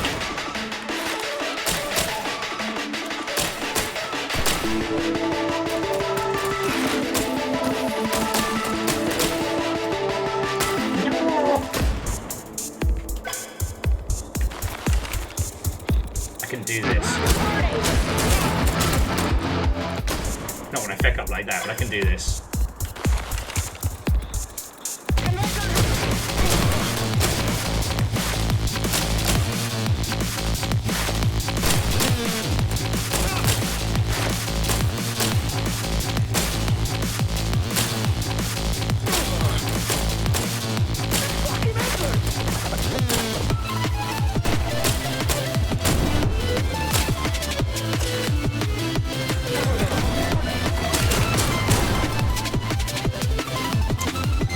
Okay, I lost my flow. What's the weird thing, Vajan, is like, I'm not entirely sure why it's these kinds of titles that engage my speedrunning brain.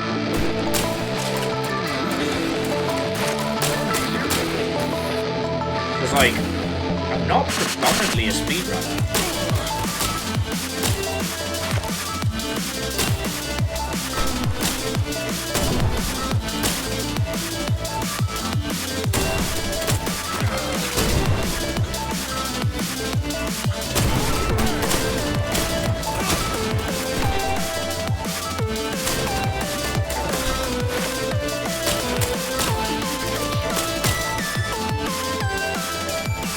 No! Fuck! fucking log. There's got to be something in that last section that I'm biffing. Right? See, what was interesting with Neon White, obviously, good anime nonsense, but a big proportion of that was the Friends leaderboards, right? Ah! You know, the fact that we all got into competition was... I don't know. Definitely a deciding factor.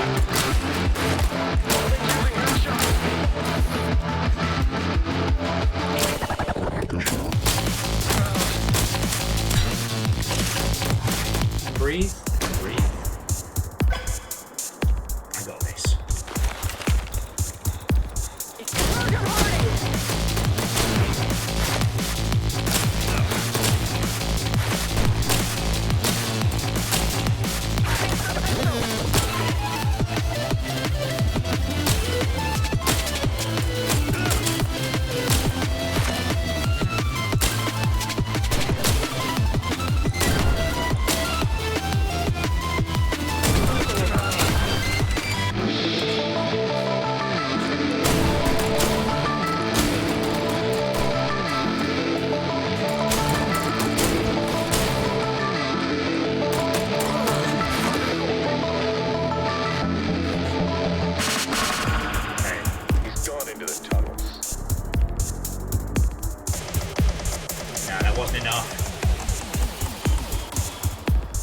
Look at this, we're quibbling over a 1/10 of a second here. I gotta hang on to the pistol. To that final area.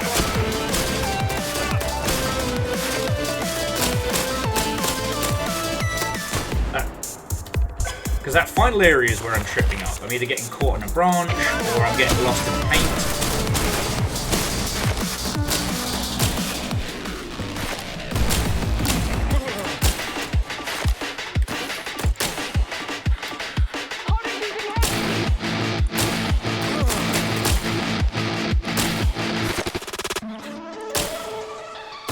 Kill more.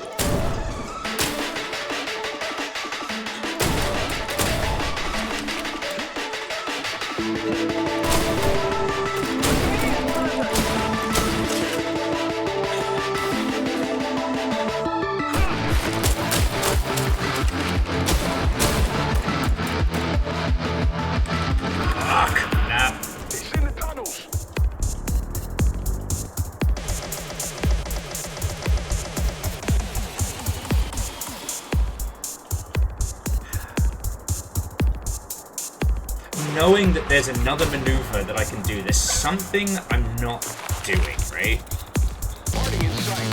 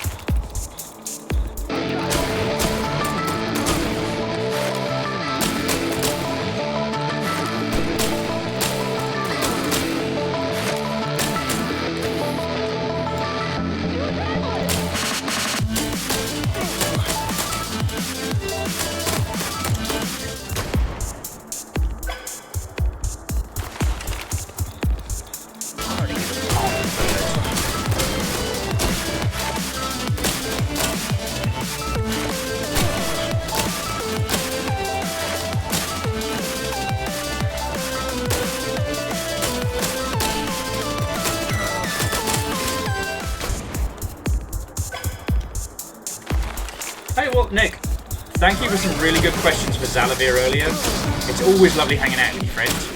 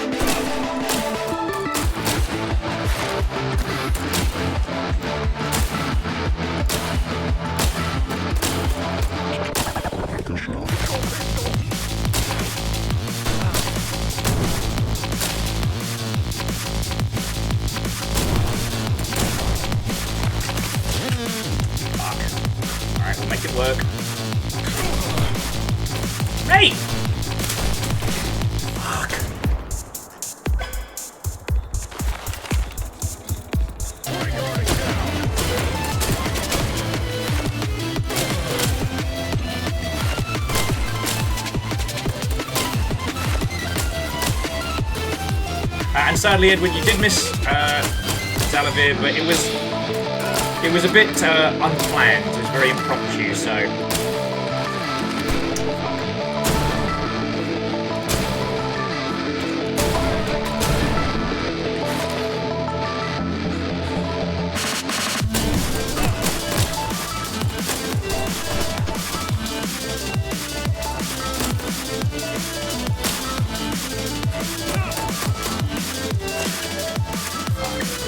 It's a good idea, but He's gone into the tunnel. I also thought, sorry, as an aside to an aside, I thought it was quite interesting and kind of smart that with Time Crisis, the whole goal was best clear speed, right? Like, so if you're playing it just as a spectacle arcade game, you know, the goal is can you do it? If you play it a lot, the goal is can you do it in time?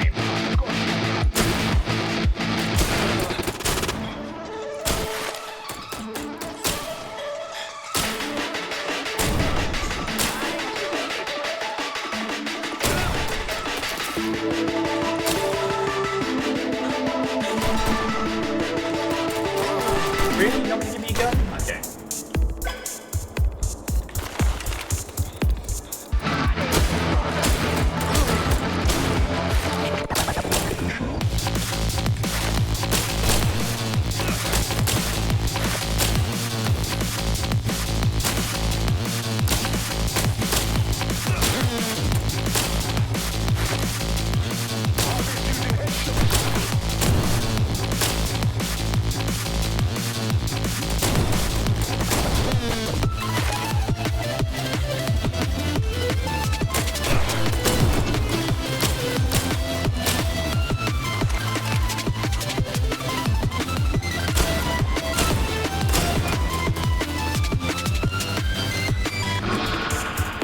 Party's gone.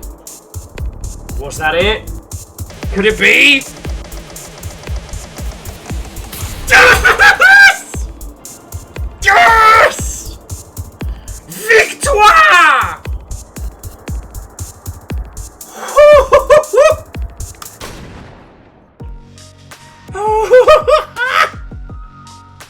There is no fall damage, just very deep bits. So I guess you'll know what the hell I'm going to be playing a lot of. Oh. So friends, I am ravenously hungry. So before we continue our next little bit of the story, I'm just going to throw some pasta in the microwave. I don't need it ages away. But, oh boy, that was good. Oh boy, that was good. Whilst I am popping stuff in the microwave, please, if you can, even just giving it a wish list, but if you're able to, pick up a copy of I Am Your Beast, leave a Steam review, like, let's fucking do this. Currently, by my count, they're up to 45 positive reviews, and that's really good, but more we can bump that, more we can help the homies, you know?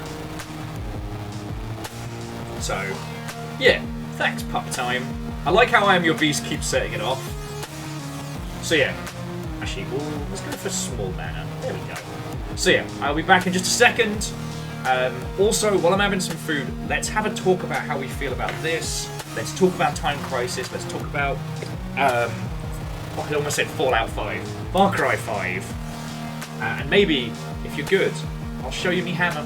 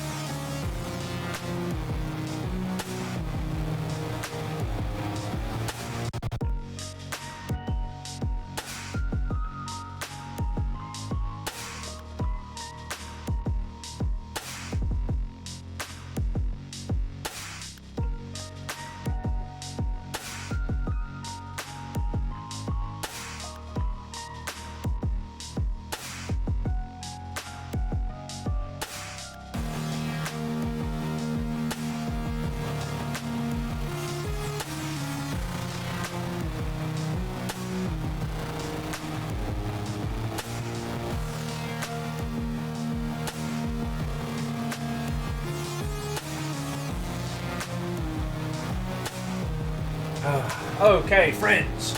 Hello. I have my big old beef bowl.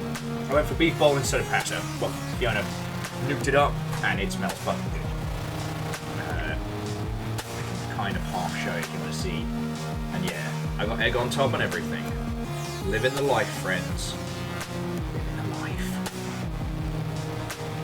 So, while I stuff my face, let's talk about I Am Your Beast. Let's talk about, representation and stuff like this, because I know it's a little gauche to bring up Far Cry 5. And yes, I do agree with what Vagent Zero was saying, that like Far Cry 5 does such a good job about making you think about what our actions are in video games, what they mean, and the effects that they would have. And it is all very much, even regardless of the ending. Yeah, Vagent, I spotted that while Xalavier was talking earlier, and I was like, holy shit! It's correct. Sensors online. Weapons online. All systems nominal. 71 Viking 64 down for Will. For Will! And Numbers, how are you doing? And Restless Roots is coming in as well. Got ourselves a regular little party going on. Sound the horn. One of my little splurges was buying the nice rice. So good. Alright, so Restless Roots, how was your stream? What were you up to? We're just kind of taking like a little I Am Your Snack break. Actually, what I'm going to do, I'll leave this up, but I'm just going to put on some smooth jams while we're chatting.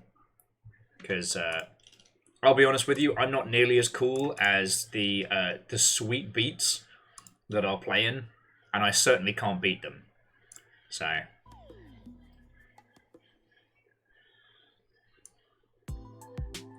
there we go.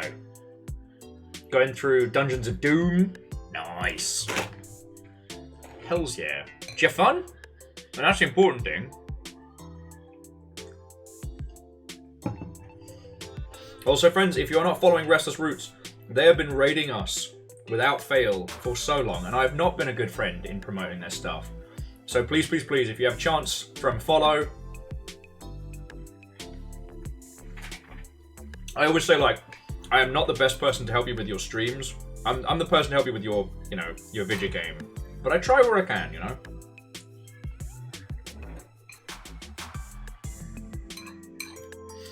So yeah, over here, this is launch day stream for I Am Your Beast. Obviously this slaps, and I've been having such a good time. Xalavier joined us earlier on. We got a few Longship exclusive pieces of info. I'm a little bit smug about, not gonna lie.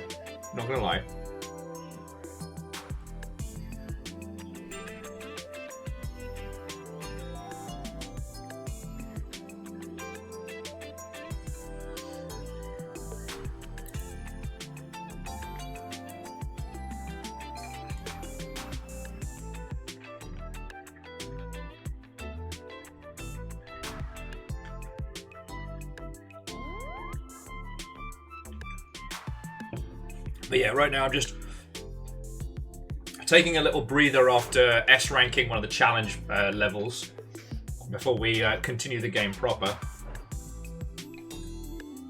But yeah, so before you came on in, we were just about to start talking about... so if you don't know, the Far Cry series, especially Far Cry 3, has had some really interesting subtext. Actually, no, to call it subtext is maybe giving it a little bit too much credit. So Far Cry 3, you play some jumped up yuppies kid. You and your friendos are off somewhere in the Pacific, island hopping, partying like every day's Ibiza, and then you decide you're going to go skydiving on a secluded island because you're too smart and too clever. Why doesn't everyone do this? Because it's home to pirates. You and your rich friends are held, captured, and will be essentially ransomed back to your families. But you escape. Out of everybody, you escape. And you meet up with the locals. they give you a machete and a cool start of a tribal tattoo. Sorry, I shouldn't call it tribal tattoo. My apologies. The cultural elements of that one are always a little bit hazy fuzzy. But suffice to say that the locals mark your arm with a specific tattoo that is also your skill tree, and like, so you start doing what FPS protagonists do.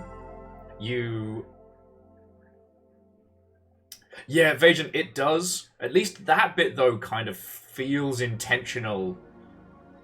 But we'll come back to that. Okay. So you do what every protagonist in video games ever does. You pick up a gun and you start blasting. People give you jobs, you blast them. Pirates, you're blasting. And I would say about like a third, half the way in the game, narratively it's probably about halfway in, you manage to rescue one of your friends.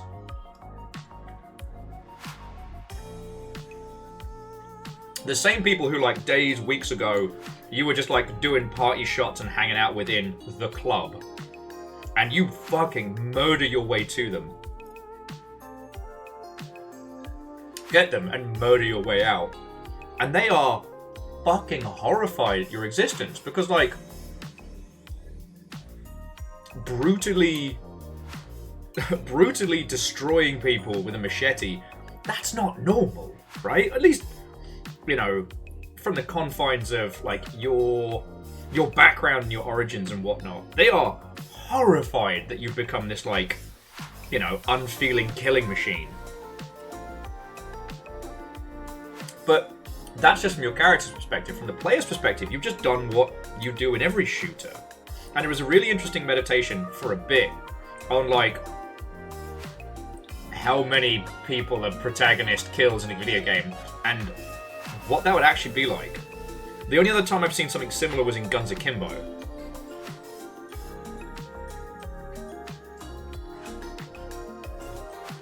And I thought that was real clever.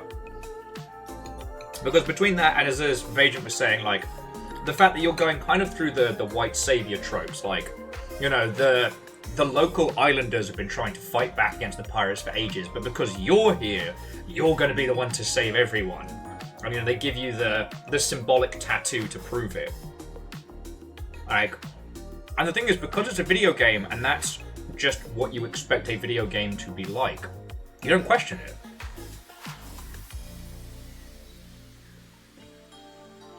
Like, I always found games like Siphon Filter and stuff like that sometimes a little uncomfortable because we always went in and just kind of did exactly what we were told and left.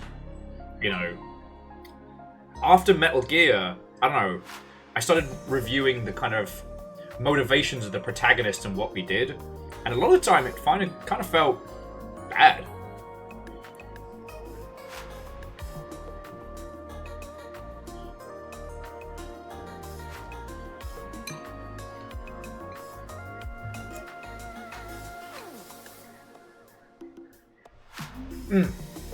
No, Vagent, I wholeheartedly agree. And also, like, Far Cry 2 was so silly, but was played completely po-faced, that Far Cry 2 was felt a little disingenuous. The thing that made me laugh is that it's exactly what would happen if I was sent to Africa to be an assassin, that I would be there for about 5 minutes, get malaria, and die. But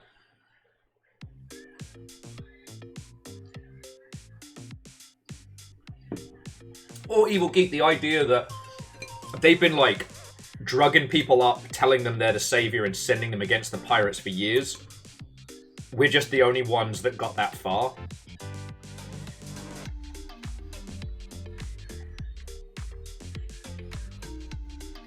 You know, the Dark Souls idea that you're not the only chosen, you're just the only one that made it this far.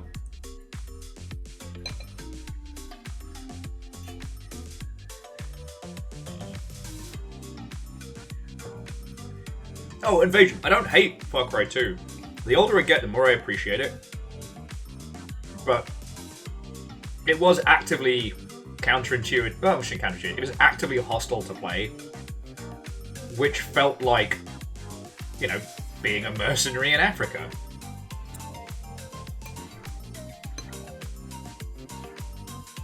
And yes, unholyly, it was Far Cry that did a Stone Age one, which I am glad they experimented with it, and I like how since Blood Dragon, the team's been given a bit of freedom after each mainstream release. But at the same time, Ubisoft's "we're not political" stance neutered the further attempts to say something with their games.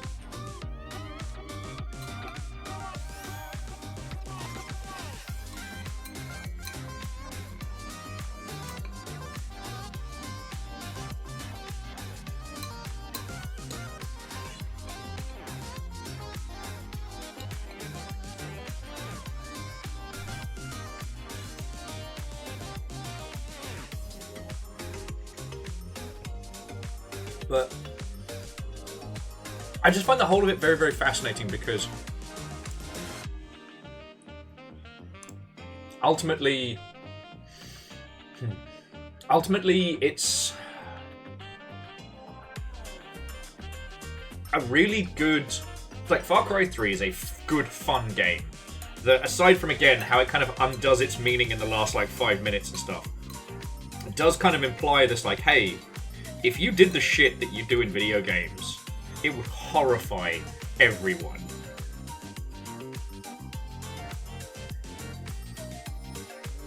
Now, that's not making a point towards I Am Your Beast.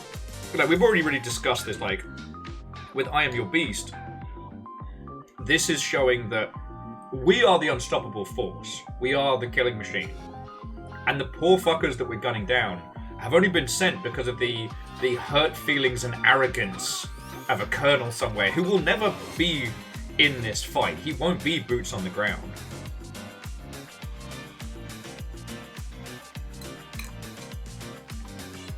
Like, it's almost him daring us to blink first.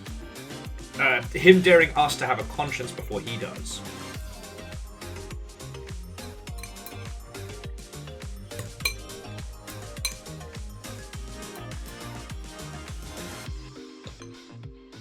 And, like, he's not sending random military mercenaries at us. These should be his men.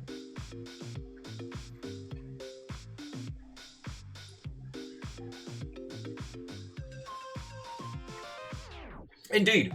I guess that's why I Am Your Beast is something special, and that's why this is worth celebrating. You know, I haven't seen too many titles tackle a lot of these topics, but and that's why I kept bringing up the whole thing with Quinn's in the video earlier on, is that I don't think it's out of cowardice. You know, I don't think it's a topic people have considered. I think we'll see a lot of anti-war war games in the coming years because, well, you don't need me to tell you the state of world affairs right now is bad. And I think those situations and how powerless people feel in the face of them will inspire some really interesting deconstructions, you know.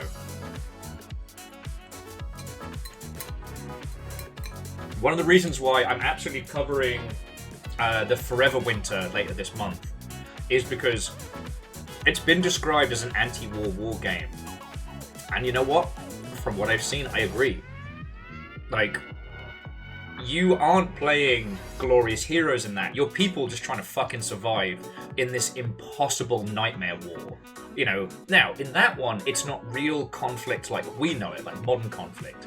It's, you know, huge, hulking, great, like, biomechanical weapons and monsters and, you know, things that scour the battlefield for corpses that could be turned into horrible things for the harvest.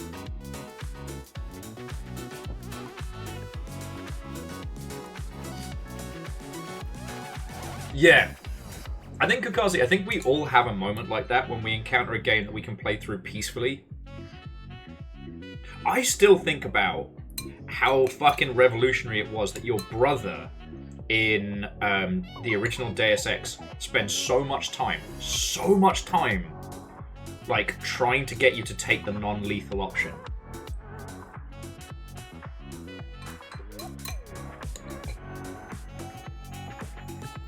Like, it's obvious now. Sorry, I'm loving this conversation. I'm also ravenously hungry. Speedrunning will do this to you.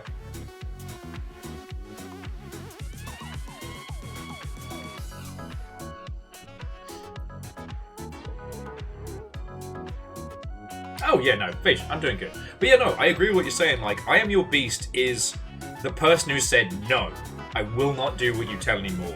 And the escalated levels to which, you know, the machine will try and reenact control. But, like, when you think about it, the amount of anti-war war games that we have is very limited, you know? We've got things like...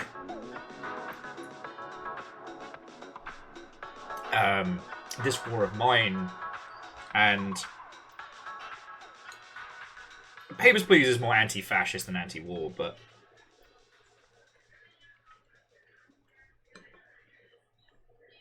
you know, even with things like Dishonored, where it's trying to encourage you not to hurt anybody, to move through quietly and stealthily, it's not anti-war.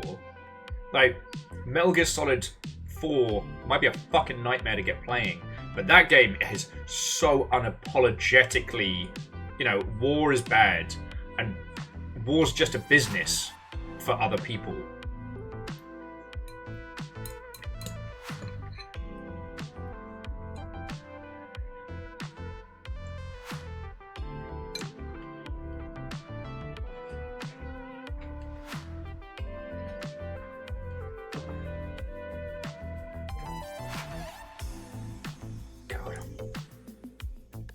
Sorry, just thinking that, like, Metal Gear Solid 4 is a massive misstep as an experience to play, but thematically it's fascinating.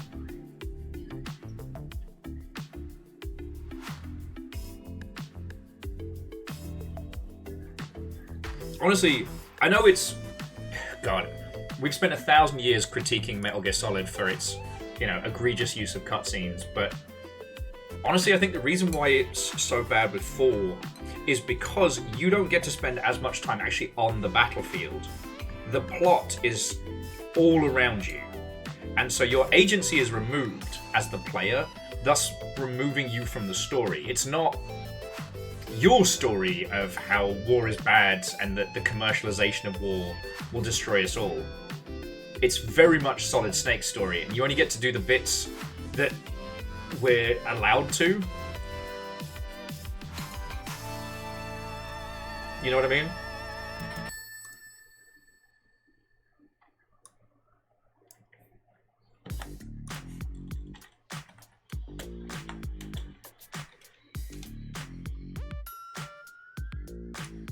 Like, Far Cry 3's message works so well because it's you. You know? Sure, you're playing as quote-unquote character, but his whole personality takes a complete backseat once you're able to move around the island freely. It's your expression in that space, right?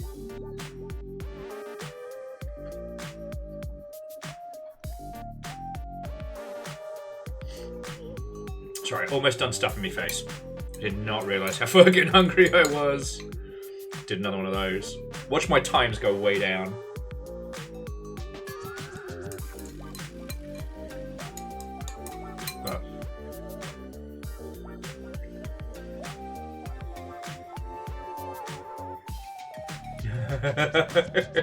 Yeah, Evil Geek, it was a time.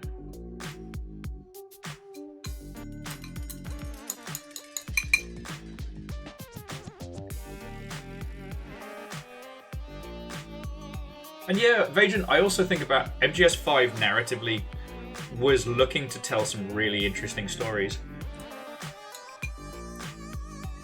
I definitely got kneecap. But like,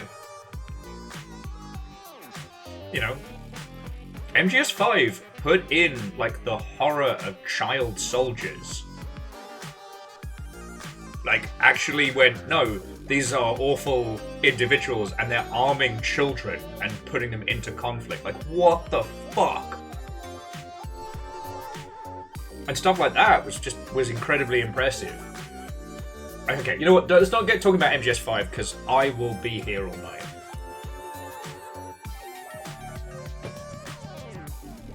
But yeah, it just it's interesting that MGS4 was talking about the commercialization of war, like, well before anybody else in the space. And I want to say, like, if you wish to make a shooty gun bang game, it's just a shooty gun bang game, that's cool. Like, as long as it doesn't end up being, like, propaganda tier, have fun, you know? I'm not saying that a game doesn't have value if it's not critiquing something. It's just, like, straight up critiques of war aren't as common as you would expect, you know? And I guess it's because, you know, conveying that kind of emotion is difficult and expensive. Conveying that kind of emotion and also making a good shooter, very complicated and expensive. And the more expensive the game is, the more you need funding, the less you can piss people off, the less you can say something that might be controversial. You know this, I know this. You know, Hideo Kojima gets to do it because he's a known character.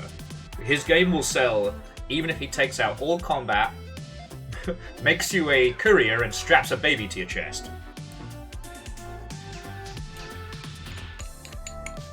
Also, there are inky spook monsters that can cause nukes.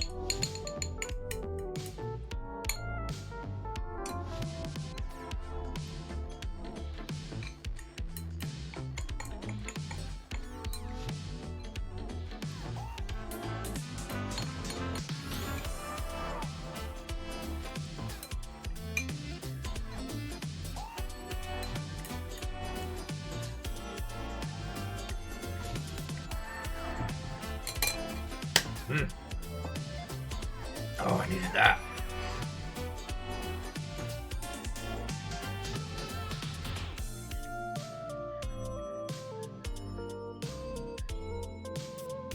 Okay. But yeah, friends, have you got any thoughts or feels? Like, throw them on in. Sonic, if you could just and chill. And let's back to some. So Vagent, that's starting to step a little bit outside of my wheel well. I don't like talking about, like, TTRPG construction with any authority, because I don't know it. Not as well as I know this, right? And it's too easy to assume that you know, by knowing one art medium, you know them all. I'm not saying you're wrong, I'm not skipping over what you're saying because I think you're wrong. I'm skipping over it because I don't want to... Hello? Oh. Mr. Alphonse Harding? You're lost. In case you didn't know. Using an old frequency. The rest of the force changed over a couple days ago. Yeah, I know. I just figured you might still be monitoring it, just in case. You calling for Birkin? Hey, no. I'm one of the poor bastards it seems he sent out here to die. My condolences. Yeah, thank you. Now the word is, you turned down a job. You've had a long line of jobs, but you aren't coming back anymore. You were Cerberus, General Birkin is Hades. That isn't supposed to happen. You understand the problem. What do you want? Do you know the story of the Israelites in Jericho? You can definitely make this story shorter. Information. I'll tell you what's coming before it hits you, and in return, when you see a COI agent wearing a pink mitten, you let me go. It's my daughter's mitten. She made it for me. Hey, hello? Hello? Do we have a deal? I'm thinking. What's your name, man? Byron Ford. Byron Ford. Yeah. If the information's good, you've got a deal. Okay. So this guy knows that he's going up against, like... Who's up to me? I'm throwing this entire force down. Sit down, Harding's Ballins later.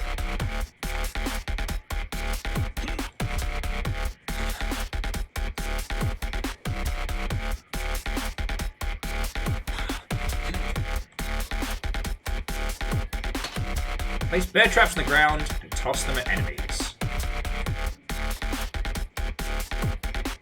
Hadouken! He was dead. Bring Harding down. Just gotta keep an eye out for a pink mitten. Did that look pink to you?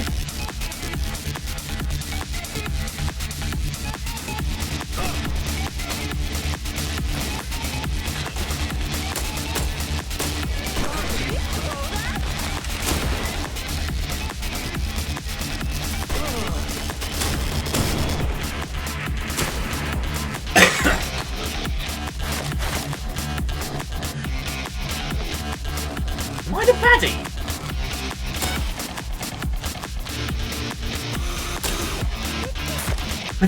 Dude's headless.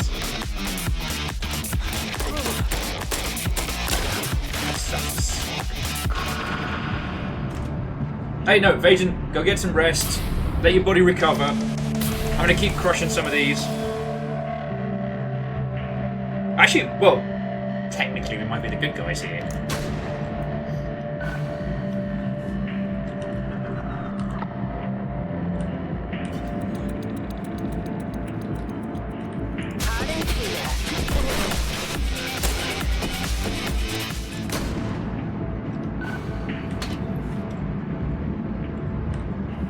Yeah, I'm there, baddie. And I gotta do headshots only, so no bees, no explosives.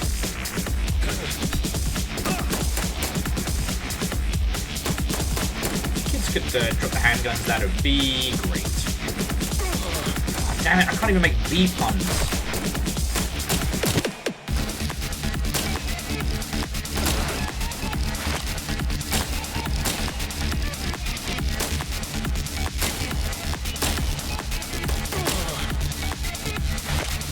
Who's left? One guy still kicking around. Dude, you could have died to bees. Kinda man.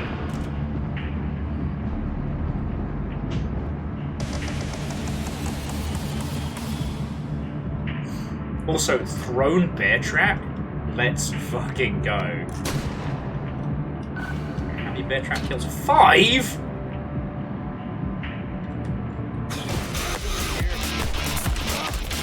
Oh! Ha! That's a ravine.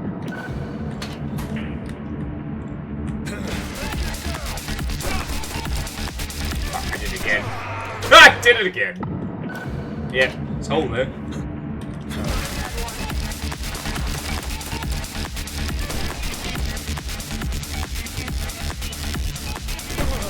Kids got any more of them bear traps?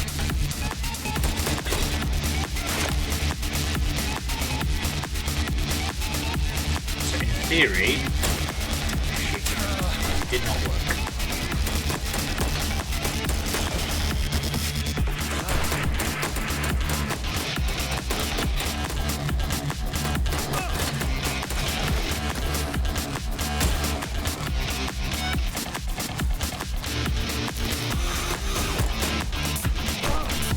Okay.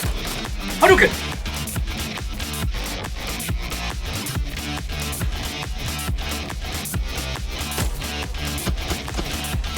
Don't judge me. The bees.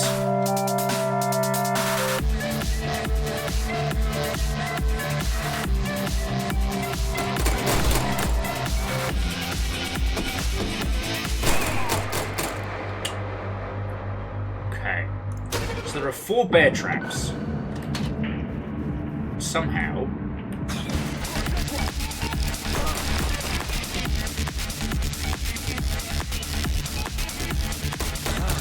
Buddy.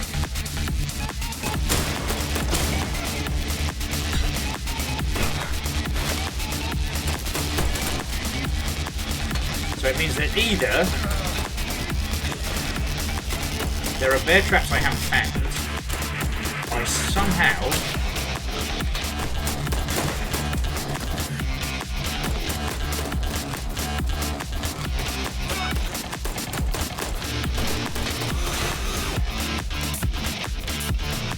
somehow got to make do with the bear traps I can do.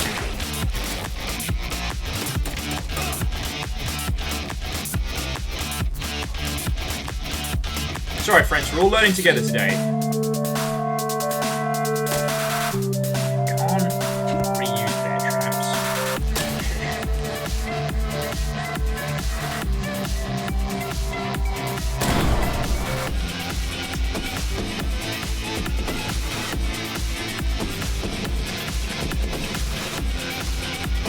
So again, it means there's either a bear trap I haven't found,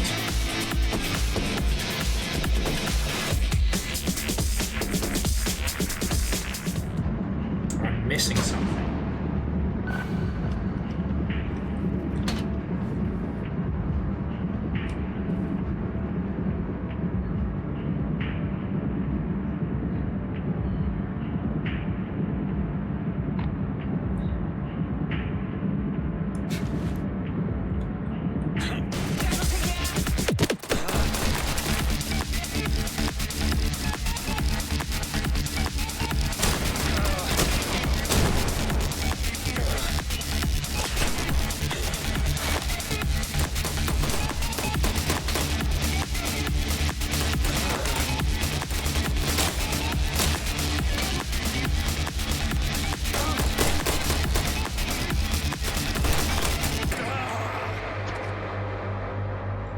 Oh, bacon, of course!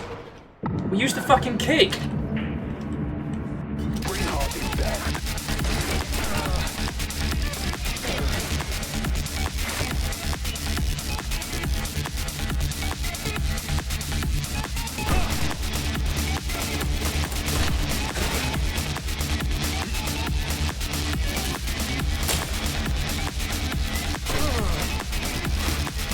Yes!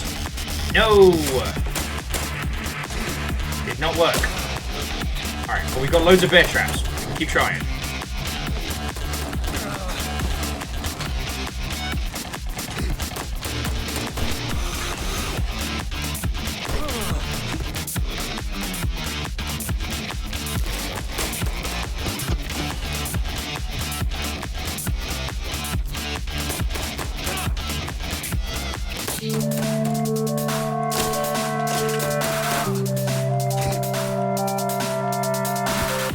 Damn it.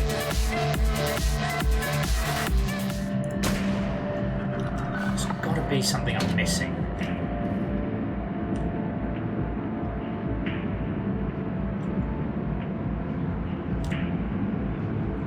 Maybe we can punt that guy into it.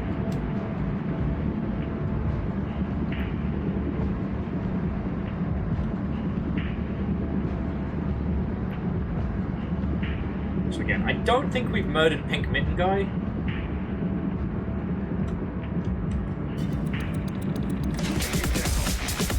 Fucking kidding me. How did you just die from that? I'm embarrassed for you.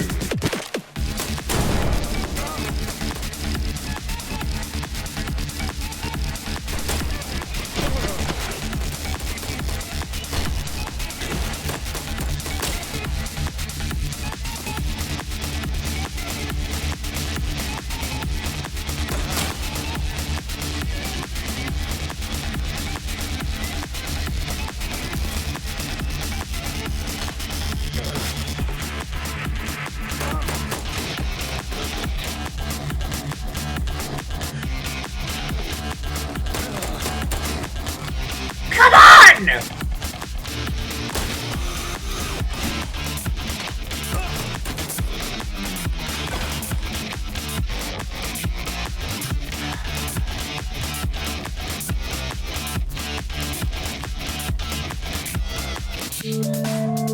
So none that I've seen in terms of picking them up once they're downed. Also, Kit, how are you doing, friend?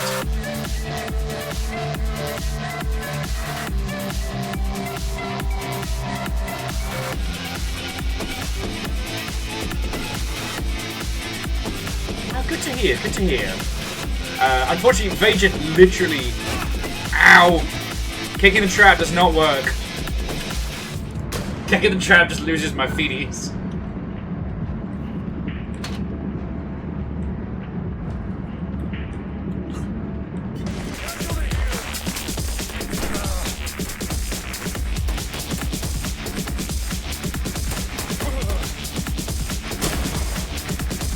see if Knife Guy will take the bait.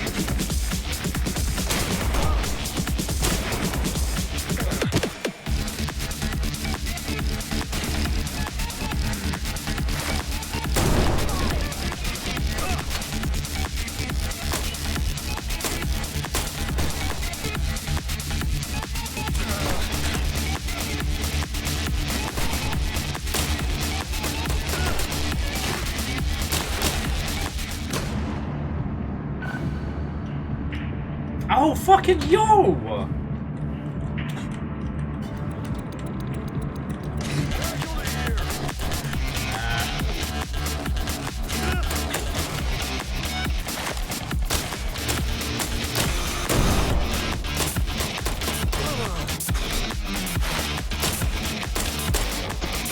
Bees!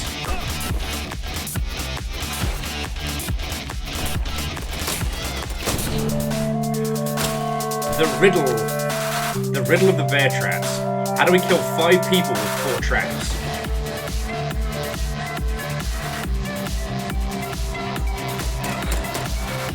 Fucking nan. Aren't you fucking nan?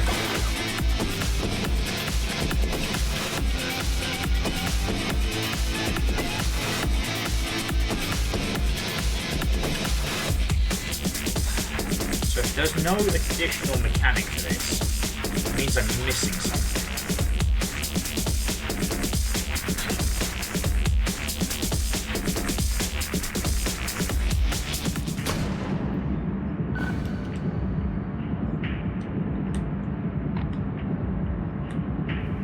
Would Xalavier hide an unused bear trap down here? Probably yes.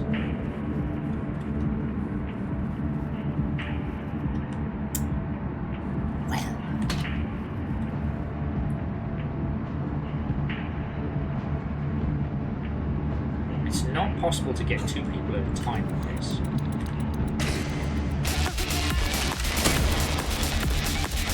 Try. You chuckle punch real close. Go on, go on.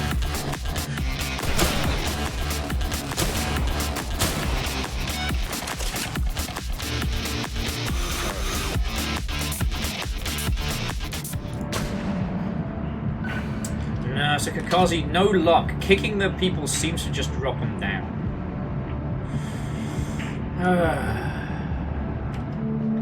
Oh, interesting.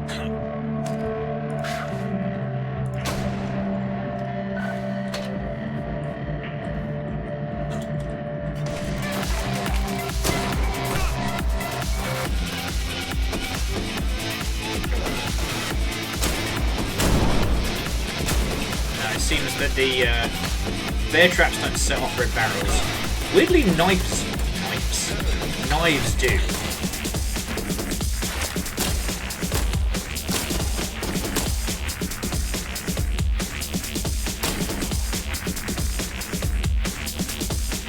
Alright, I think we're just gonna work on S ranking this one.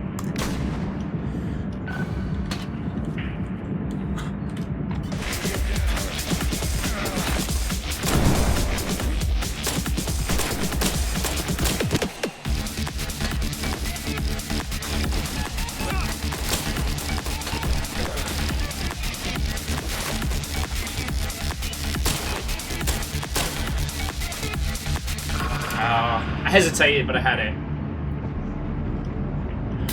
Kakazi, I didn't get a bear trap credit for killing the guy whose leg was caught.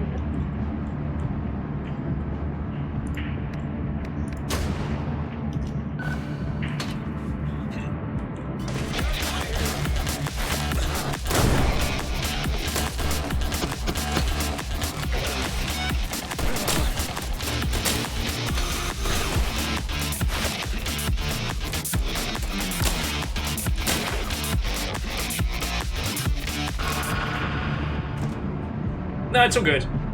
And it's not like I had to try for this S ranking, you know what I mean? It's fine.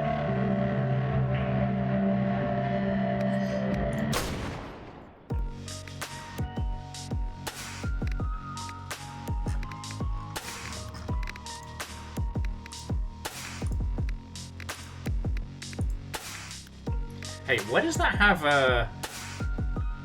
Why does that have a snowman next to it? Does that mean I've apparently found the secret snowman? Why you do this to me, strange scaffold? I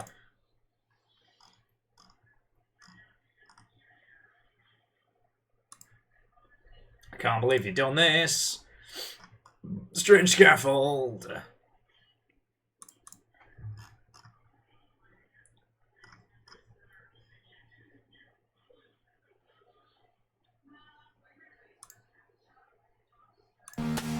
And we know there's a hidden Morse code in some of the track, so... I think I'm going to be playing a lot of this one. Anyway, next tape.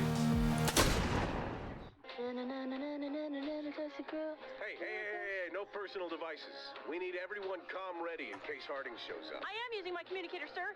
I figured the brass were using music to keep up morale. What? Let me see that. This is our frequency. That would mean that Harding has the new encryption codes. That would mean Harding has the new...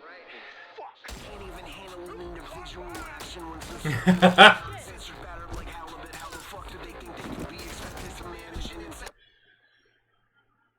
Good track to die to.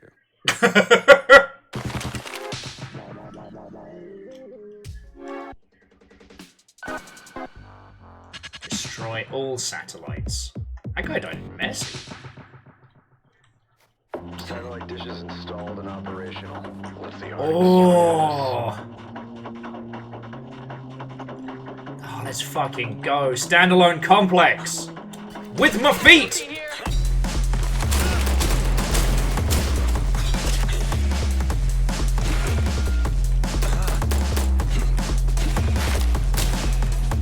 Who's next, fucko?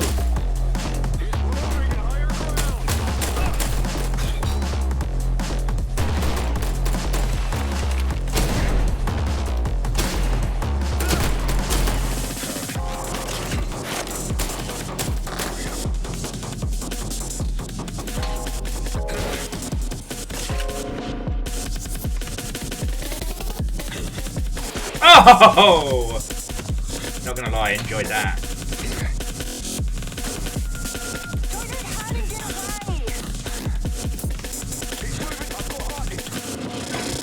You don't have shit, buddy. I've got Harding. Do you? We lost it.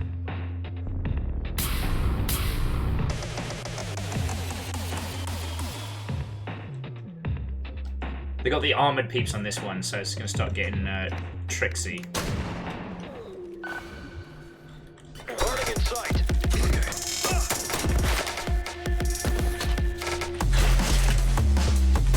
Wait, no, hang on, I needed that.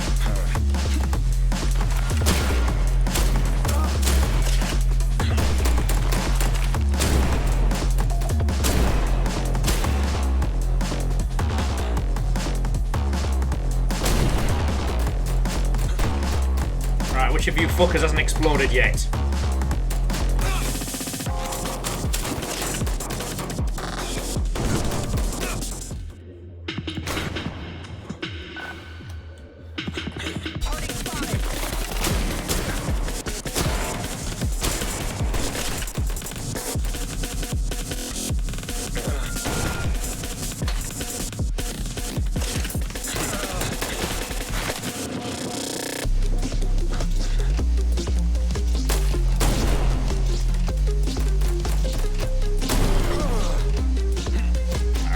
Rest is murdery history. Oh, nearly. Oh, you nearly got me there. Oh, you cheeky chappy.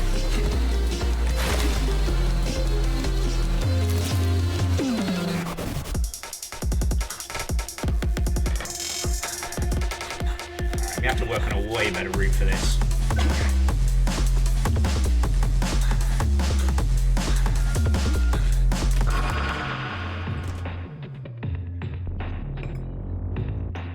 I feel the stream is starting to get very self-indulgent. So, we'll keep going this with, ooh, I do have stumps. How many?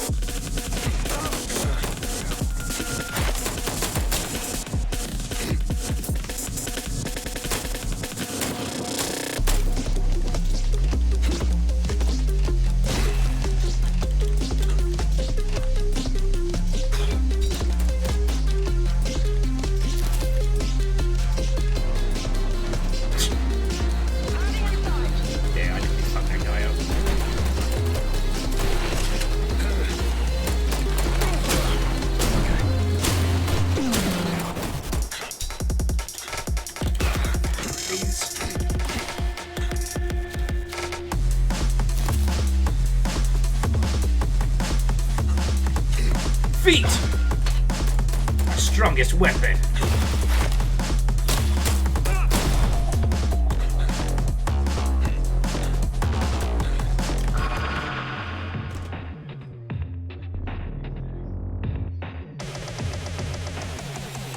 I think it's a little kind, because trying to stomp on every single one of them would be fucking brutal.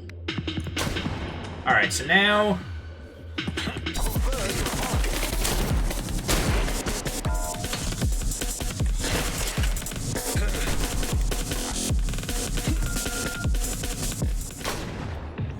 I need is a pistol. Here we go.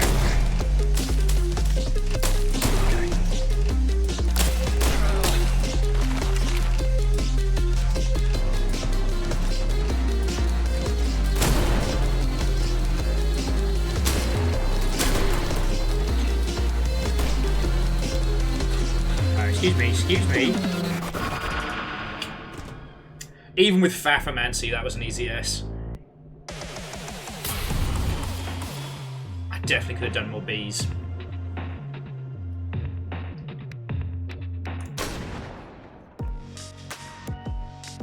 Right, white noise and cavalry. Oh shit, I think this was one I got to do in the demo. Oh, no. Wave levels are point-based and have no timer. This is a first.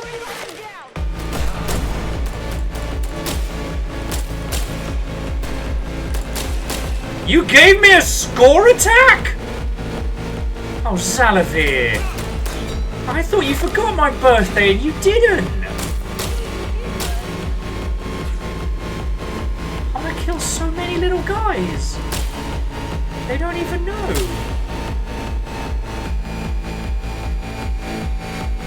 I guess as long as they don't run out of little guys.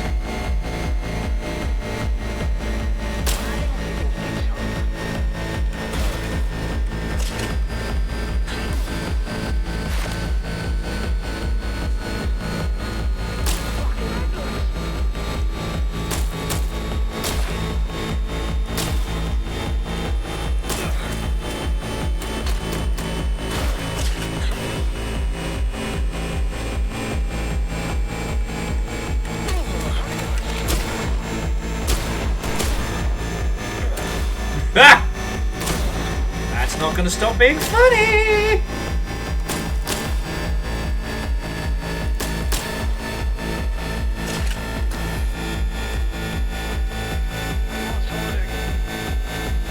No, you haven't. You're just not looking.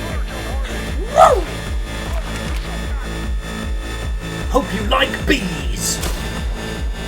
Ah! Do little jumping jacks.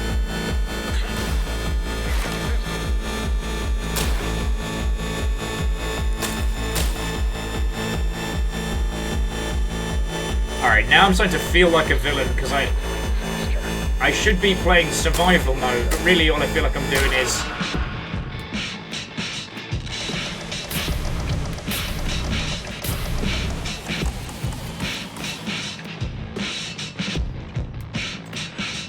Oh, I have to be creative! So there's only X number of people.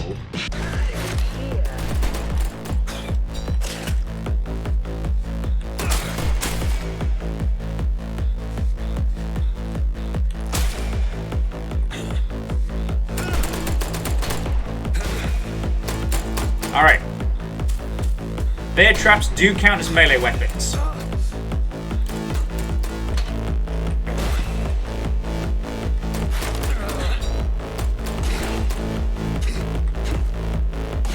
Bless him, he didn't know what weapon to take. Megafoot!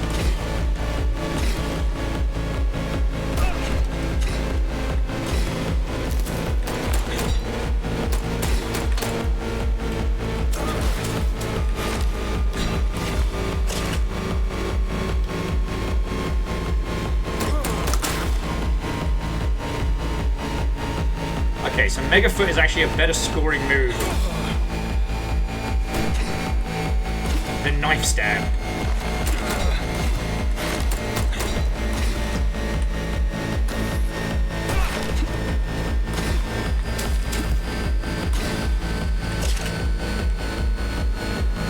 Oh, but throwing knife isn't a melee attack.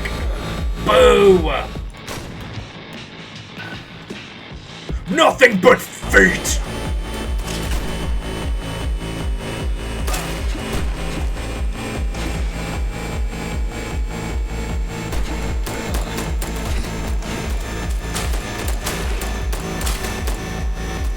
Oh, sorry, I did that in reflex. So, for the record, throwing a knife is a ranged attack, but throwing a bear trap is hilarious.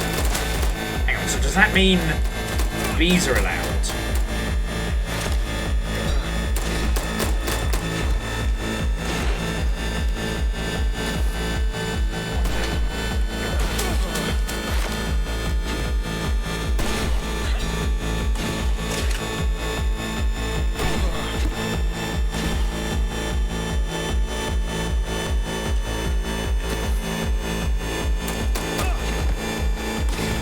Foot.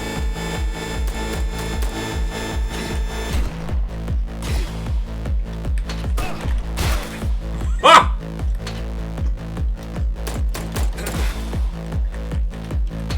Welcome to Murder Disco!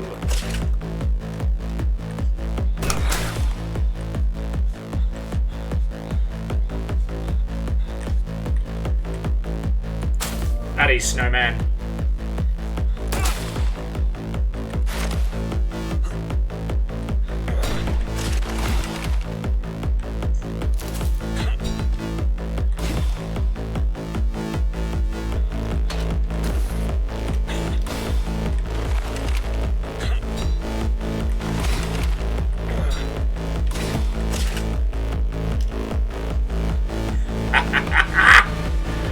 God, I'm having a good time. I can't tell if the bear traps are refreshing. Like...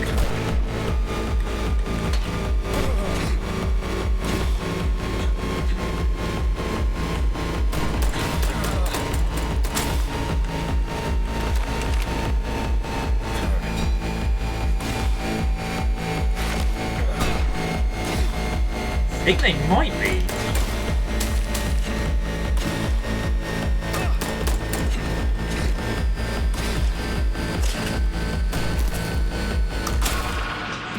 Oh, and that might be an S rank and all.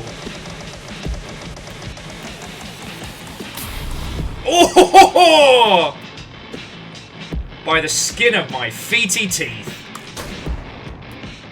Alright, body shots only.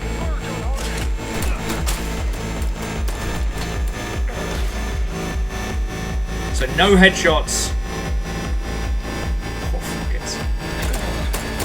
Oh, I got that guy in the face. Alright, so no throwing knives. Bam! Ah, beans! I can't stamp on their...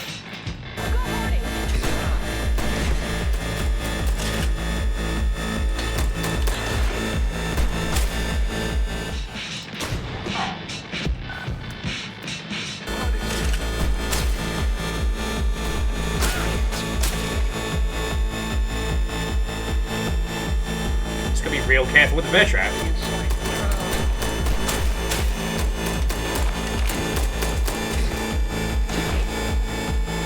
Really? That counts? I stood on his face. Kabam!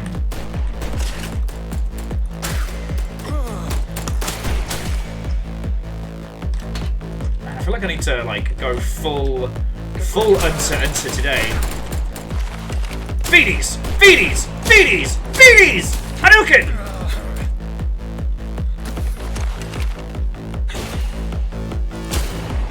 Feeties!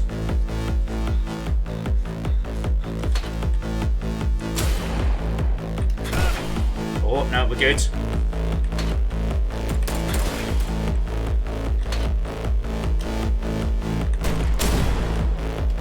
Oh.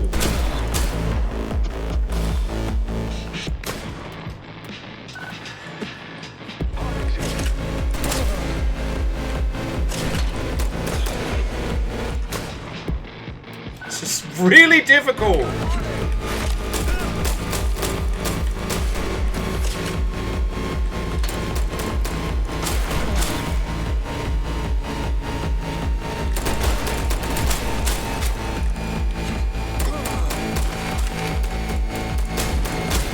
Feedies, feedies, healing. Knife. Shoddy. Bees! Could have done more bees, but alright. Alright, we're doing bees and knees only.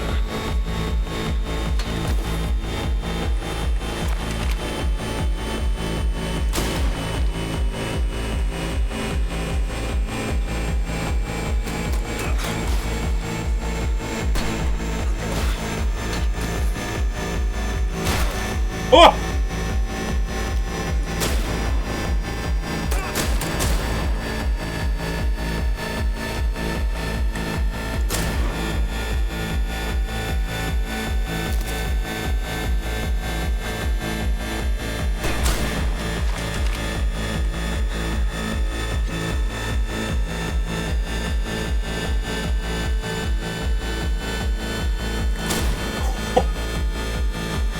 Now we're going for the old Terminator 2 special.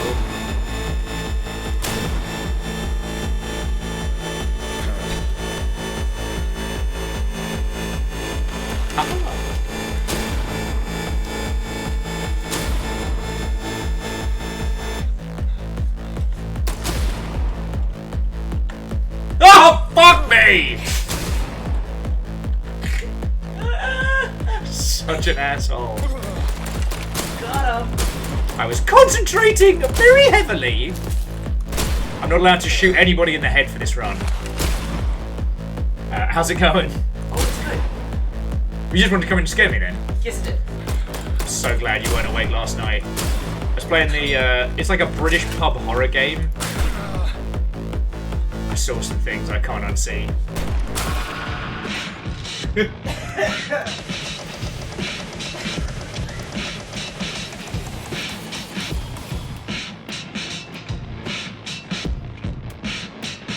Okay.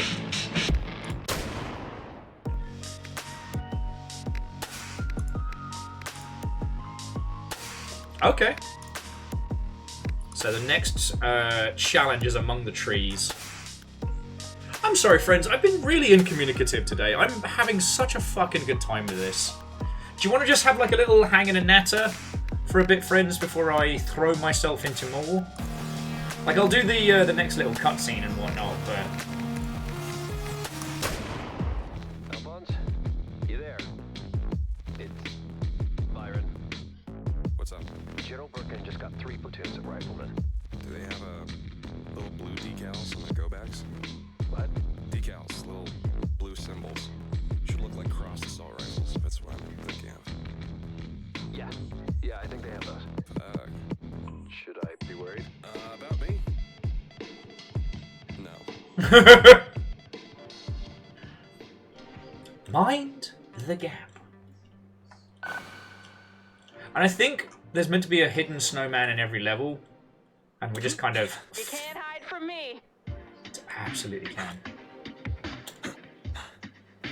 Ah, beans. I started another level when I wasn't gonna. Whoop-pow!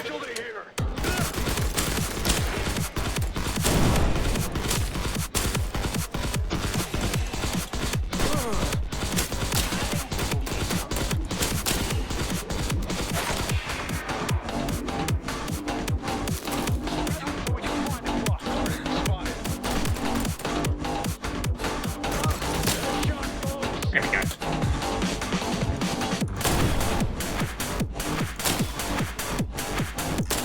There's always time for more bees!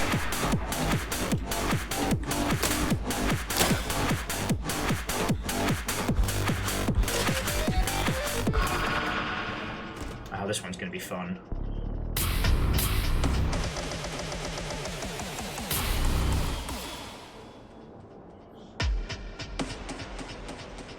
Oh no, I'm gonna have to get more hornet kills, not less. However, will I cope?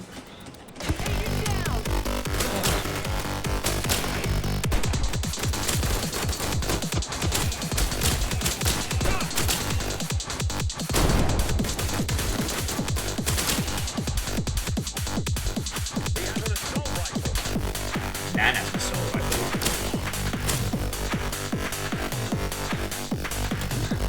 Hang on, that only counted as 2 B kills? That's B shit.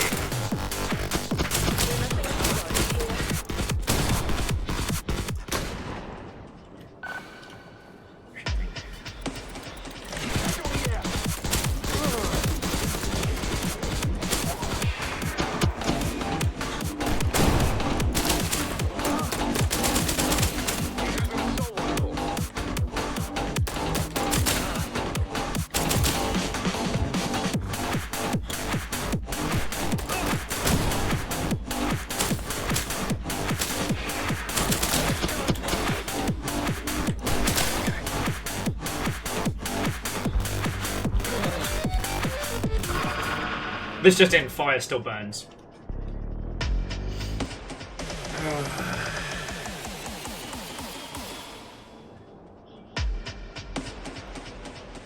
Ooh.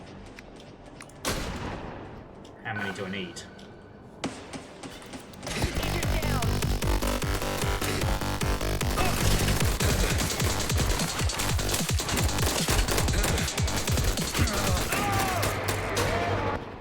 This just in, fire still hot. Kublam!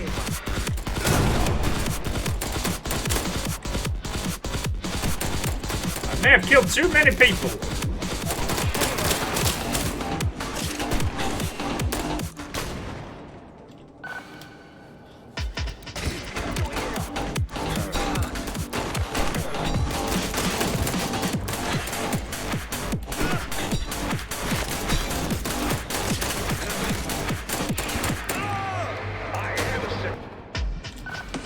Okay.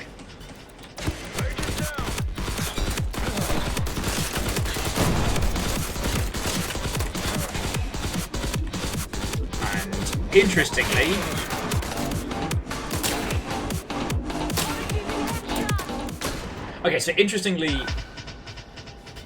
if I accidentally spike one of the daggers,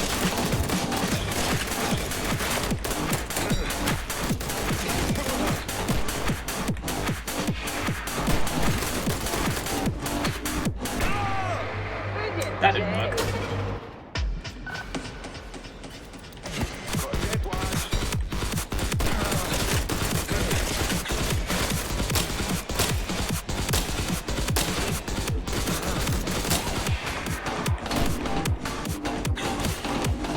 Alright, I haven't seen any other knives or knife men over this way, so...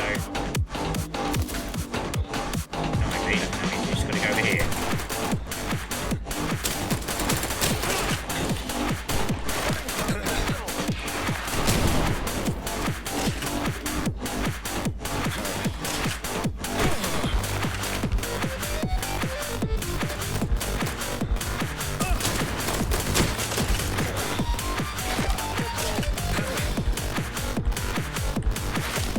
Oh, bugger, I left one bloke alive.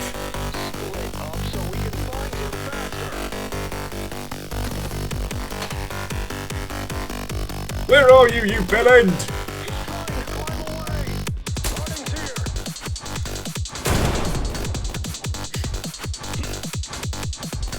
Sorry about that. Little complication, little fly in the ointment there. Now I get to just have fun.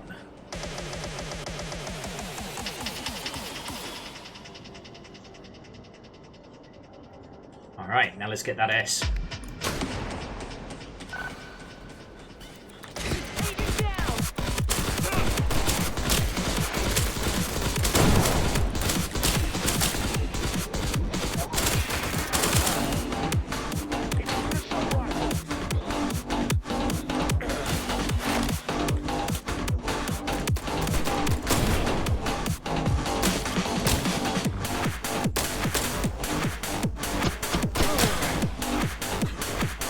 Bad. I can definitely do better. There's a bit of hesitation there, but I got this.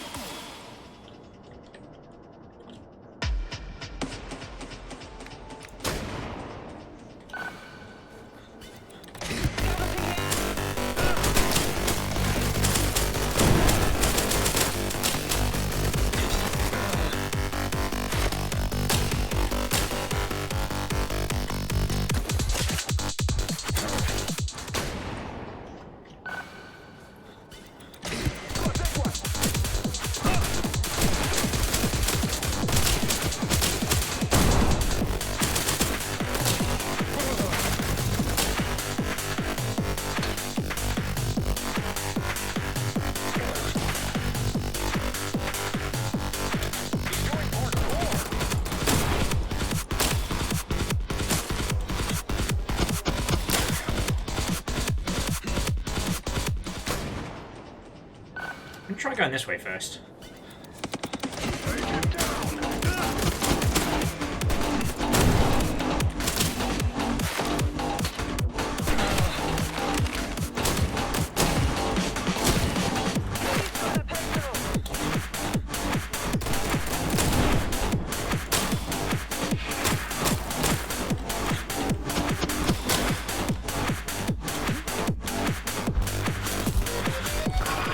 Not quite, almost. Just need to get that rhythm down and we are fucking set. Also grabbed a shotty when I should have grabbed something else. You know, typical stuff. I just want to say thank you all that we've kind of... We just hit peak indulging will hours.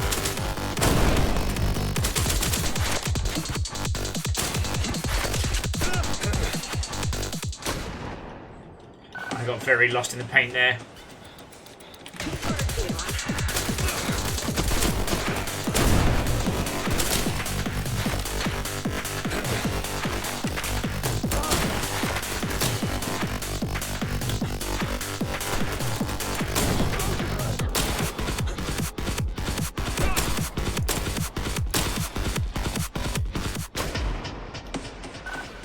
I'm just having a fucking good time with this.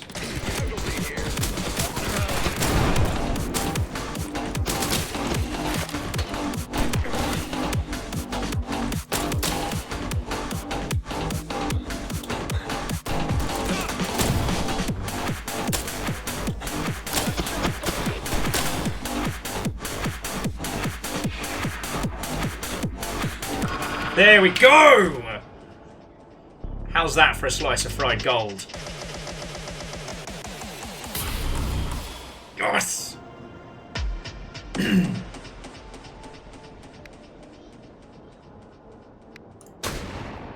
I said I was going to stop and have a little cheeky banter, and then I get... and then I get stuck in. Feckin' yo! Would you be able to tell that I'm having a very good time with this? Is it obvious?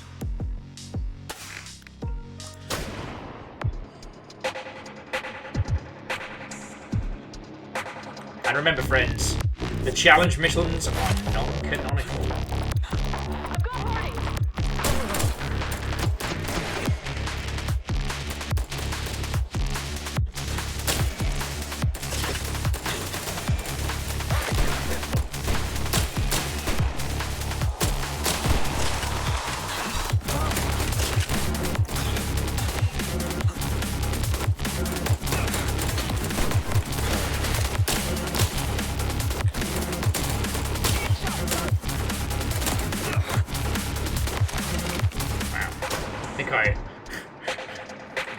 So this game is no joke.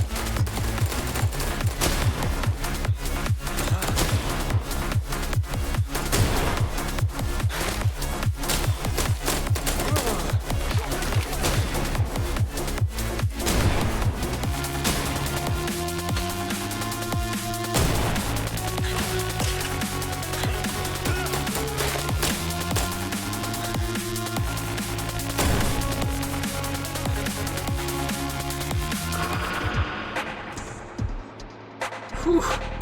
So that was just a wee bit violent. Not bad for first shot. Yeah, no, it definitely seems like I hate it. But you know what? For you lot, I'll struggle on.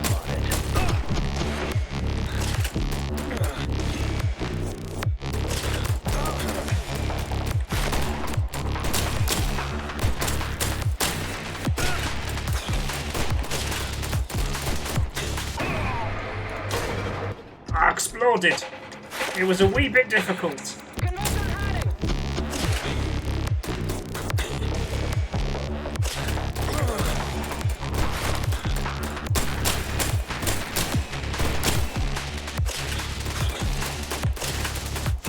Yes!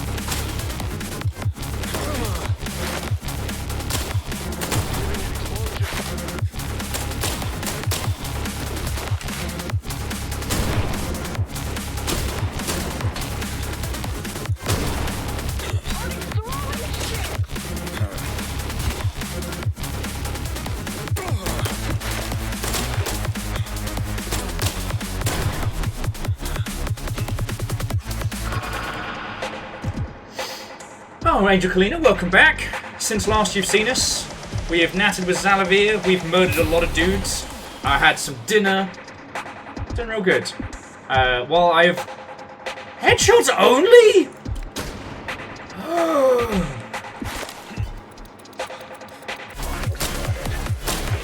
Simple, I guess. Challenge mode is a go.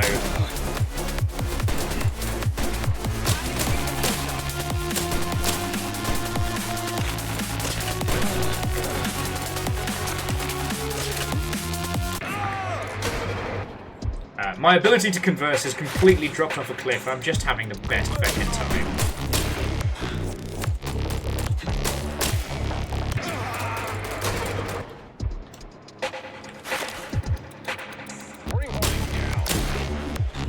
And just understand that I will be binging this pretty consistently outside of stream. Just as long as you all are aware of that, right?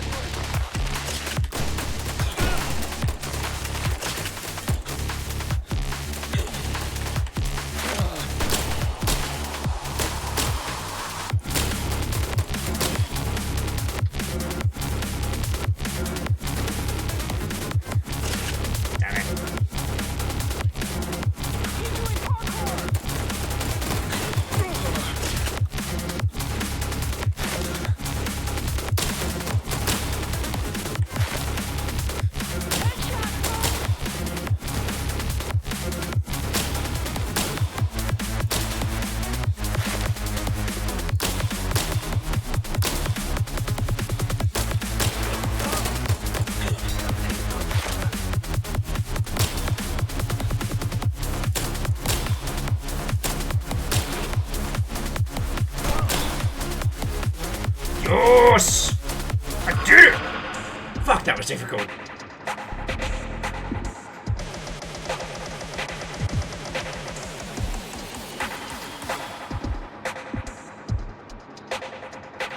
Now it's just how the hell do I get an S rank on that?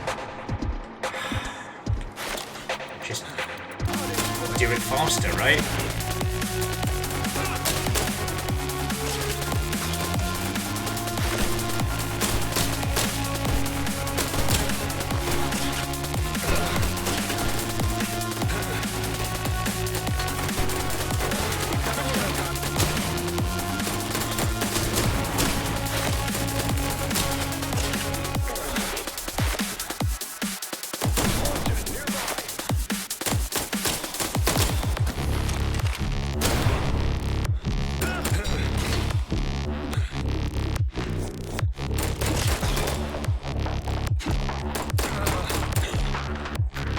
I had a good momentum there, but there's got to be a way to do this.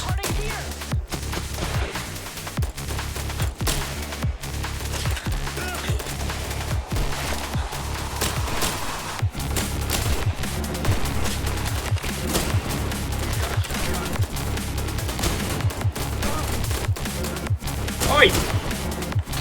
That's on it. 2.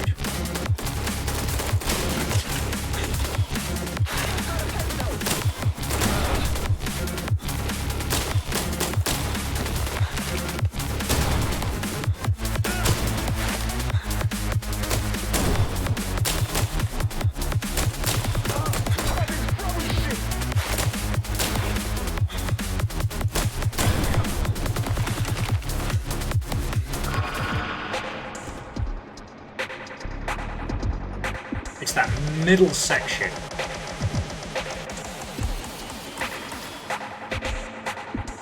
Seven seconds to shave off plus kills. I can do this. I can do this.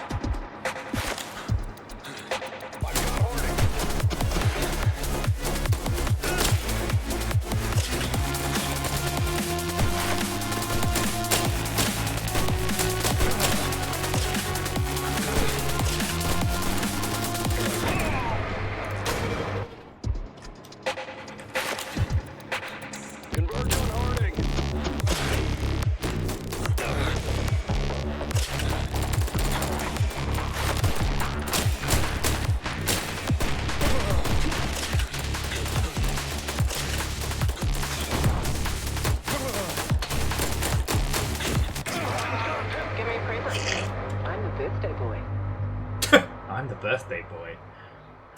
Alright, apparently that's a bark line.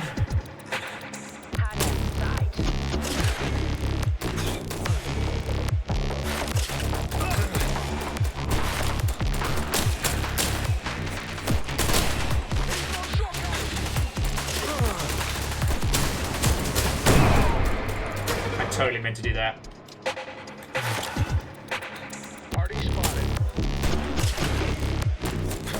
I'm just gonna say, at this point, this chaos and carnage, this is for me. Like, I'm glad you're here, friends, but...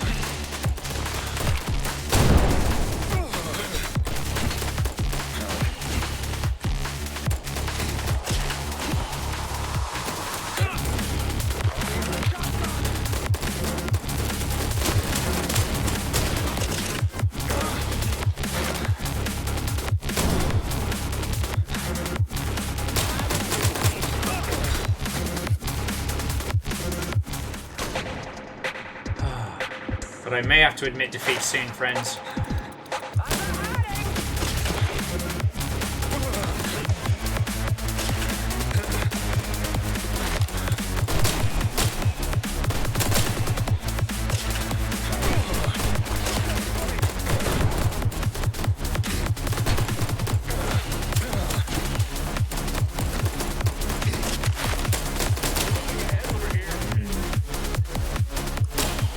I wonder if there's anything I can do in that central point, because that's where I'm getting gummed up.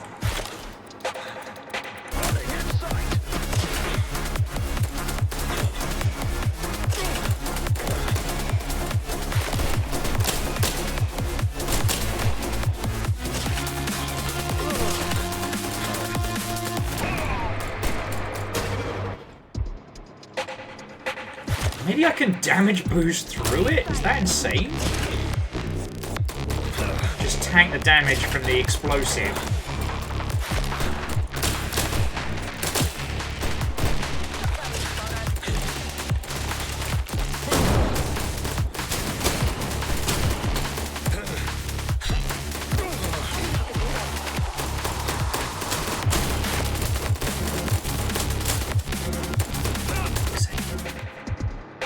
Alright, once more with feeling. Like I said, there's something I'm missing. It's that chronic feeling in, like, Neon White where you feel like you're pushing up against your skill limit, but in actuality, you're missing, like, a core hook. What is it I haven't decided?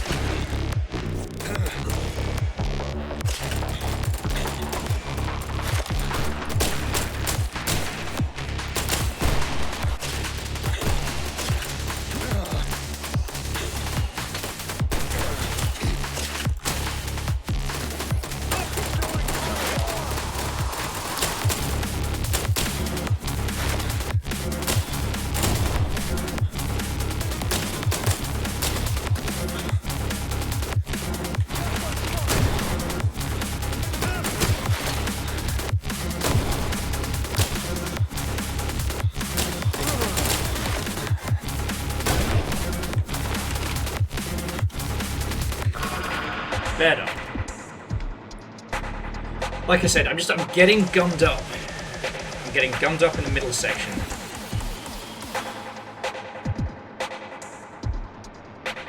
4 seconds doable? See, I keep saying I need to stop. And notice I keep on going. You all have been so patient with me tonight.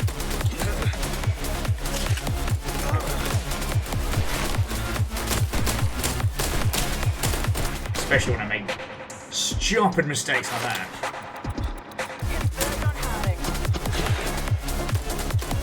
And that.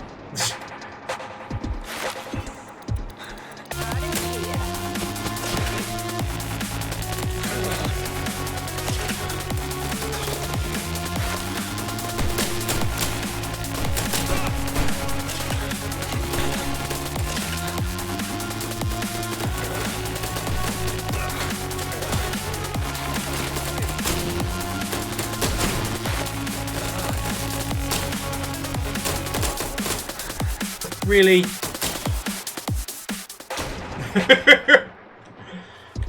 Sometimes I don't want to restart the run because the sounds are just starting to get bumping.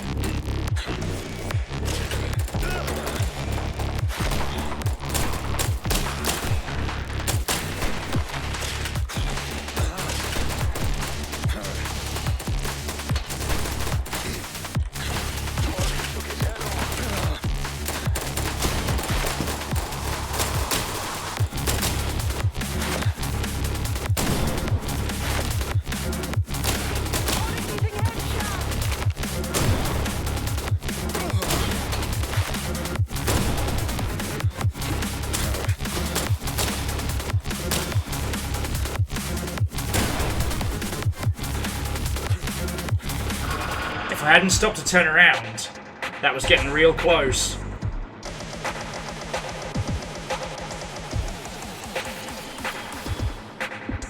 Two seconds left on the clock. Again!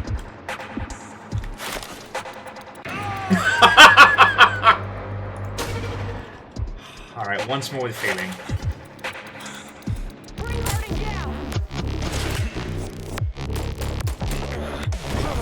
What the fuck was that?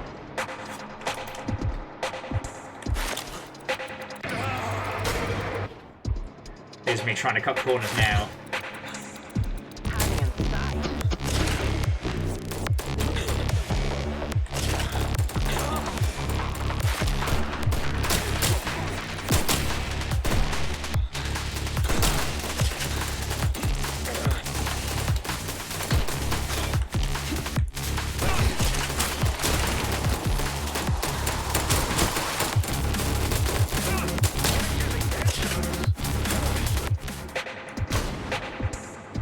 Hey Fred, mostly functional.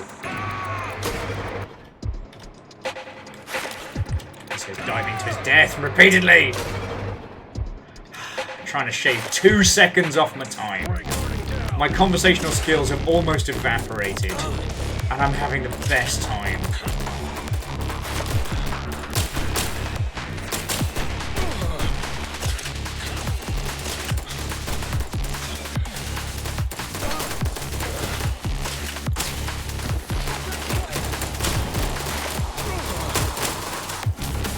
You absolute wanker!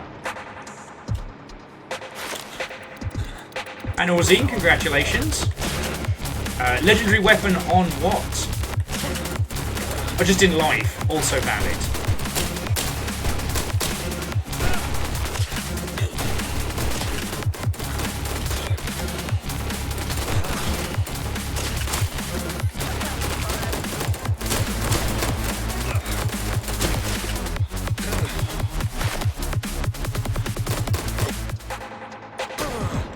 Harding, you're playing with me here, man.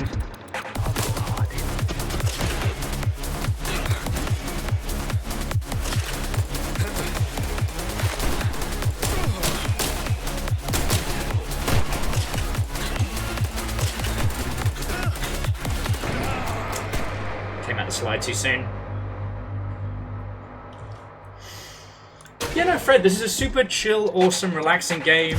It's not, you know, heart-poundingly awesome or stressful in the slightest. We did have Xalavier on earlier, so we got to actually catch up a wee bit, which was good.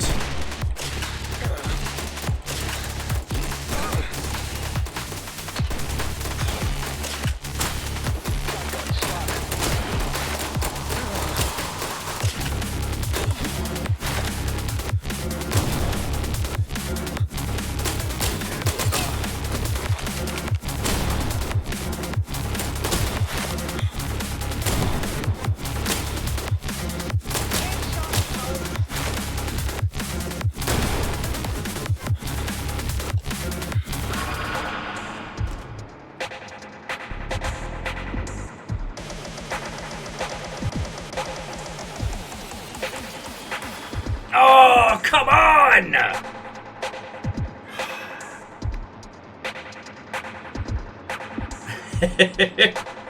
Alright. Again!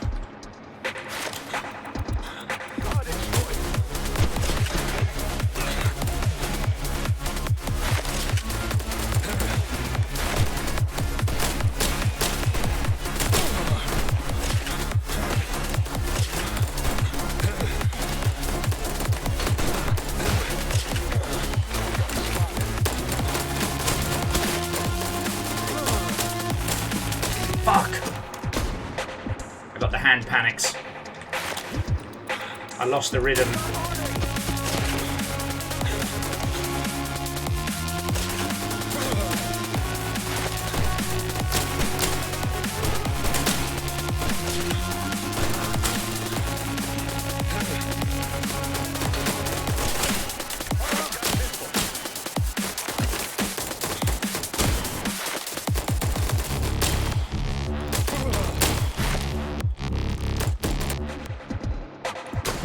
But Fred, how you been doing, friend?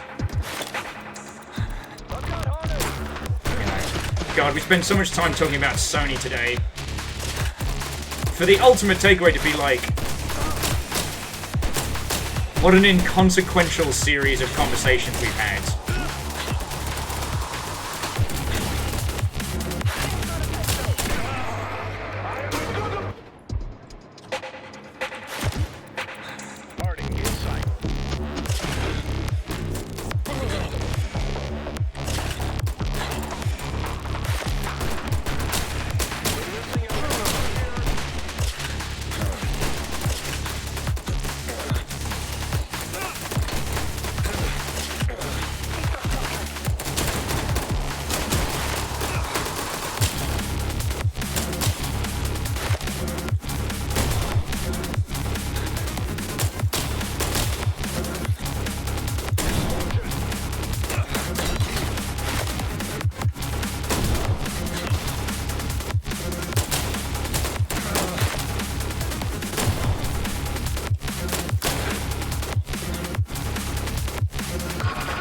Wasn't bad. Honestly, at this point, I think it's just improvement. I'm getting better at that middle section. God, so I can get more people with that explosion kill. That would be perfect.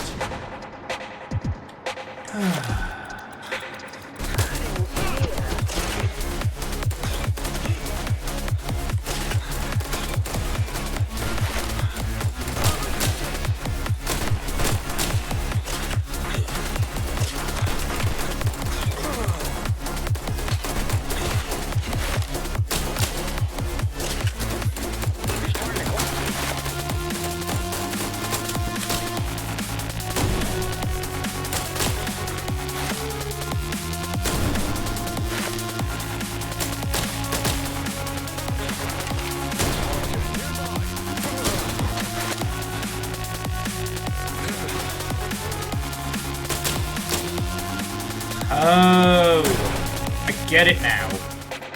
I'm supposed to use the bear trap on the blue hair dude, the blue hat dude.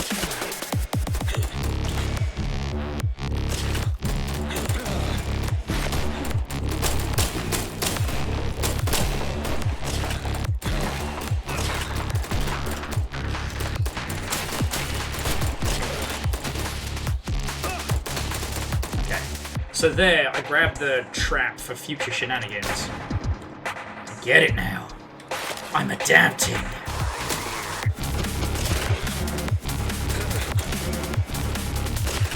Tonight is also a very good example of why I didn't become a full-time Devil Dagger streamer.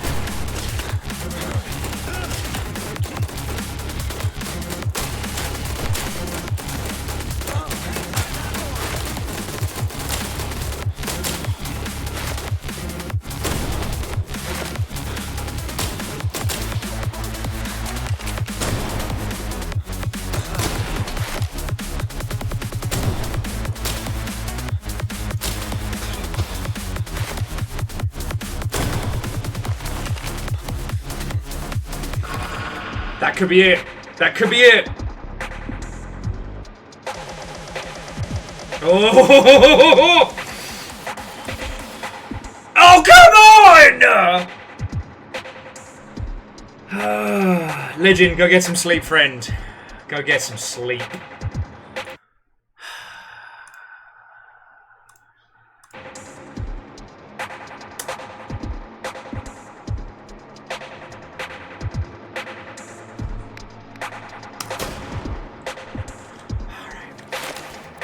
This is it.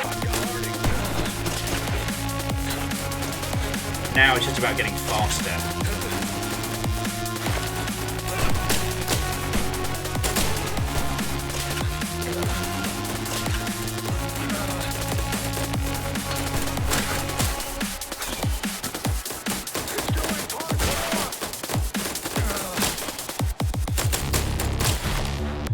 Oh, fuck's sake.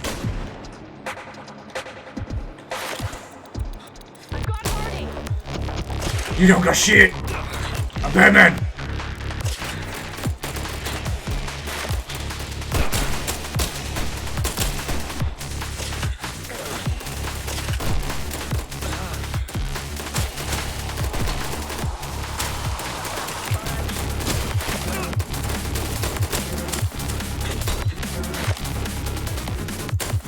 Okay, well I fucked that up.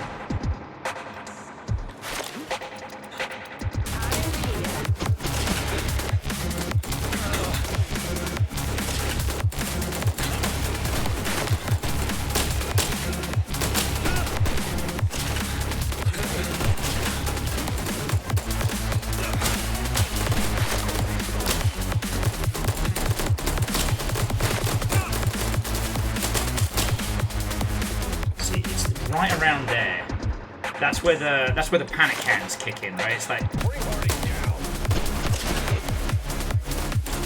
because the central area is where I'm falling apart.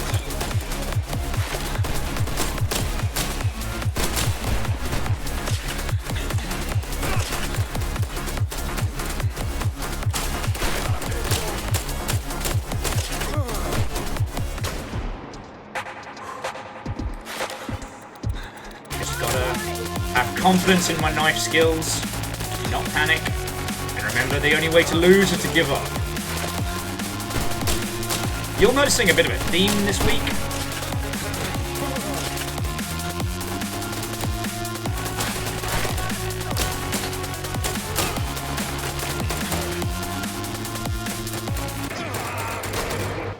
Okay.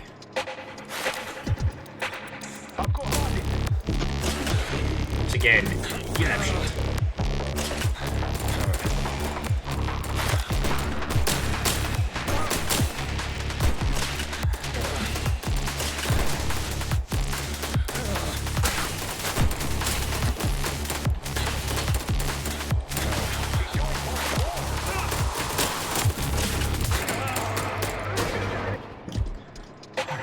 Breathe and breathe.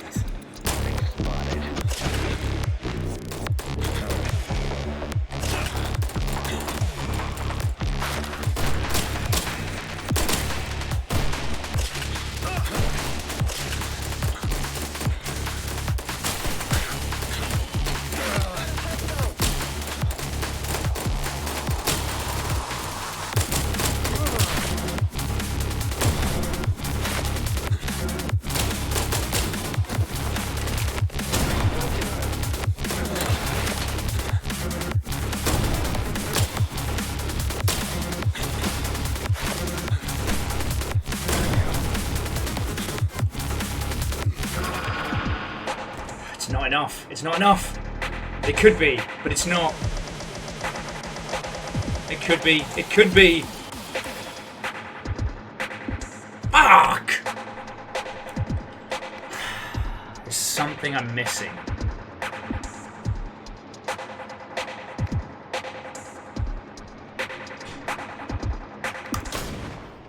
Alright. I admit defeat on that challenge mode. I admit defeat. Look, friends, I'm going to get to this point now where I'm going to be very, very into the paint from playing here on in. And we're only like 30% of the story, with 9 missions out of 27.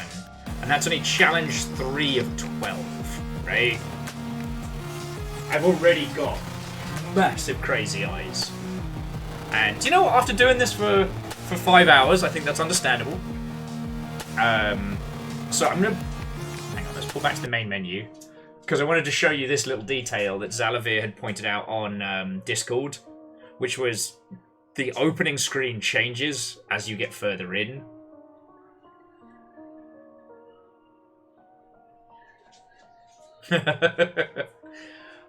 So to those of you that have been sticking with me, all 30 odd of you, how are you doing? Tell me your tales.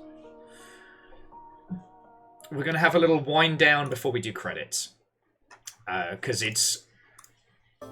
There we go. I think it's medically important for me to not immediately leap into post-stream. Because I will go loopy bananas.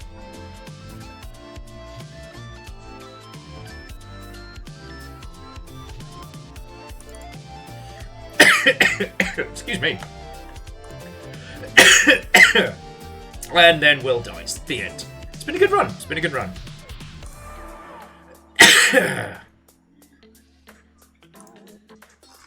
Okay.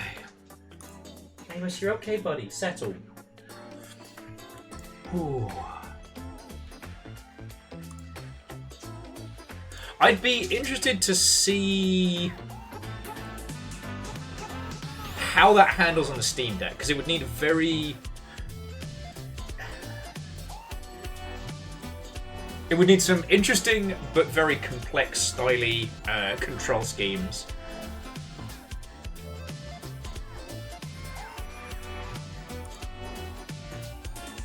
I also can't imagine playing it without mouse and keyboard, but I used to say that about a lot of stuff. And then... Yeah. Amos, you're okay, buddy. Lie down. I used to say that about a lot of things. I would say that definitely streaming as well. A few games that I would have been like mouse and keyboard fanatic of in the past, like Sea of Thieves and stuff like that. I've rolled into it. You know what I mean? Like, honestly, friends, I don't think I have anything.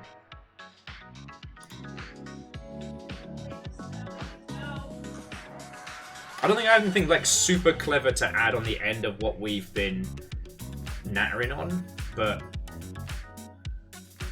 oh wow, every like cohesive. Hang on, just give me 2 seconds. I know. Taking a break at the end of the stream. What a fucking scumbag! I just need to get some something to drink real quick.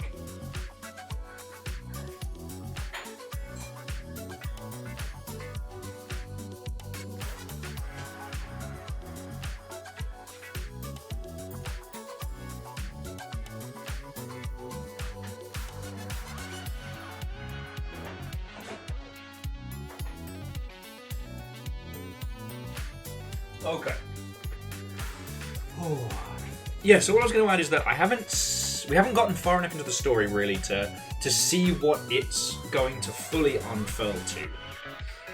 The thing about the guy with the pink mitten is absolutely going to be used on us emotionally later on. Like, that doesn't take a fucking genius to work out, you know what I mean? But that said, I'm looking forward to seeing how it unfurls. Sorry. Oh.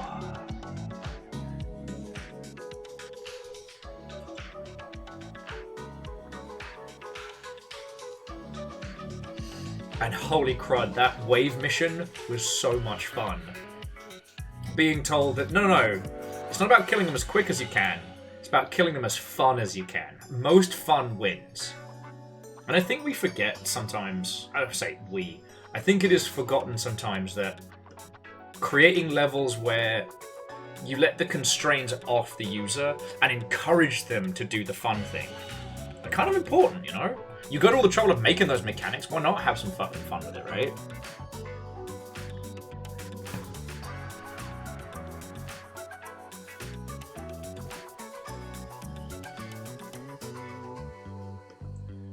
I'm also just checking to see who's live and what's going down before we start careening into other peeps. I guess, does any of you have any points or feels you want to add before we roll into somebody else's stream? Because, yeah, I'm just going to admit, I got fucking crazy eyes.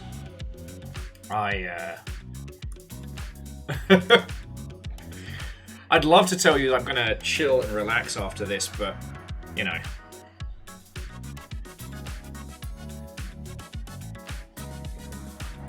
And so, the Greybeard, you're not wrong. Visually, it does look hectic. But it's kind of closer to, I don't want to say a racing game, but you're not reacting to mania. You're finding a flow state, right? So, like, if you ever played, like, Instagib or any of those, like, early, you know, late 90s, early 2000s, like, arena shooters, where everything is just cracked out reaction speed. You have a no recoil, instant destruction weapon, you know, railgun, Instagib, shock rifle, what have you. And everything is this hectic, like, you know, you've got to be aware of everything at all time. This, it's weird because it doesn't feel manic to play. It's all about finding the fluidity of combat. And when you hit those S ranks, it feels so good because you didn't do it by just, you know, necking 15 Red Bulls and seeing through space and time. You found, like, this beautiful, like, high-speed Tai Chi of murder. You know, you throw a bear trap at this guy, and then with this knife you bring down the bees, and then you bash the first guy in the noggin with his own gun, step on his face, while whipping the pistol across the room. You know, it's not about reaction, it's about fluidity, and that, God, you feel it. It was something that... So, there are a lot more levels to Neon White, and Neon White wants you to think you have to do a level one way, and then trick you into doing it another. Does that make a weird sense? So you then end up doing this kind of like this 1-2 switch. Also, Neon White likes showing you shortcuts if you get far enough along, teaching you how to view the language of the environment. Now, with I Am Your Beast, sometimes there's a hook, sometimes there isn't. So, like, on some levels, it's not about just killing the dudes as quick as. Sometimes the structure of the level has a little trick to it, and it feels good when you work it out yourself. It's where the kind of the crazy eyes mania comes from, because it really does feel like if I can just work out what's the catch, what's the trick, then I got this.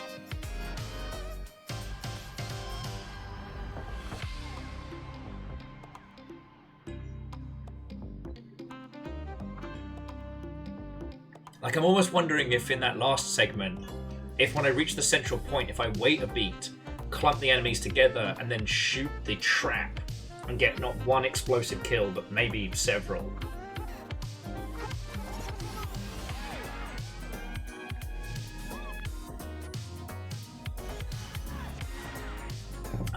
Yeah. And this is where the hook comes from. Outside of, you know, challenging friends, the hook comes from, like, can I work out what the catch is, what the puzzle is?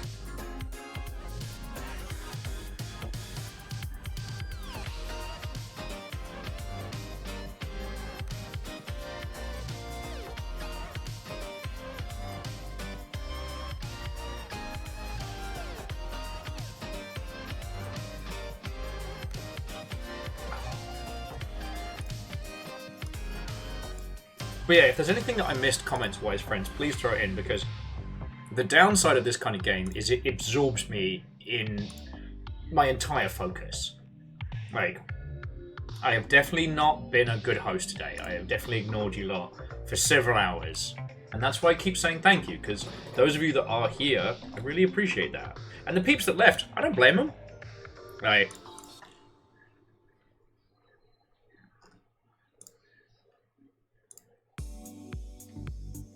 My job is to be company and conversation, and I was being neither of those today. Okay, yeah, Jax. Yeah, we'll get it started now. Alright, everybody roll camera! Alright. Alright, prompter on camera 3. How are you doing, friend? Oh, I have just finished playing I Am Your Beast. We didn't finish the game, but I'm having like a little post-gameplay natter because otherwise I'm just going to be a ball of like unhinged, mildly insane mania. And, you know, I don't think the guinea pigs are quite ready for Crazy Will just yet.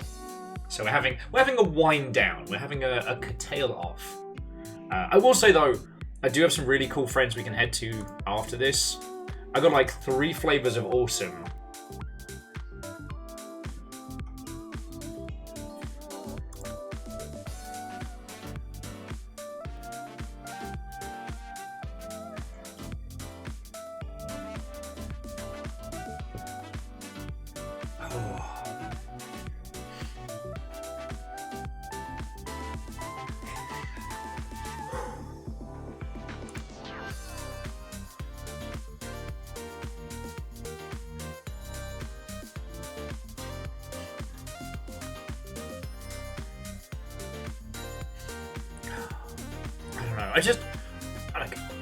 Xalavier's a mate, and I love the games that Strange Scaffold put together, so that does make me quite a fan, but it's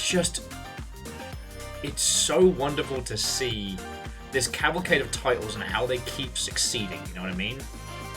Because, like, An Airport for Aliens, currently run by dogs, only came out in 2021, right?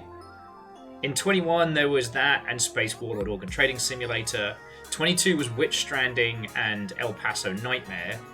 They also published Damien's Purgatory Dungeoneer, which has not done as well as it deserves to because that game is fucking clever. 23 was Sunshine Shuffle and El Paso Elsewhere. And then this year, Life Eater, Click Holding, and I Am Your Beast. Like... So that's 1, 2, 3, 4, 5, 6, 7, 8, 9, 10 games in 4 years. Now, obviously, they were all in development a little bit before that, and it's not they were only made during that period, but that's a good spread.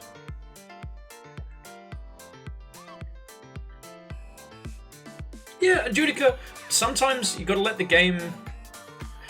Sometimes the game takes a hold. I was going to say sometimes you've got to let the game take hold, but then I remember my job is to be company for you all, and I wasn't doing that today, so I feel a little bit shit. Like a little bit of a shit. But, God, I had a fucking good time. Also, I didn't realise, An Airport for Aliens currently run by dogs is on sale at the moment. So, if the idea of leaping around... obliterating the military-industrial complex Jack Bauer style is a little stressful, for $10 you can go to an airport run by stock photos of dogs and try and navigate an alien airport. And it's really good. Oh, Greybit, well, thank you. Oh, look, I'm not fishing for compliments, and I'm not being self-deprecating. I try and be aware of how I do, and I always try and do better, because you lot are fucking great, and you deserve that, you know? You were entertained. Well, okay. It probably sounds like I'm being overly self-deprecating. The thing is, I think I've told you this, like, I don't get stage fright. So a lot of like my personal focus is, did I do good? Could I have done better? Right? And not in an, oh, I am such a poor tortured artist. But more like, you know, what was I doing?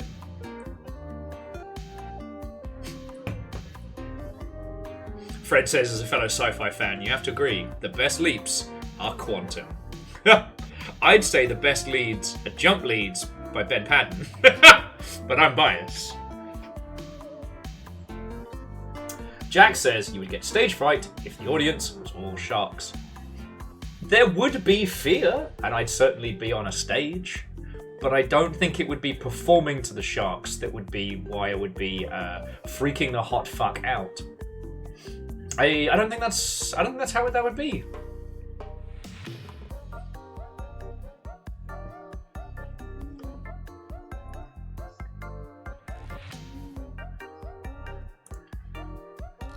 Again, friends, being lit ablaze by the very sun itself, bad, certainly. But it's not the performance. What if they were overcritical sharks? Let them judge. When I got my qualification in monologues, I had to walk into a ginormous hall where there was a taped out square in the middle of the hall, and then towards the back there was a single woman with a fucking clipboard sitting at a table judging me. Like, there will never be a harsher audience than that woman. Like, that was my sink or swim, and I passed. But then again, I am still planning on testing myself in the crucible of open mic night. So, who knows what madness will ensue. There's some other chill nonsense. Oh, there we go. Chill Final Fantasy beats. Judica was saying they feel like Strange Scaffold games are very distinctive. Fuck if I know how to describe the audio, the studio style, but the games are delightfully varied, but there's a strong style. Yeah, Judica, I 100% agree. I also don't have the language to pin down exactly what it is. If I had to say, I would say that it's the distance between the surface themes and the emotional themes is like the Mariana fucking Trench, right? So things like an airport for aliens currently run by dogs is so mimetic and so silly, but it's about, it's about a long-distance relationship and snatching the few moments with the person you care about the most. And again, it has one of the best breakdowns about how fucking stupid racism is as a concept that I've come across in a long time. You have to get pretty far in to get to that, right?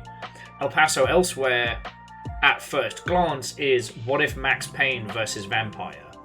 But really, it's about, destructive relationships and addiction, right? Like, and told in a way that hit me right in the fucking feels. Because that shit was no joke, I actually, I had a little, sit-down chat with Xalavier afterwards and just asked him, how did you write something so powerful, so authentic? And we ended up talking about that for quite some time. It's not my stories to tell, obviously. It's just, as someone who has failed at life, love, and substances several times, El Paso Elsewhere stuck with me. I still think about it. Space Warlord Organ Trading Simulator is... it's poetry. It's poetry masquerading as a trading game. What's so fucking fascinating is you'll see comments on, the community hub and stuff like that for Space Warlord Organ Trading Simulator. We'll call it Space Warlord. But for that one, you'll see people posting, this game is dumb and stupid. If I get too rich, I can just manipulate the market and win.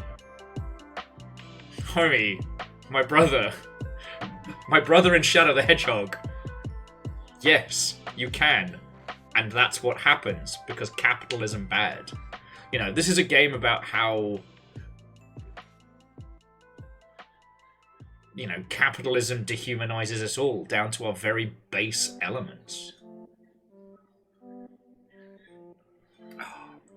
Jax, joking aside, I've met a couple of people who've done that, and to this day I have no idea how. But I think it's because Strange Scaffold games come at you with a very simple concept, and the more you play it, the more you realize there's more beneath it, right? Witch Stranding, I also think, is another interesting one, because Witch Stranding was essentially a great big fucking meme, right? Here was Hideo Kojima standing on the world stage announcing his game Death Stranding. There was going to be a whole new genre of video games. It was going to be the first Stranding type, or Strand type. And so Xalavier went, fucking bet.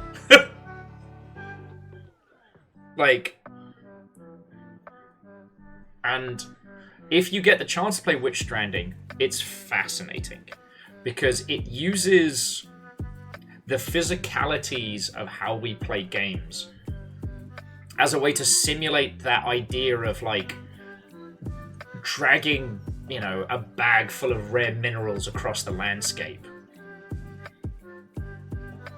I'm still kind of annoyed that I didn't get to play more of it because when it dropped, it's kind of when I fucked my hands up. And because it was mouse predominantly, you know, I don't know how hard Witch Strandings goes because I haven't gotten that far in. Purgatory Dungeoneer, again, that's a published title, but it fits the tee up because Purgatory Dungeoneer looks like yet another Final Fantasy type title. In actuality, it's a meditation on what death takes from us, what we inherit from those who came before us. And El Paso Nightmare is just fucking for Sunshine Shuffle. Cute animals learn to play poker isn't really a poker game.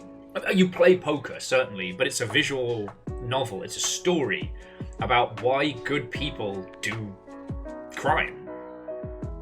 Like, very few people wake up in the morning and decide, you know what?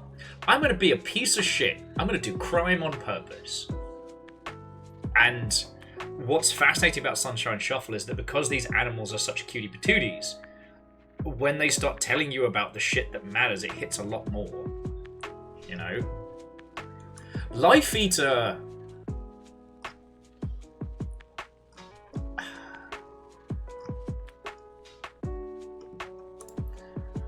Life Eater is a special kind of heck. And I don't know if I've even finished digesting it myself, do you know what I mean? But with Life Eater, what if you were burdened? What if you were burdened with saving the world? And all you had to do was something truly awful. Right? Like, we're not talking like, you know, supernatural Buffy, you know, killing demons by night, but a dark entity has said, give me life, give me a life, and it must fit this criteria, otherwise you're all destroyed. You know, is our character truly being commune with the gods? Are they fucking insane? Like, we only know this story from how they tell it.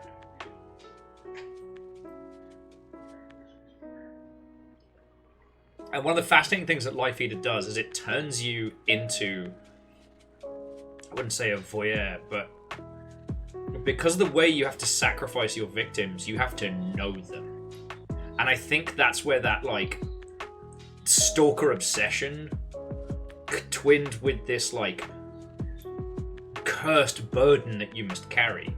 It's not enough that you must just find these people, kidnap them, and kill them. You have to research them and know how that they must be sacrificed. Like, it's intense. And then Cliff Holding's about banging one out in a hotel. Sorry, it's not. We haven't done Click Holding yet. Because I think it needs, like, the right kind of, like, Longship After Dark chaos.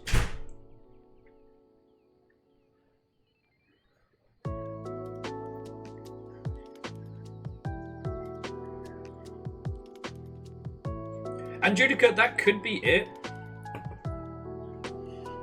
That could be it. That's a good way of putting it. I wonder if I'm too close to the paint at this point, do you know what I mean? You know, I've become such a cheeky fan of all of this that I can't just say, with the same kind of, like, with the same kind of analogy that I would drop on a different title, you know?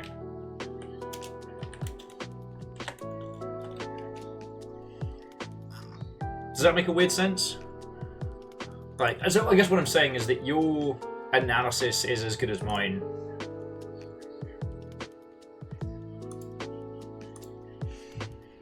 I would also say... Ankles has asked if I consider huffing less paint. Well, unless you are my dad or the government, you can't stop me. It's fine. It's fine. I can stop anytime I want to. These are just to get me through today.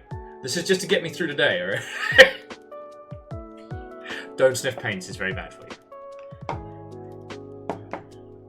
And when I do airbrush, I do wear a gas mask. Not gas mask, a filter. But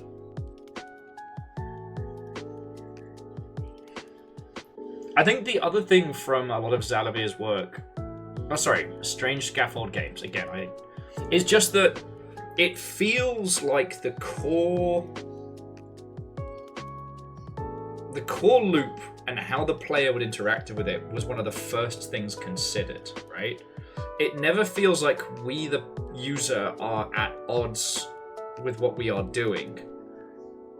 And with I Am Your Beast, it's the most fluid of the bunch because it's an FPS, like a very, very common genre. And the thematics are around it. Again, I'm really worried about the pink mitten because I think that's the emotional hook.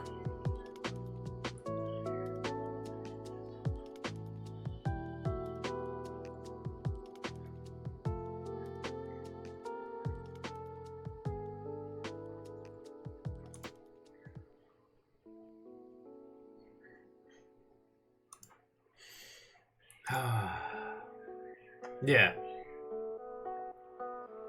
And here's the thing, this is only counting the Strange Scaffold games that have been released on Steam. You know, there's still stuff like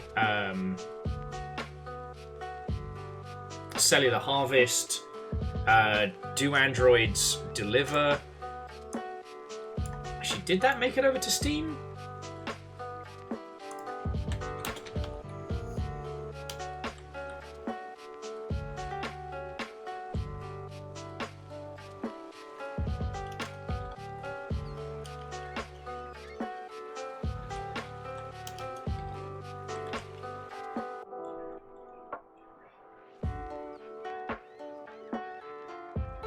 Yeah, I don't think those titles have made it across. So, like, if we go to itch.io, Strange Scaffold. Yeah, so over there's Cellular Harvest, Can Androids Pray? Sorry, and Can Androids Survive is the follow-up. So there's still a couple of titles that didn't make it across. Plus the comic collection as well.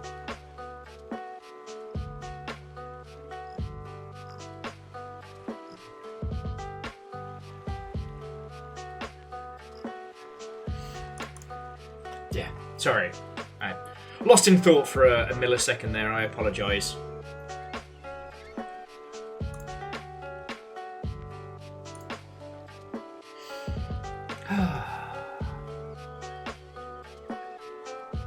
But I know what you mean, Judica. And the thing is, it's not something so simple as like an art style that you can easily point to. But there's definitely a vibe. You know if you're playing a Strange Scaffold game. You can feel it.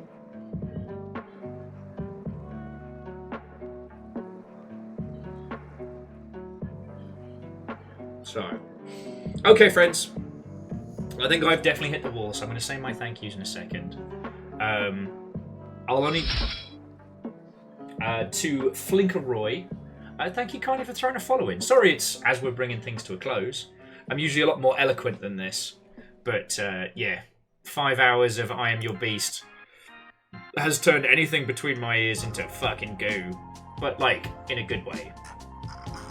No, Edwin, the pleasure has been all mine. You lot have put up with me today. Definitely not the other way around. You know what I mean?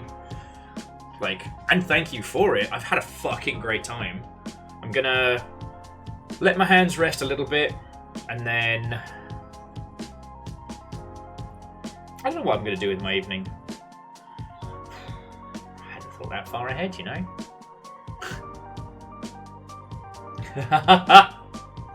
Yeah, Fred. I have been studying some nonsense. Oh, beans. I'll see if I can find it again. Because I keep being reminded of it at like 3 o'clock in the morning on TikTok when I'm scrolling it.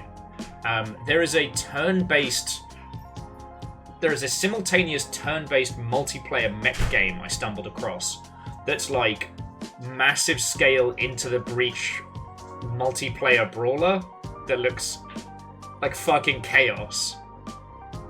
Yeah, I need to have a little look into that, because if that's something we can play, fuck yeah. And you know what, Jax? I think I'm a little behind on current anime, and there's a few that I haven't started yet. We're making Amos watch Hunter x Hunter as punishment for being a little terror.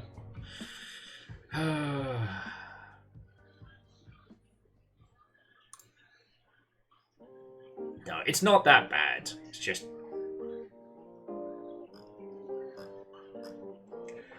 I guess I'm just being a little bit of a bitch. Wow, that's a big yawn.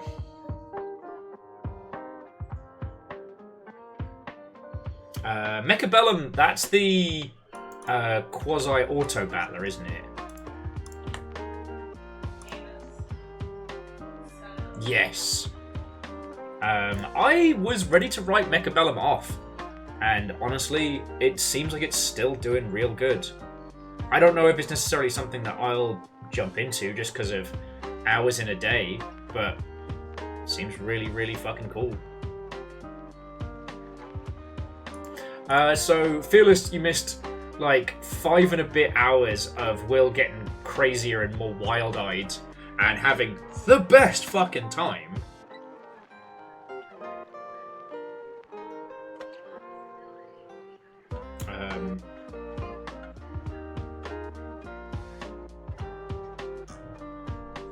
Excuse me again.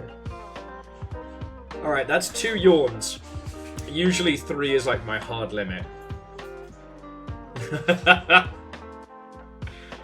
But if you've not had enough of my dulcet tones, I did put out a new YouTube video yesterday. So if you want to see liminal space British pub horror, like, that is a thing that I did. And I didn't even finish the whole thing. I saved you all a whole bunch of cool puzzles and surprises. So there's like an hour of, I don't know, Will DLC? Is it still DLC if you don't have to pay for it? Like, I would say free DLC, but I feel like I was one of the people around the world who came up with that idea at the same time. And I should probably apologize for it. You know, okay, you know what it is? I'm like that kid who doesn't want to get out of the ball pit, even though they are clearly falling asleep in there. Like, I don't want to say goodbye, because I'm having a good time with everybody, but I should. We've got tomorrow, and tomorrow there is a very specific redhead we're going to go see for several hours. Honestly, with Melania, I'm probably going to continue doing, like, training runs and banter. And if you're wondering what I'm doing for the rest of the week, Thursday is Crush House. That's the like Big Brother queer dating game, which will be fucking great. And then Friday's the long day because it'll be Foul Damage, the egg platformer in the morning, and then Sea of Thieves in the evening. So, oh yeah, and then on Saturday we're playing the Lord of the Rings Dwarves game with a minimum of me, Ben, and caffeine.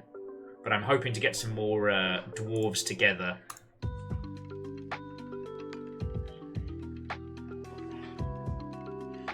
Anyway, friends, I'm going to roll credits in a second. Don't go anywhere, because I have 3 different places we could head to after this. Possibly, unless that's changing. Maybe 2.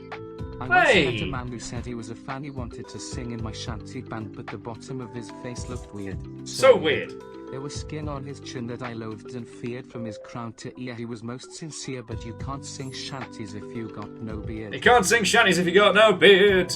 Not actually true, but a great track. A song that I love that I do not believe in.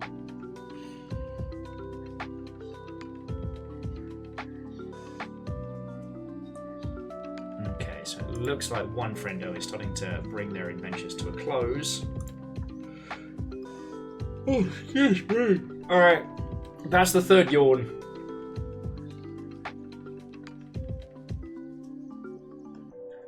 That's the third yawn. Okay, I gotta roll credits.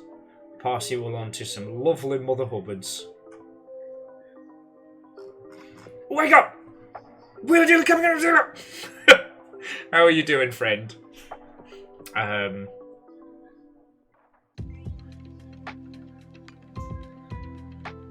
It's not that kind of yawn. It's just mental exhaustion.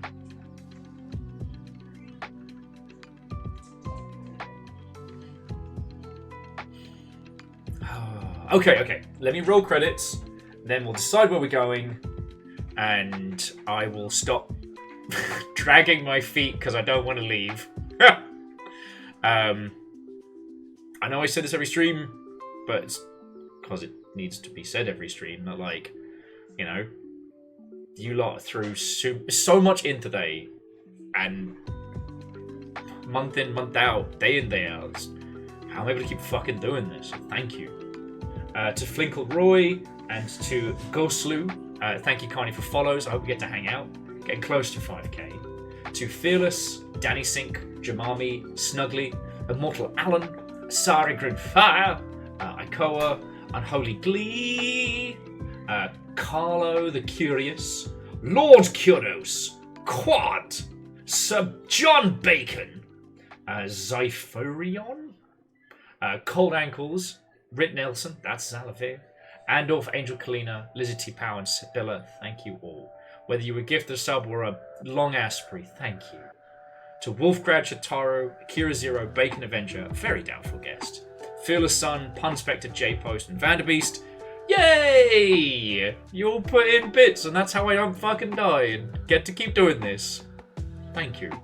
Your moderators this evening was not just Caffeine, we had Lizzie and Moose in today, and Restless Roots. As sure as the sun rises, and as the slug cats seem to be increasing in my flat, so too did Restless Roots bring a raid in, and I'm very grateful for that. So,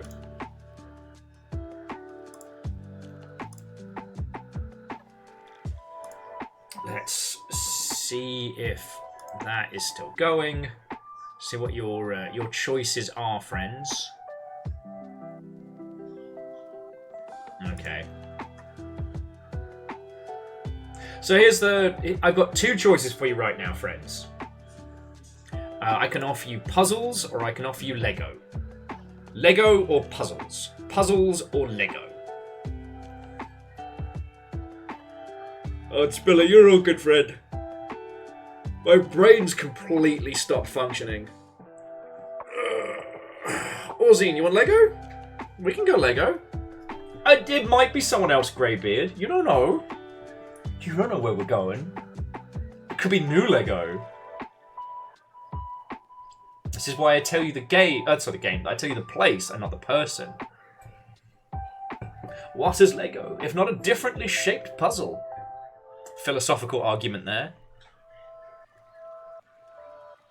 Nuh-uh, Greybeard. Shut up. It's totally going to be someone different. Totally.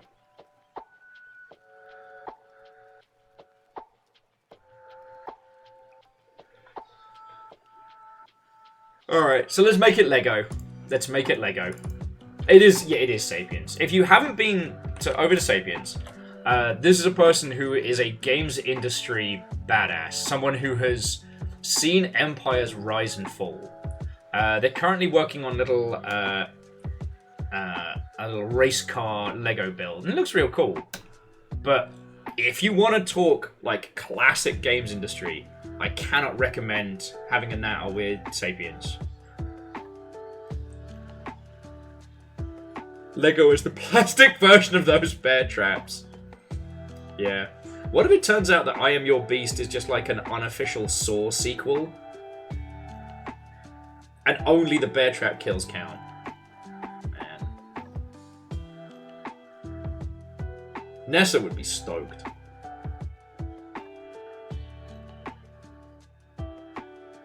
Oh, fuck me running. I'm so sorry, friends. You know what? I'll make myself a cup of tea after this. Apologies if my yawn has caught on.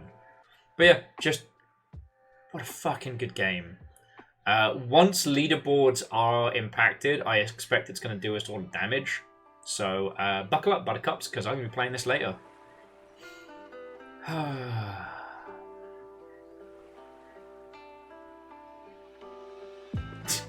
Time travel is real.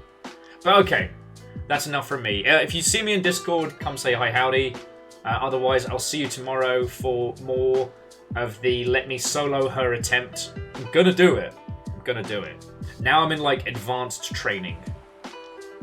But if you need me, I'm gonna go crawl into a cup of tea. Oh, maybe a soak in the tub. Oh, I could have a bath. Decadence! Decadence!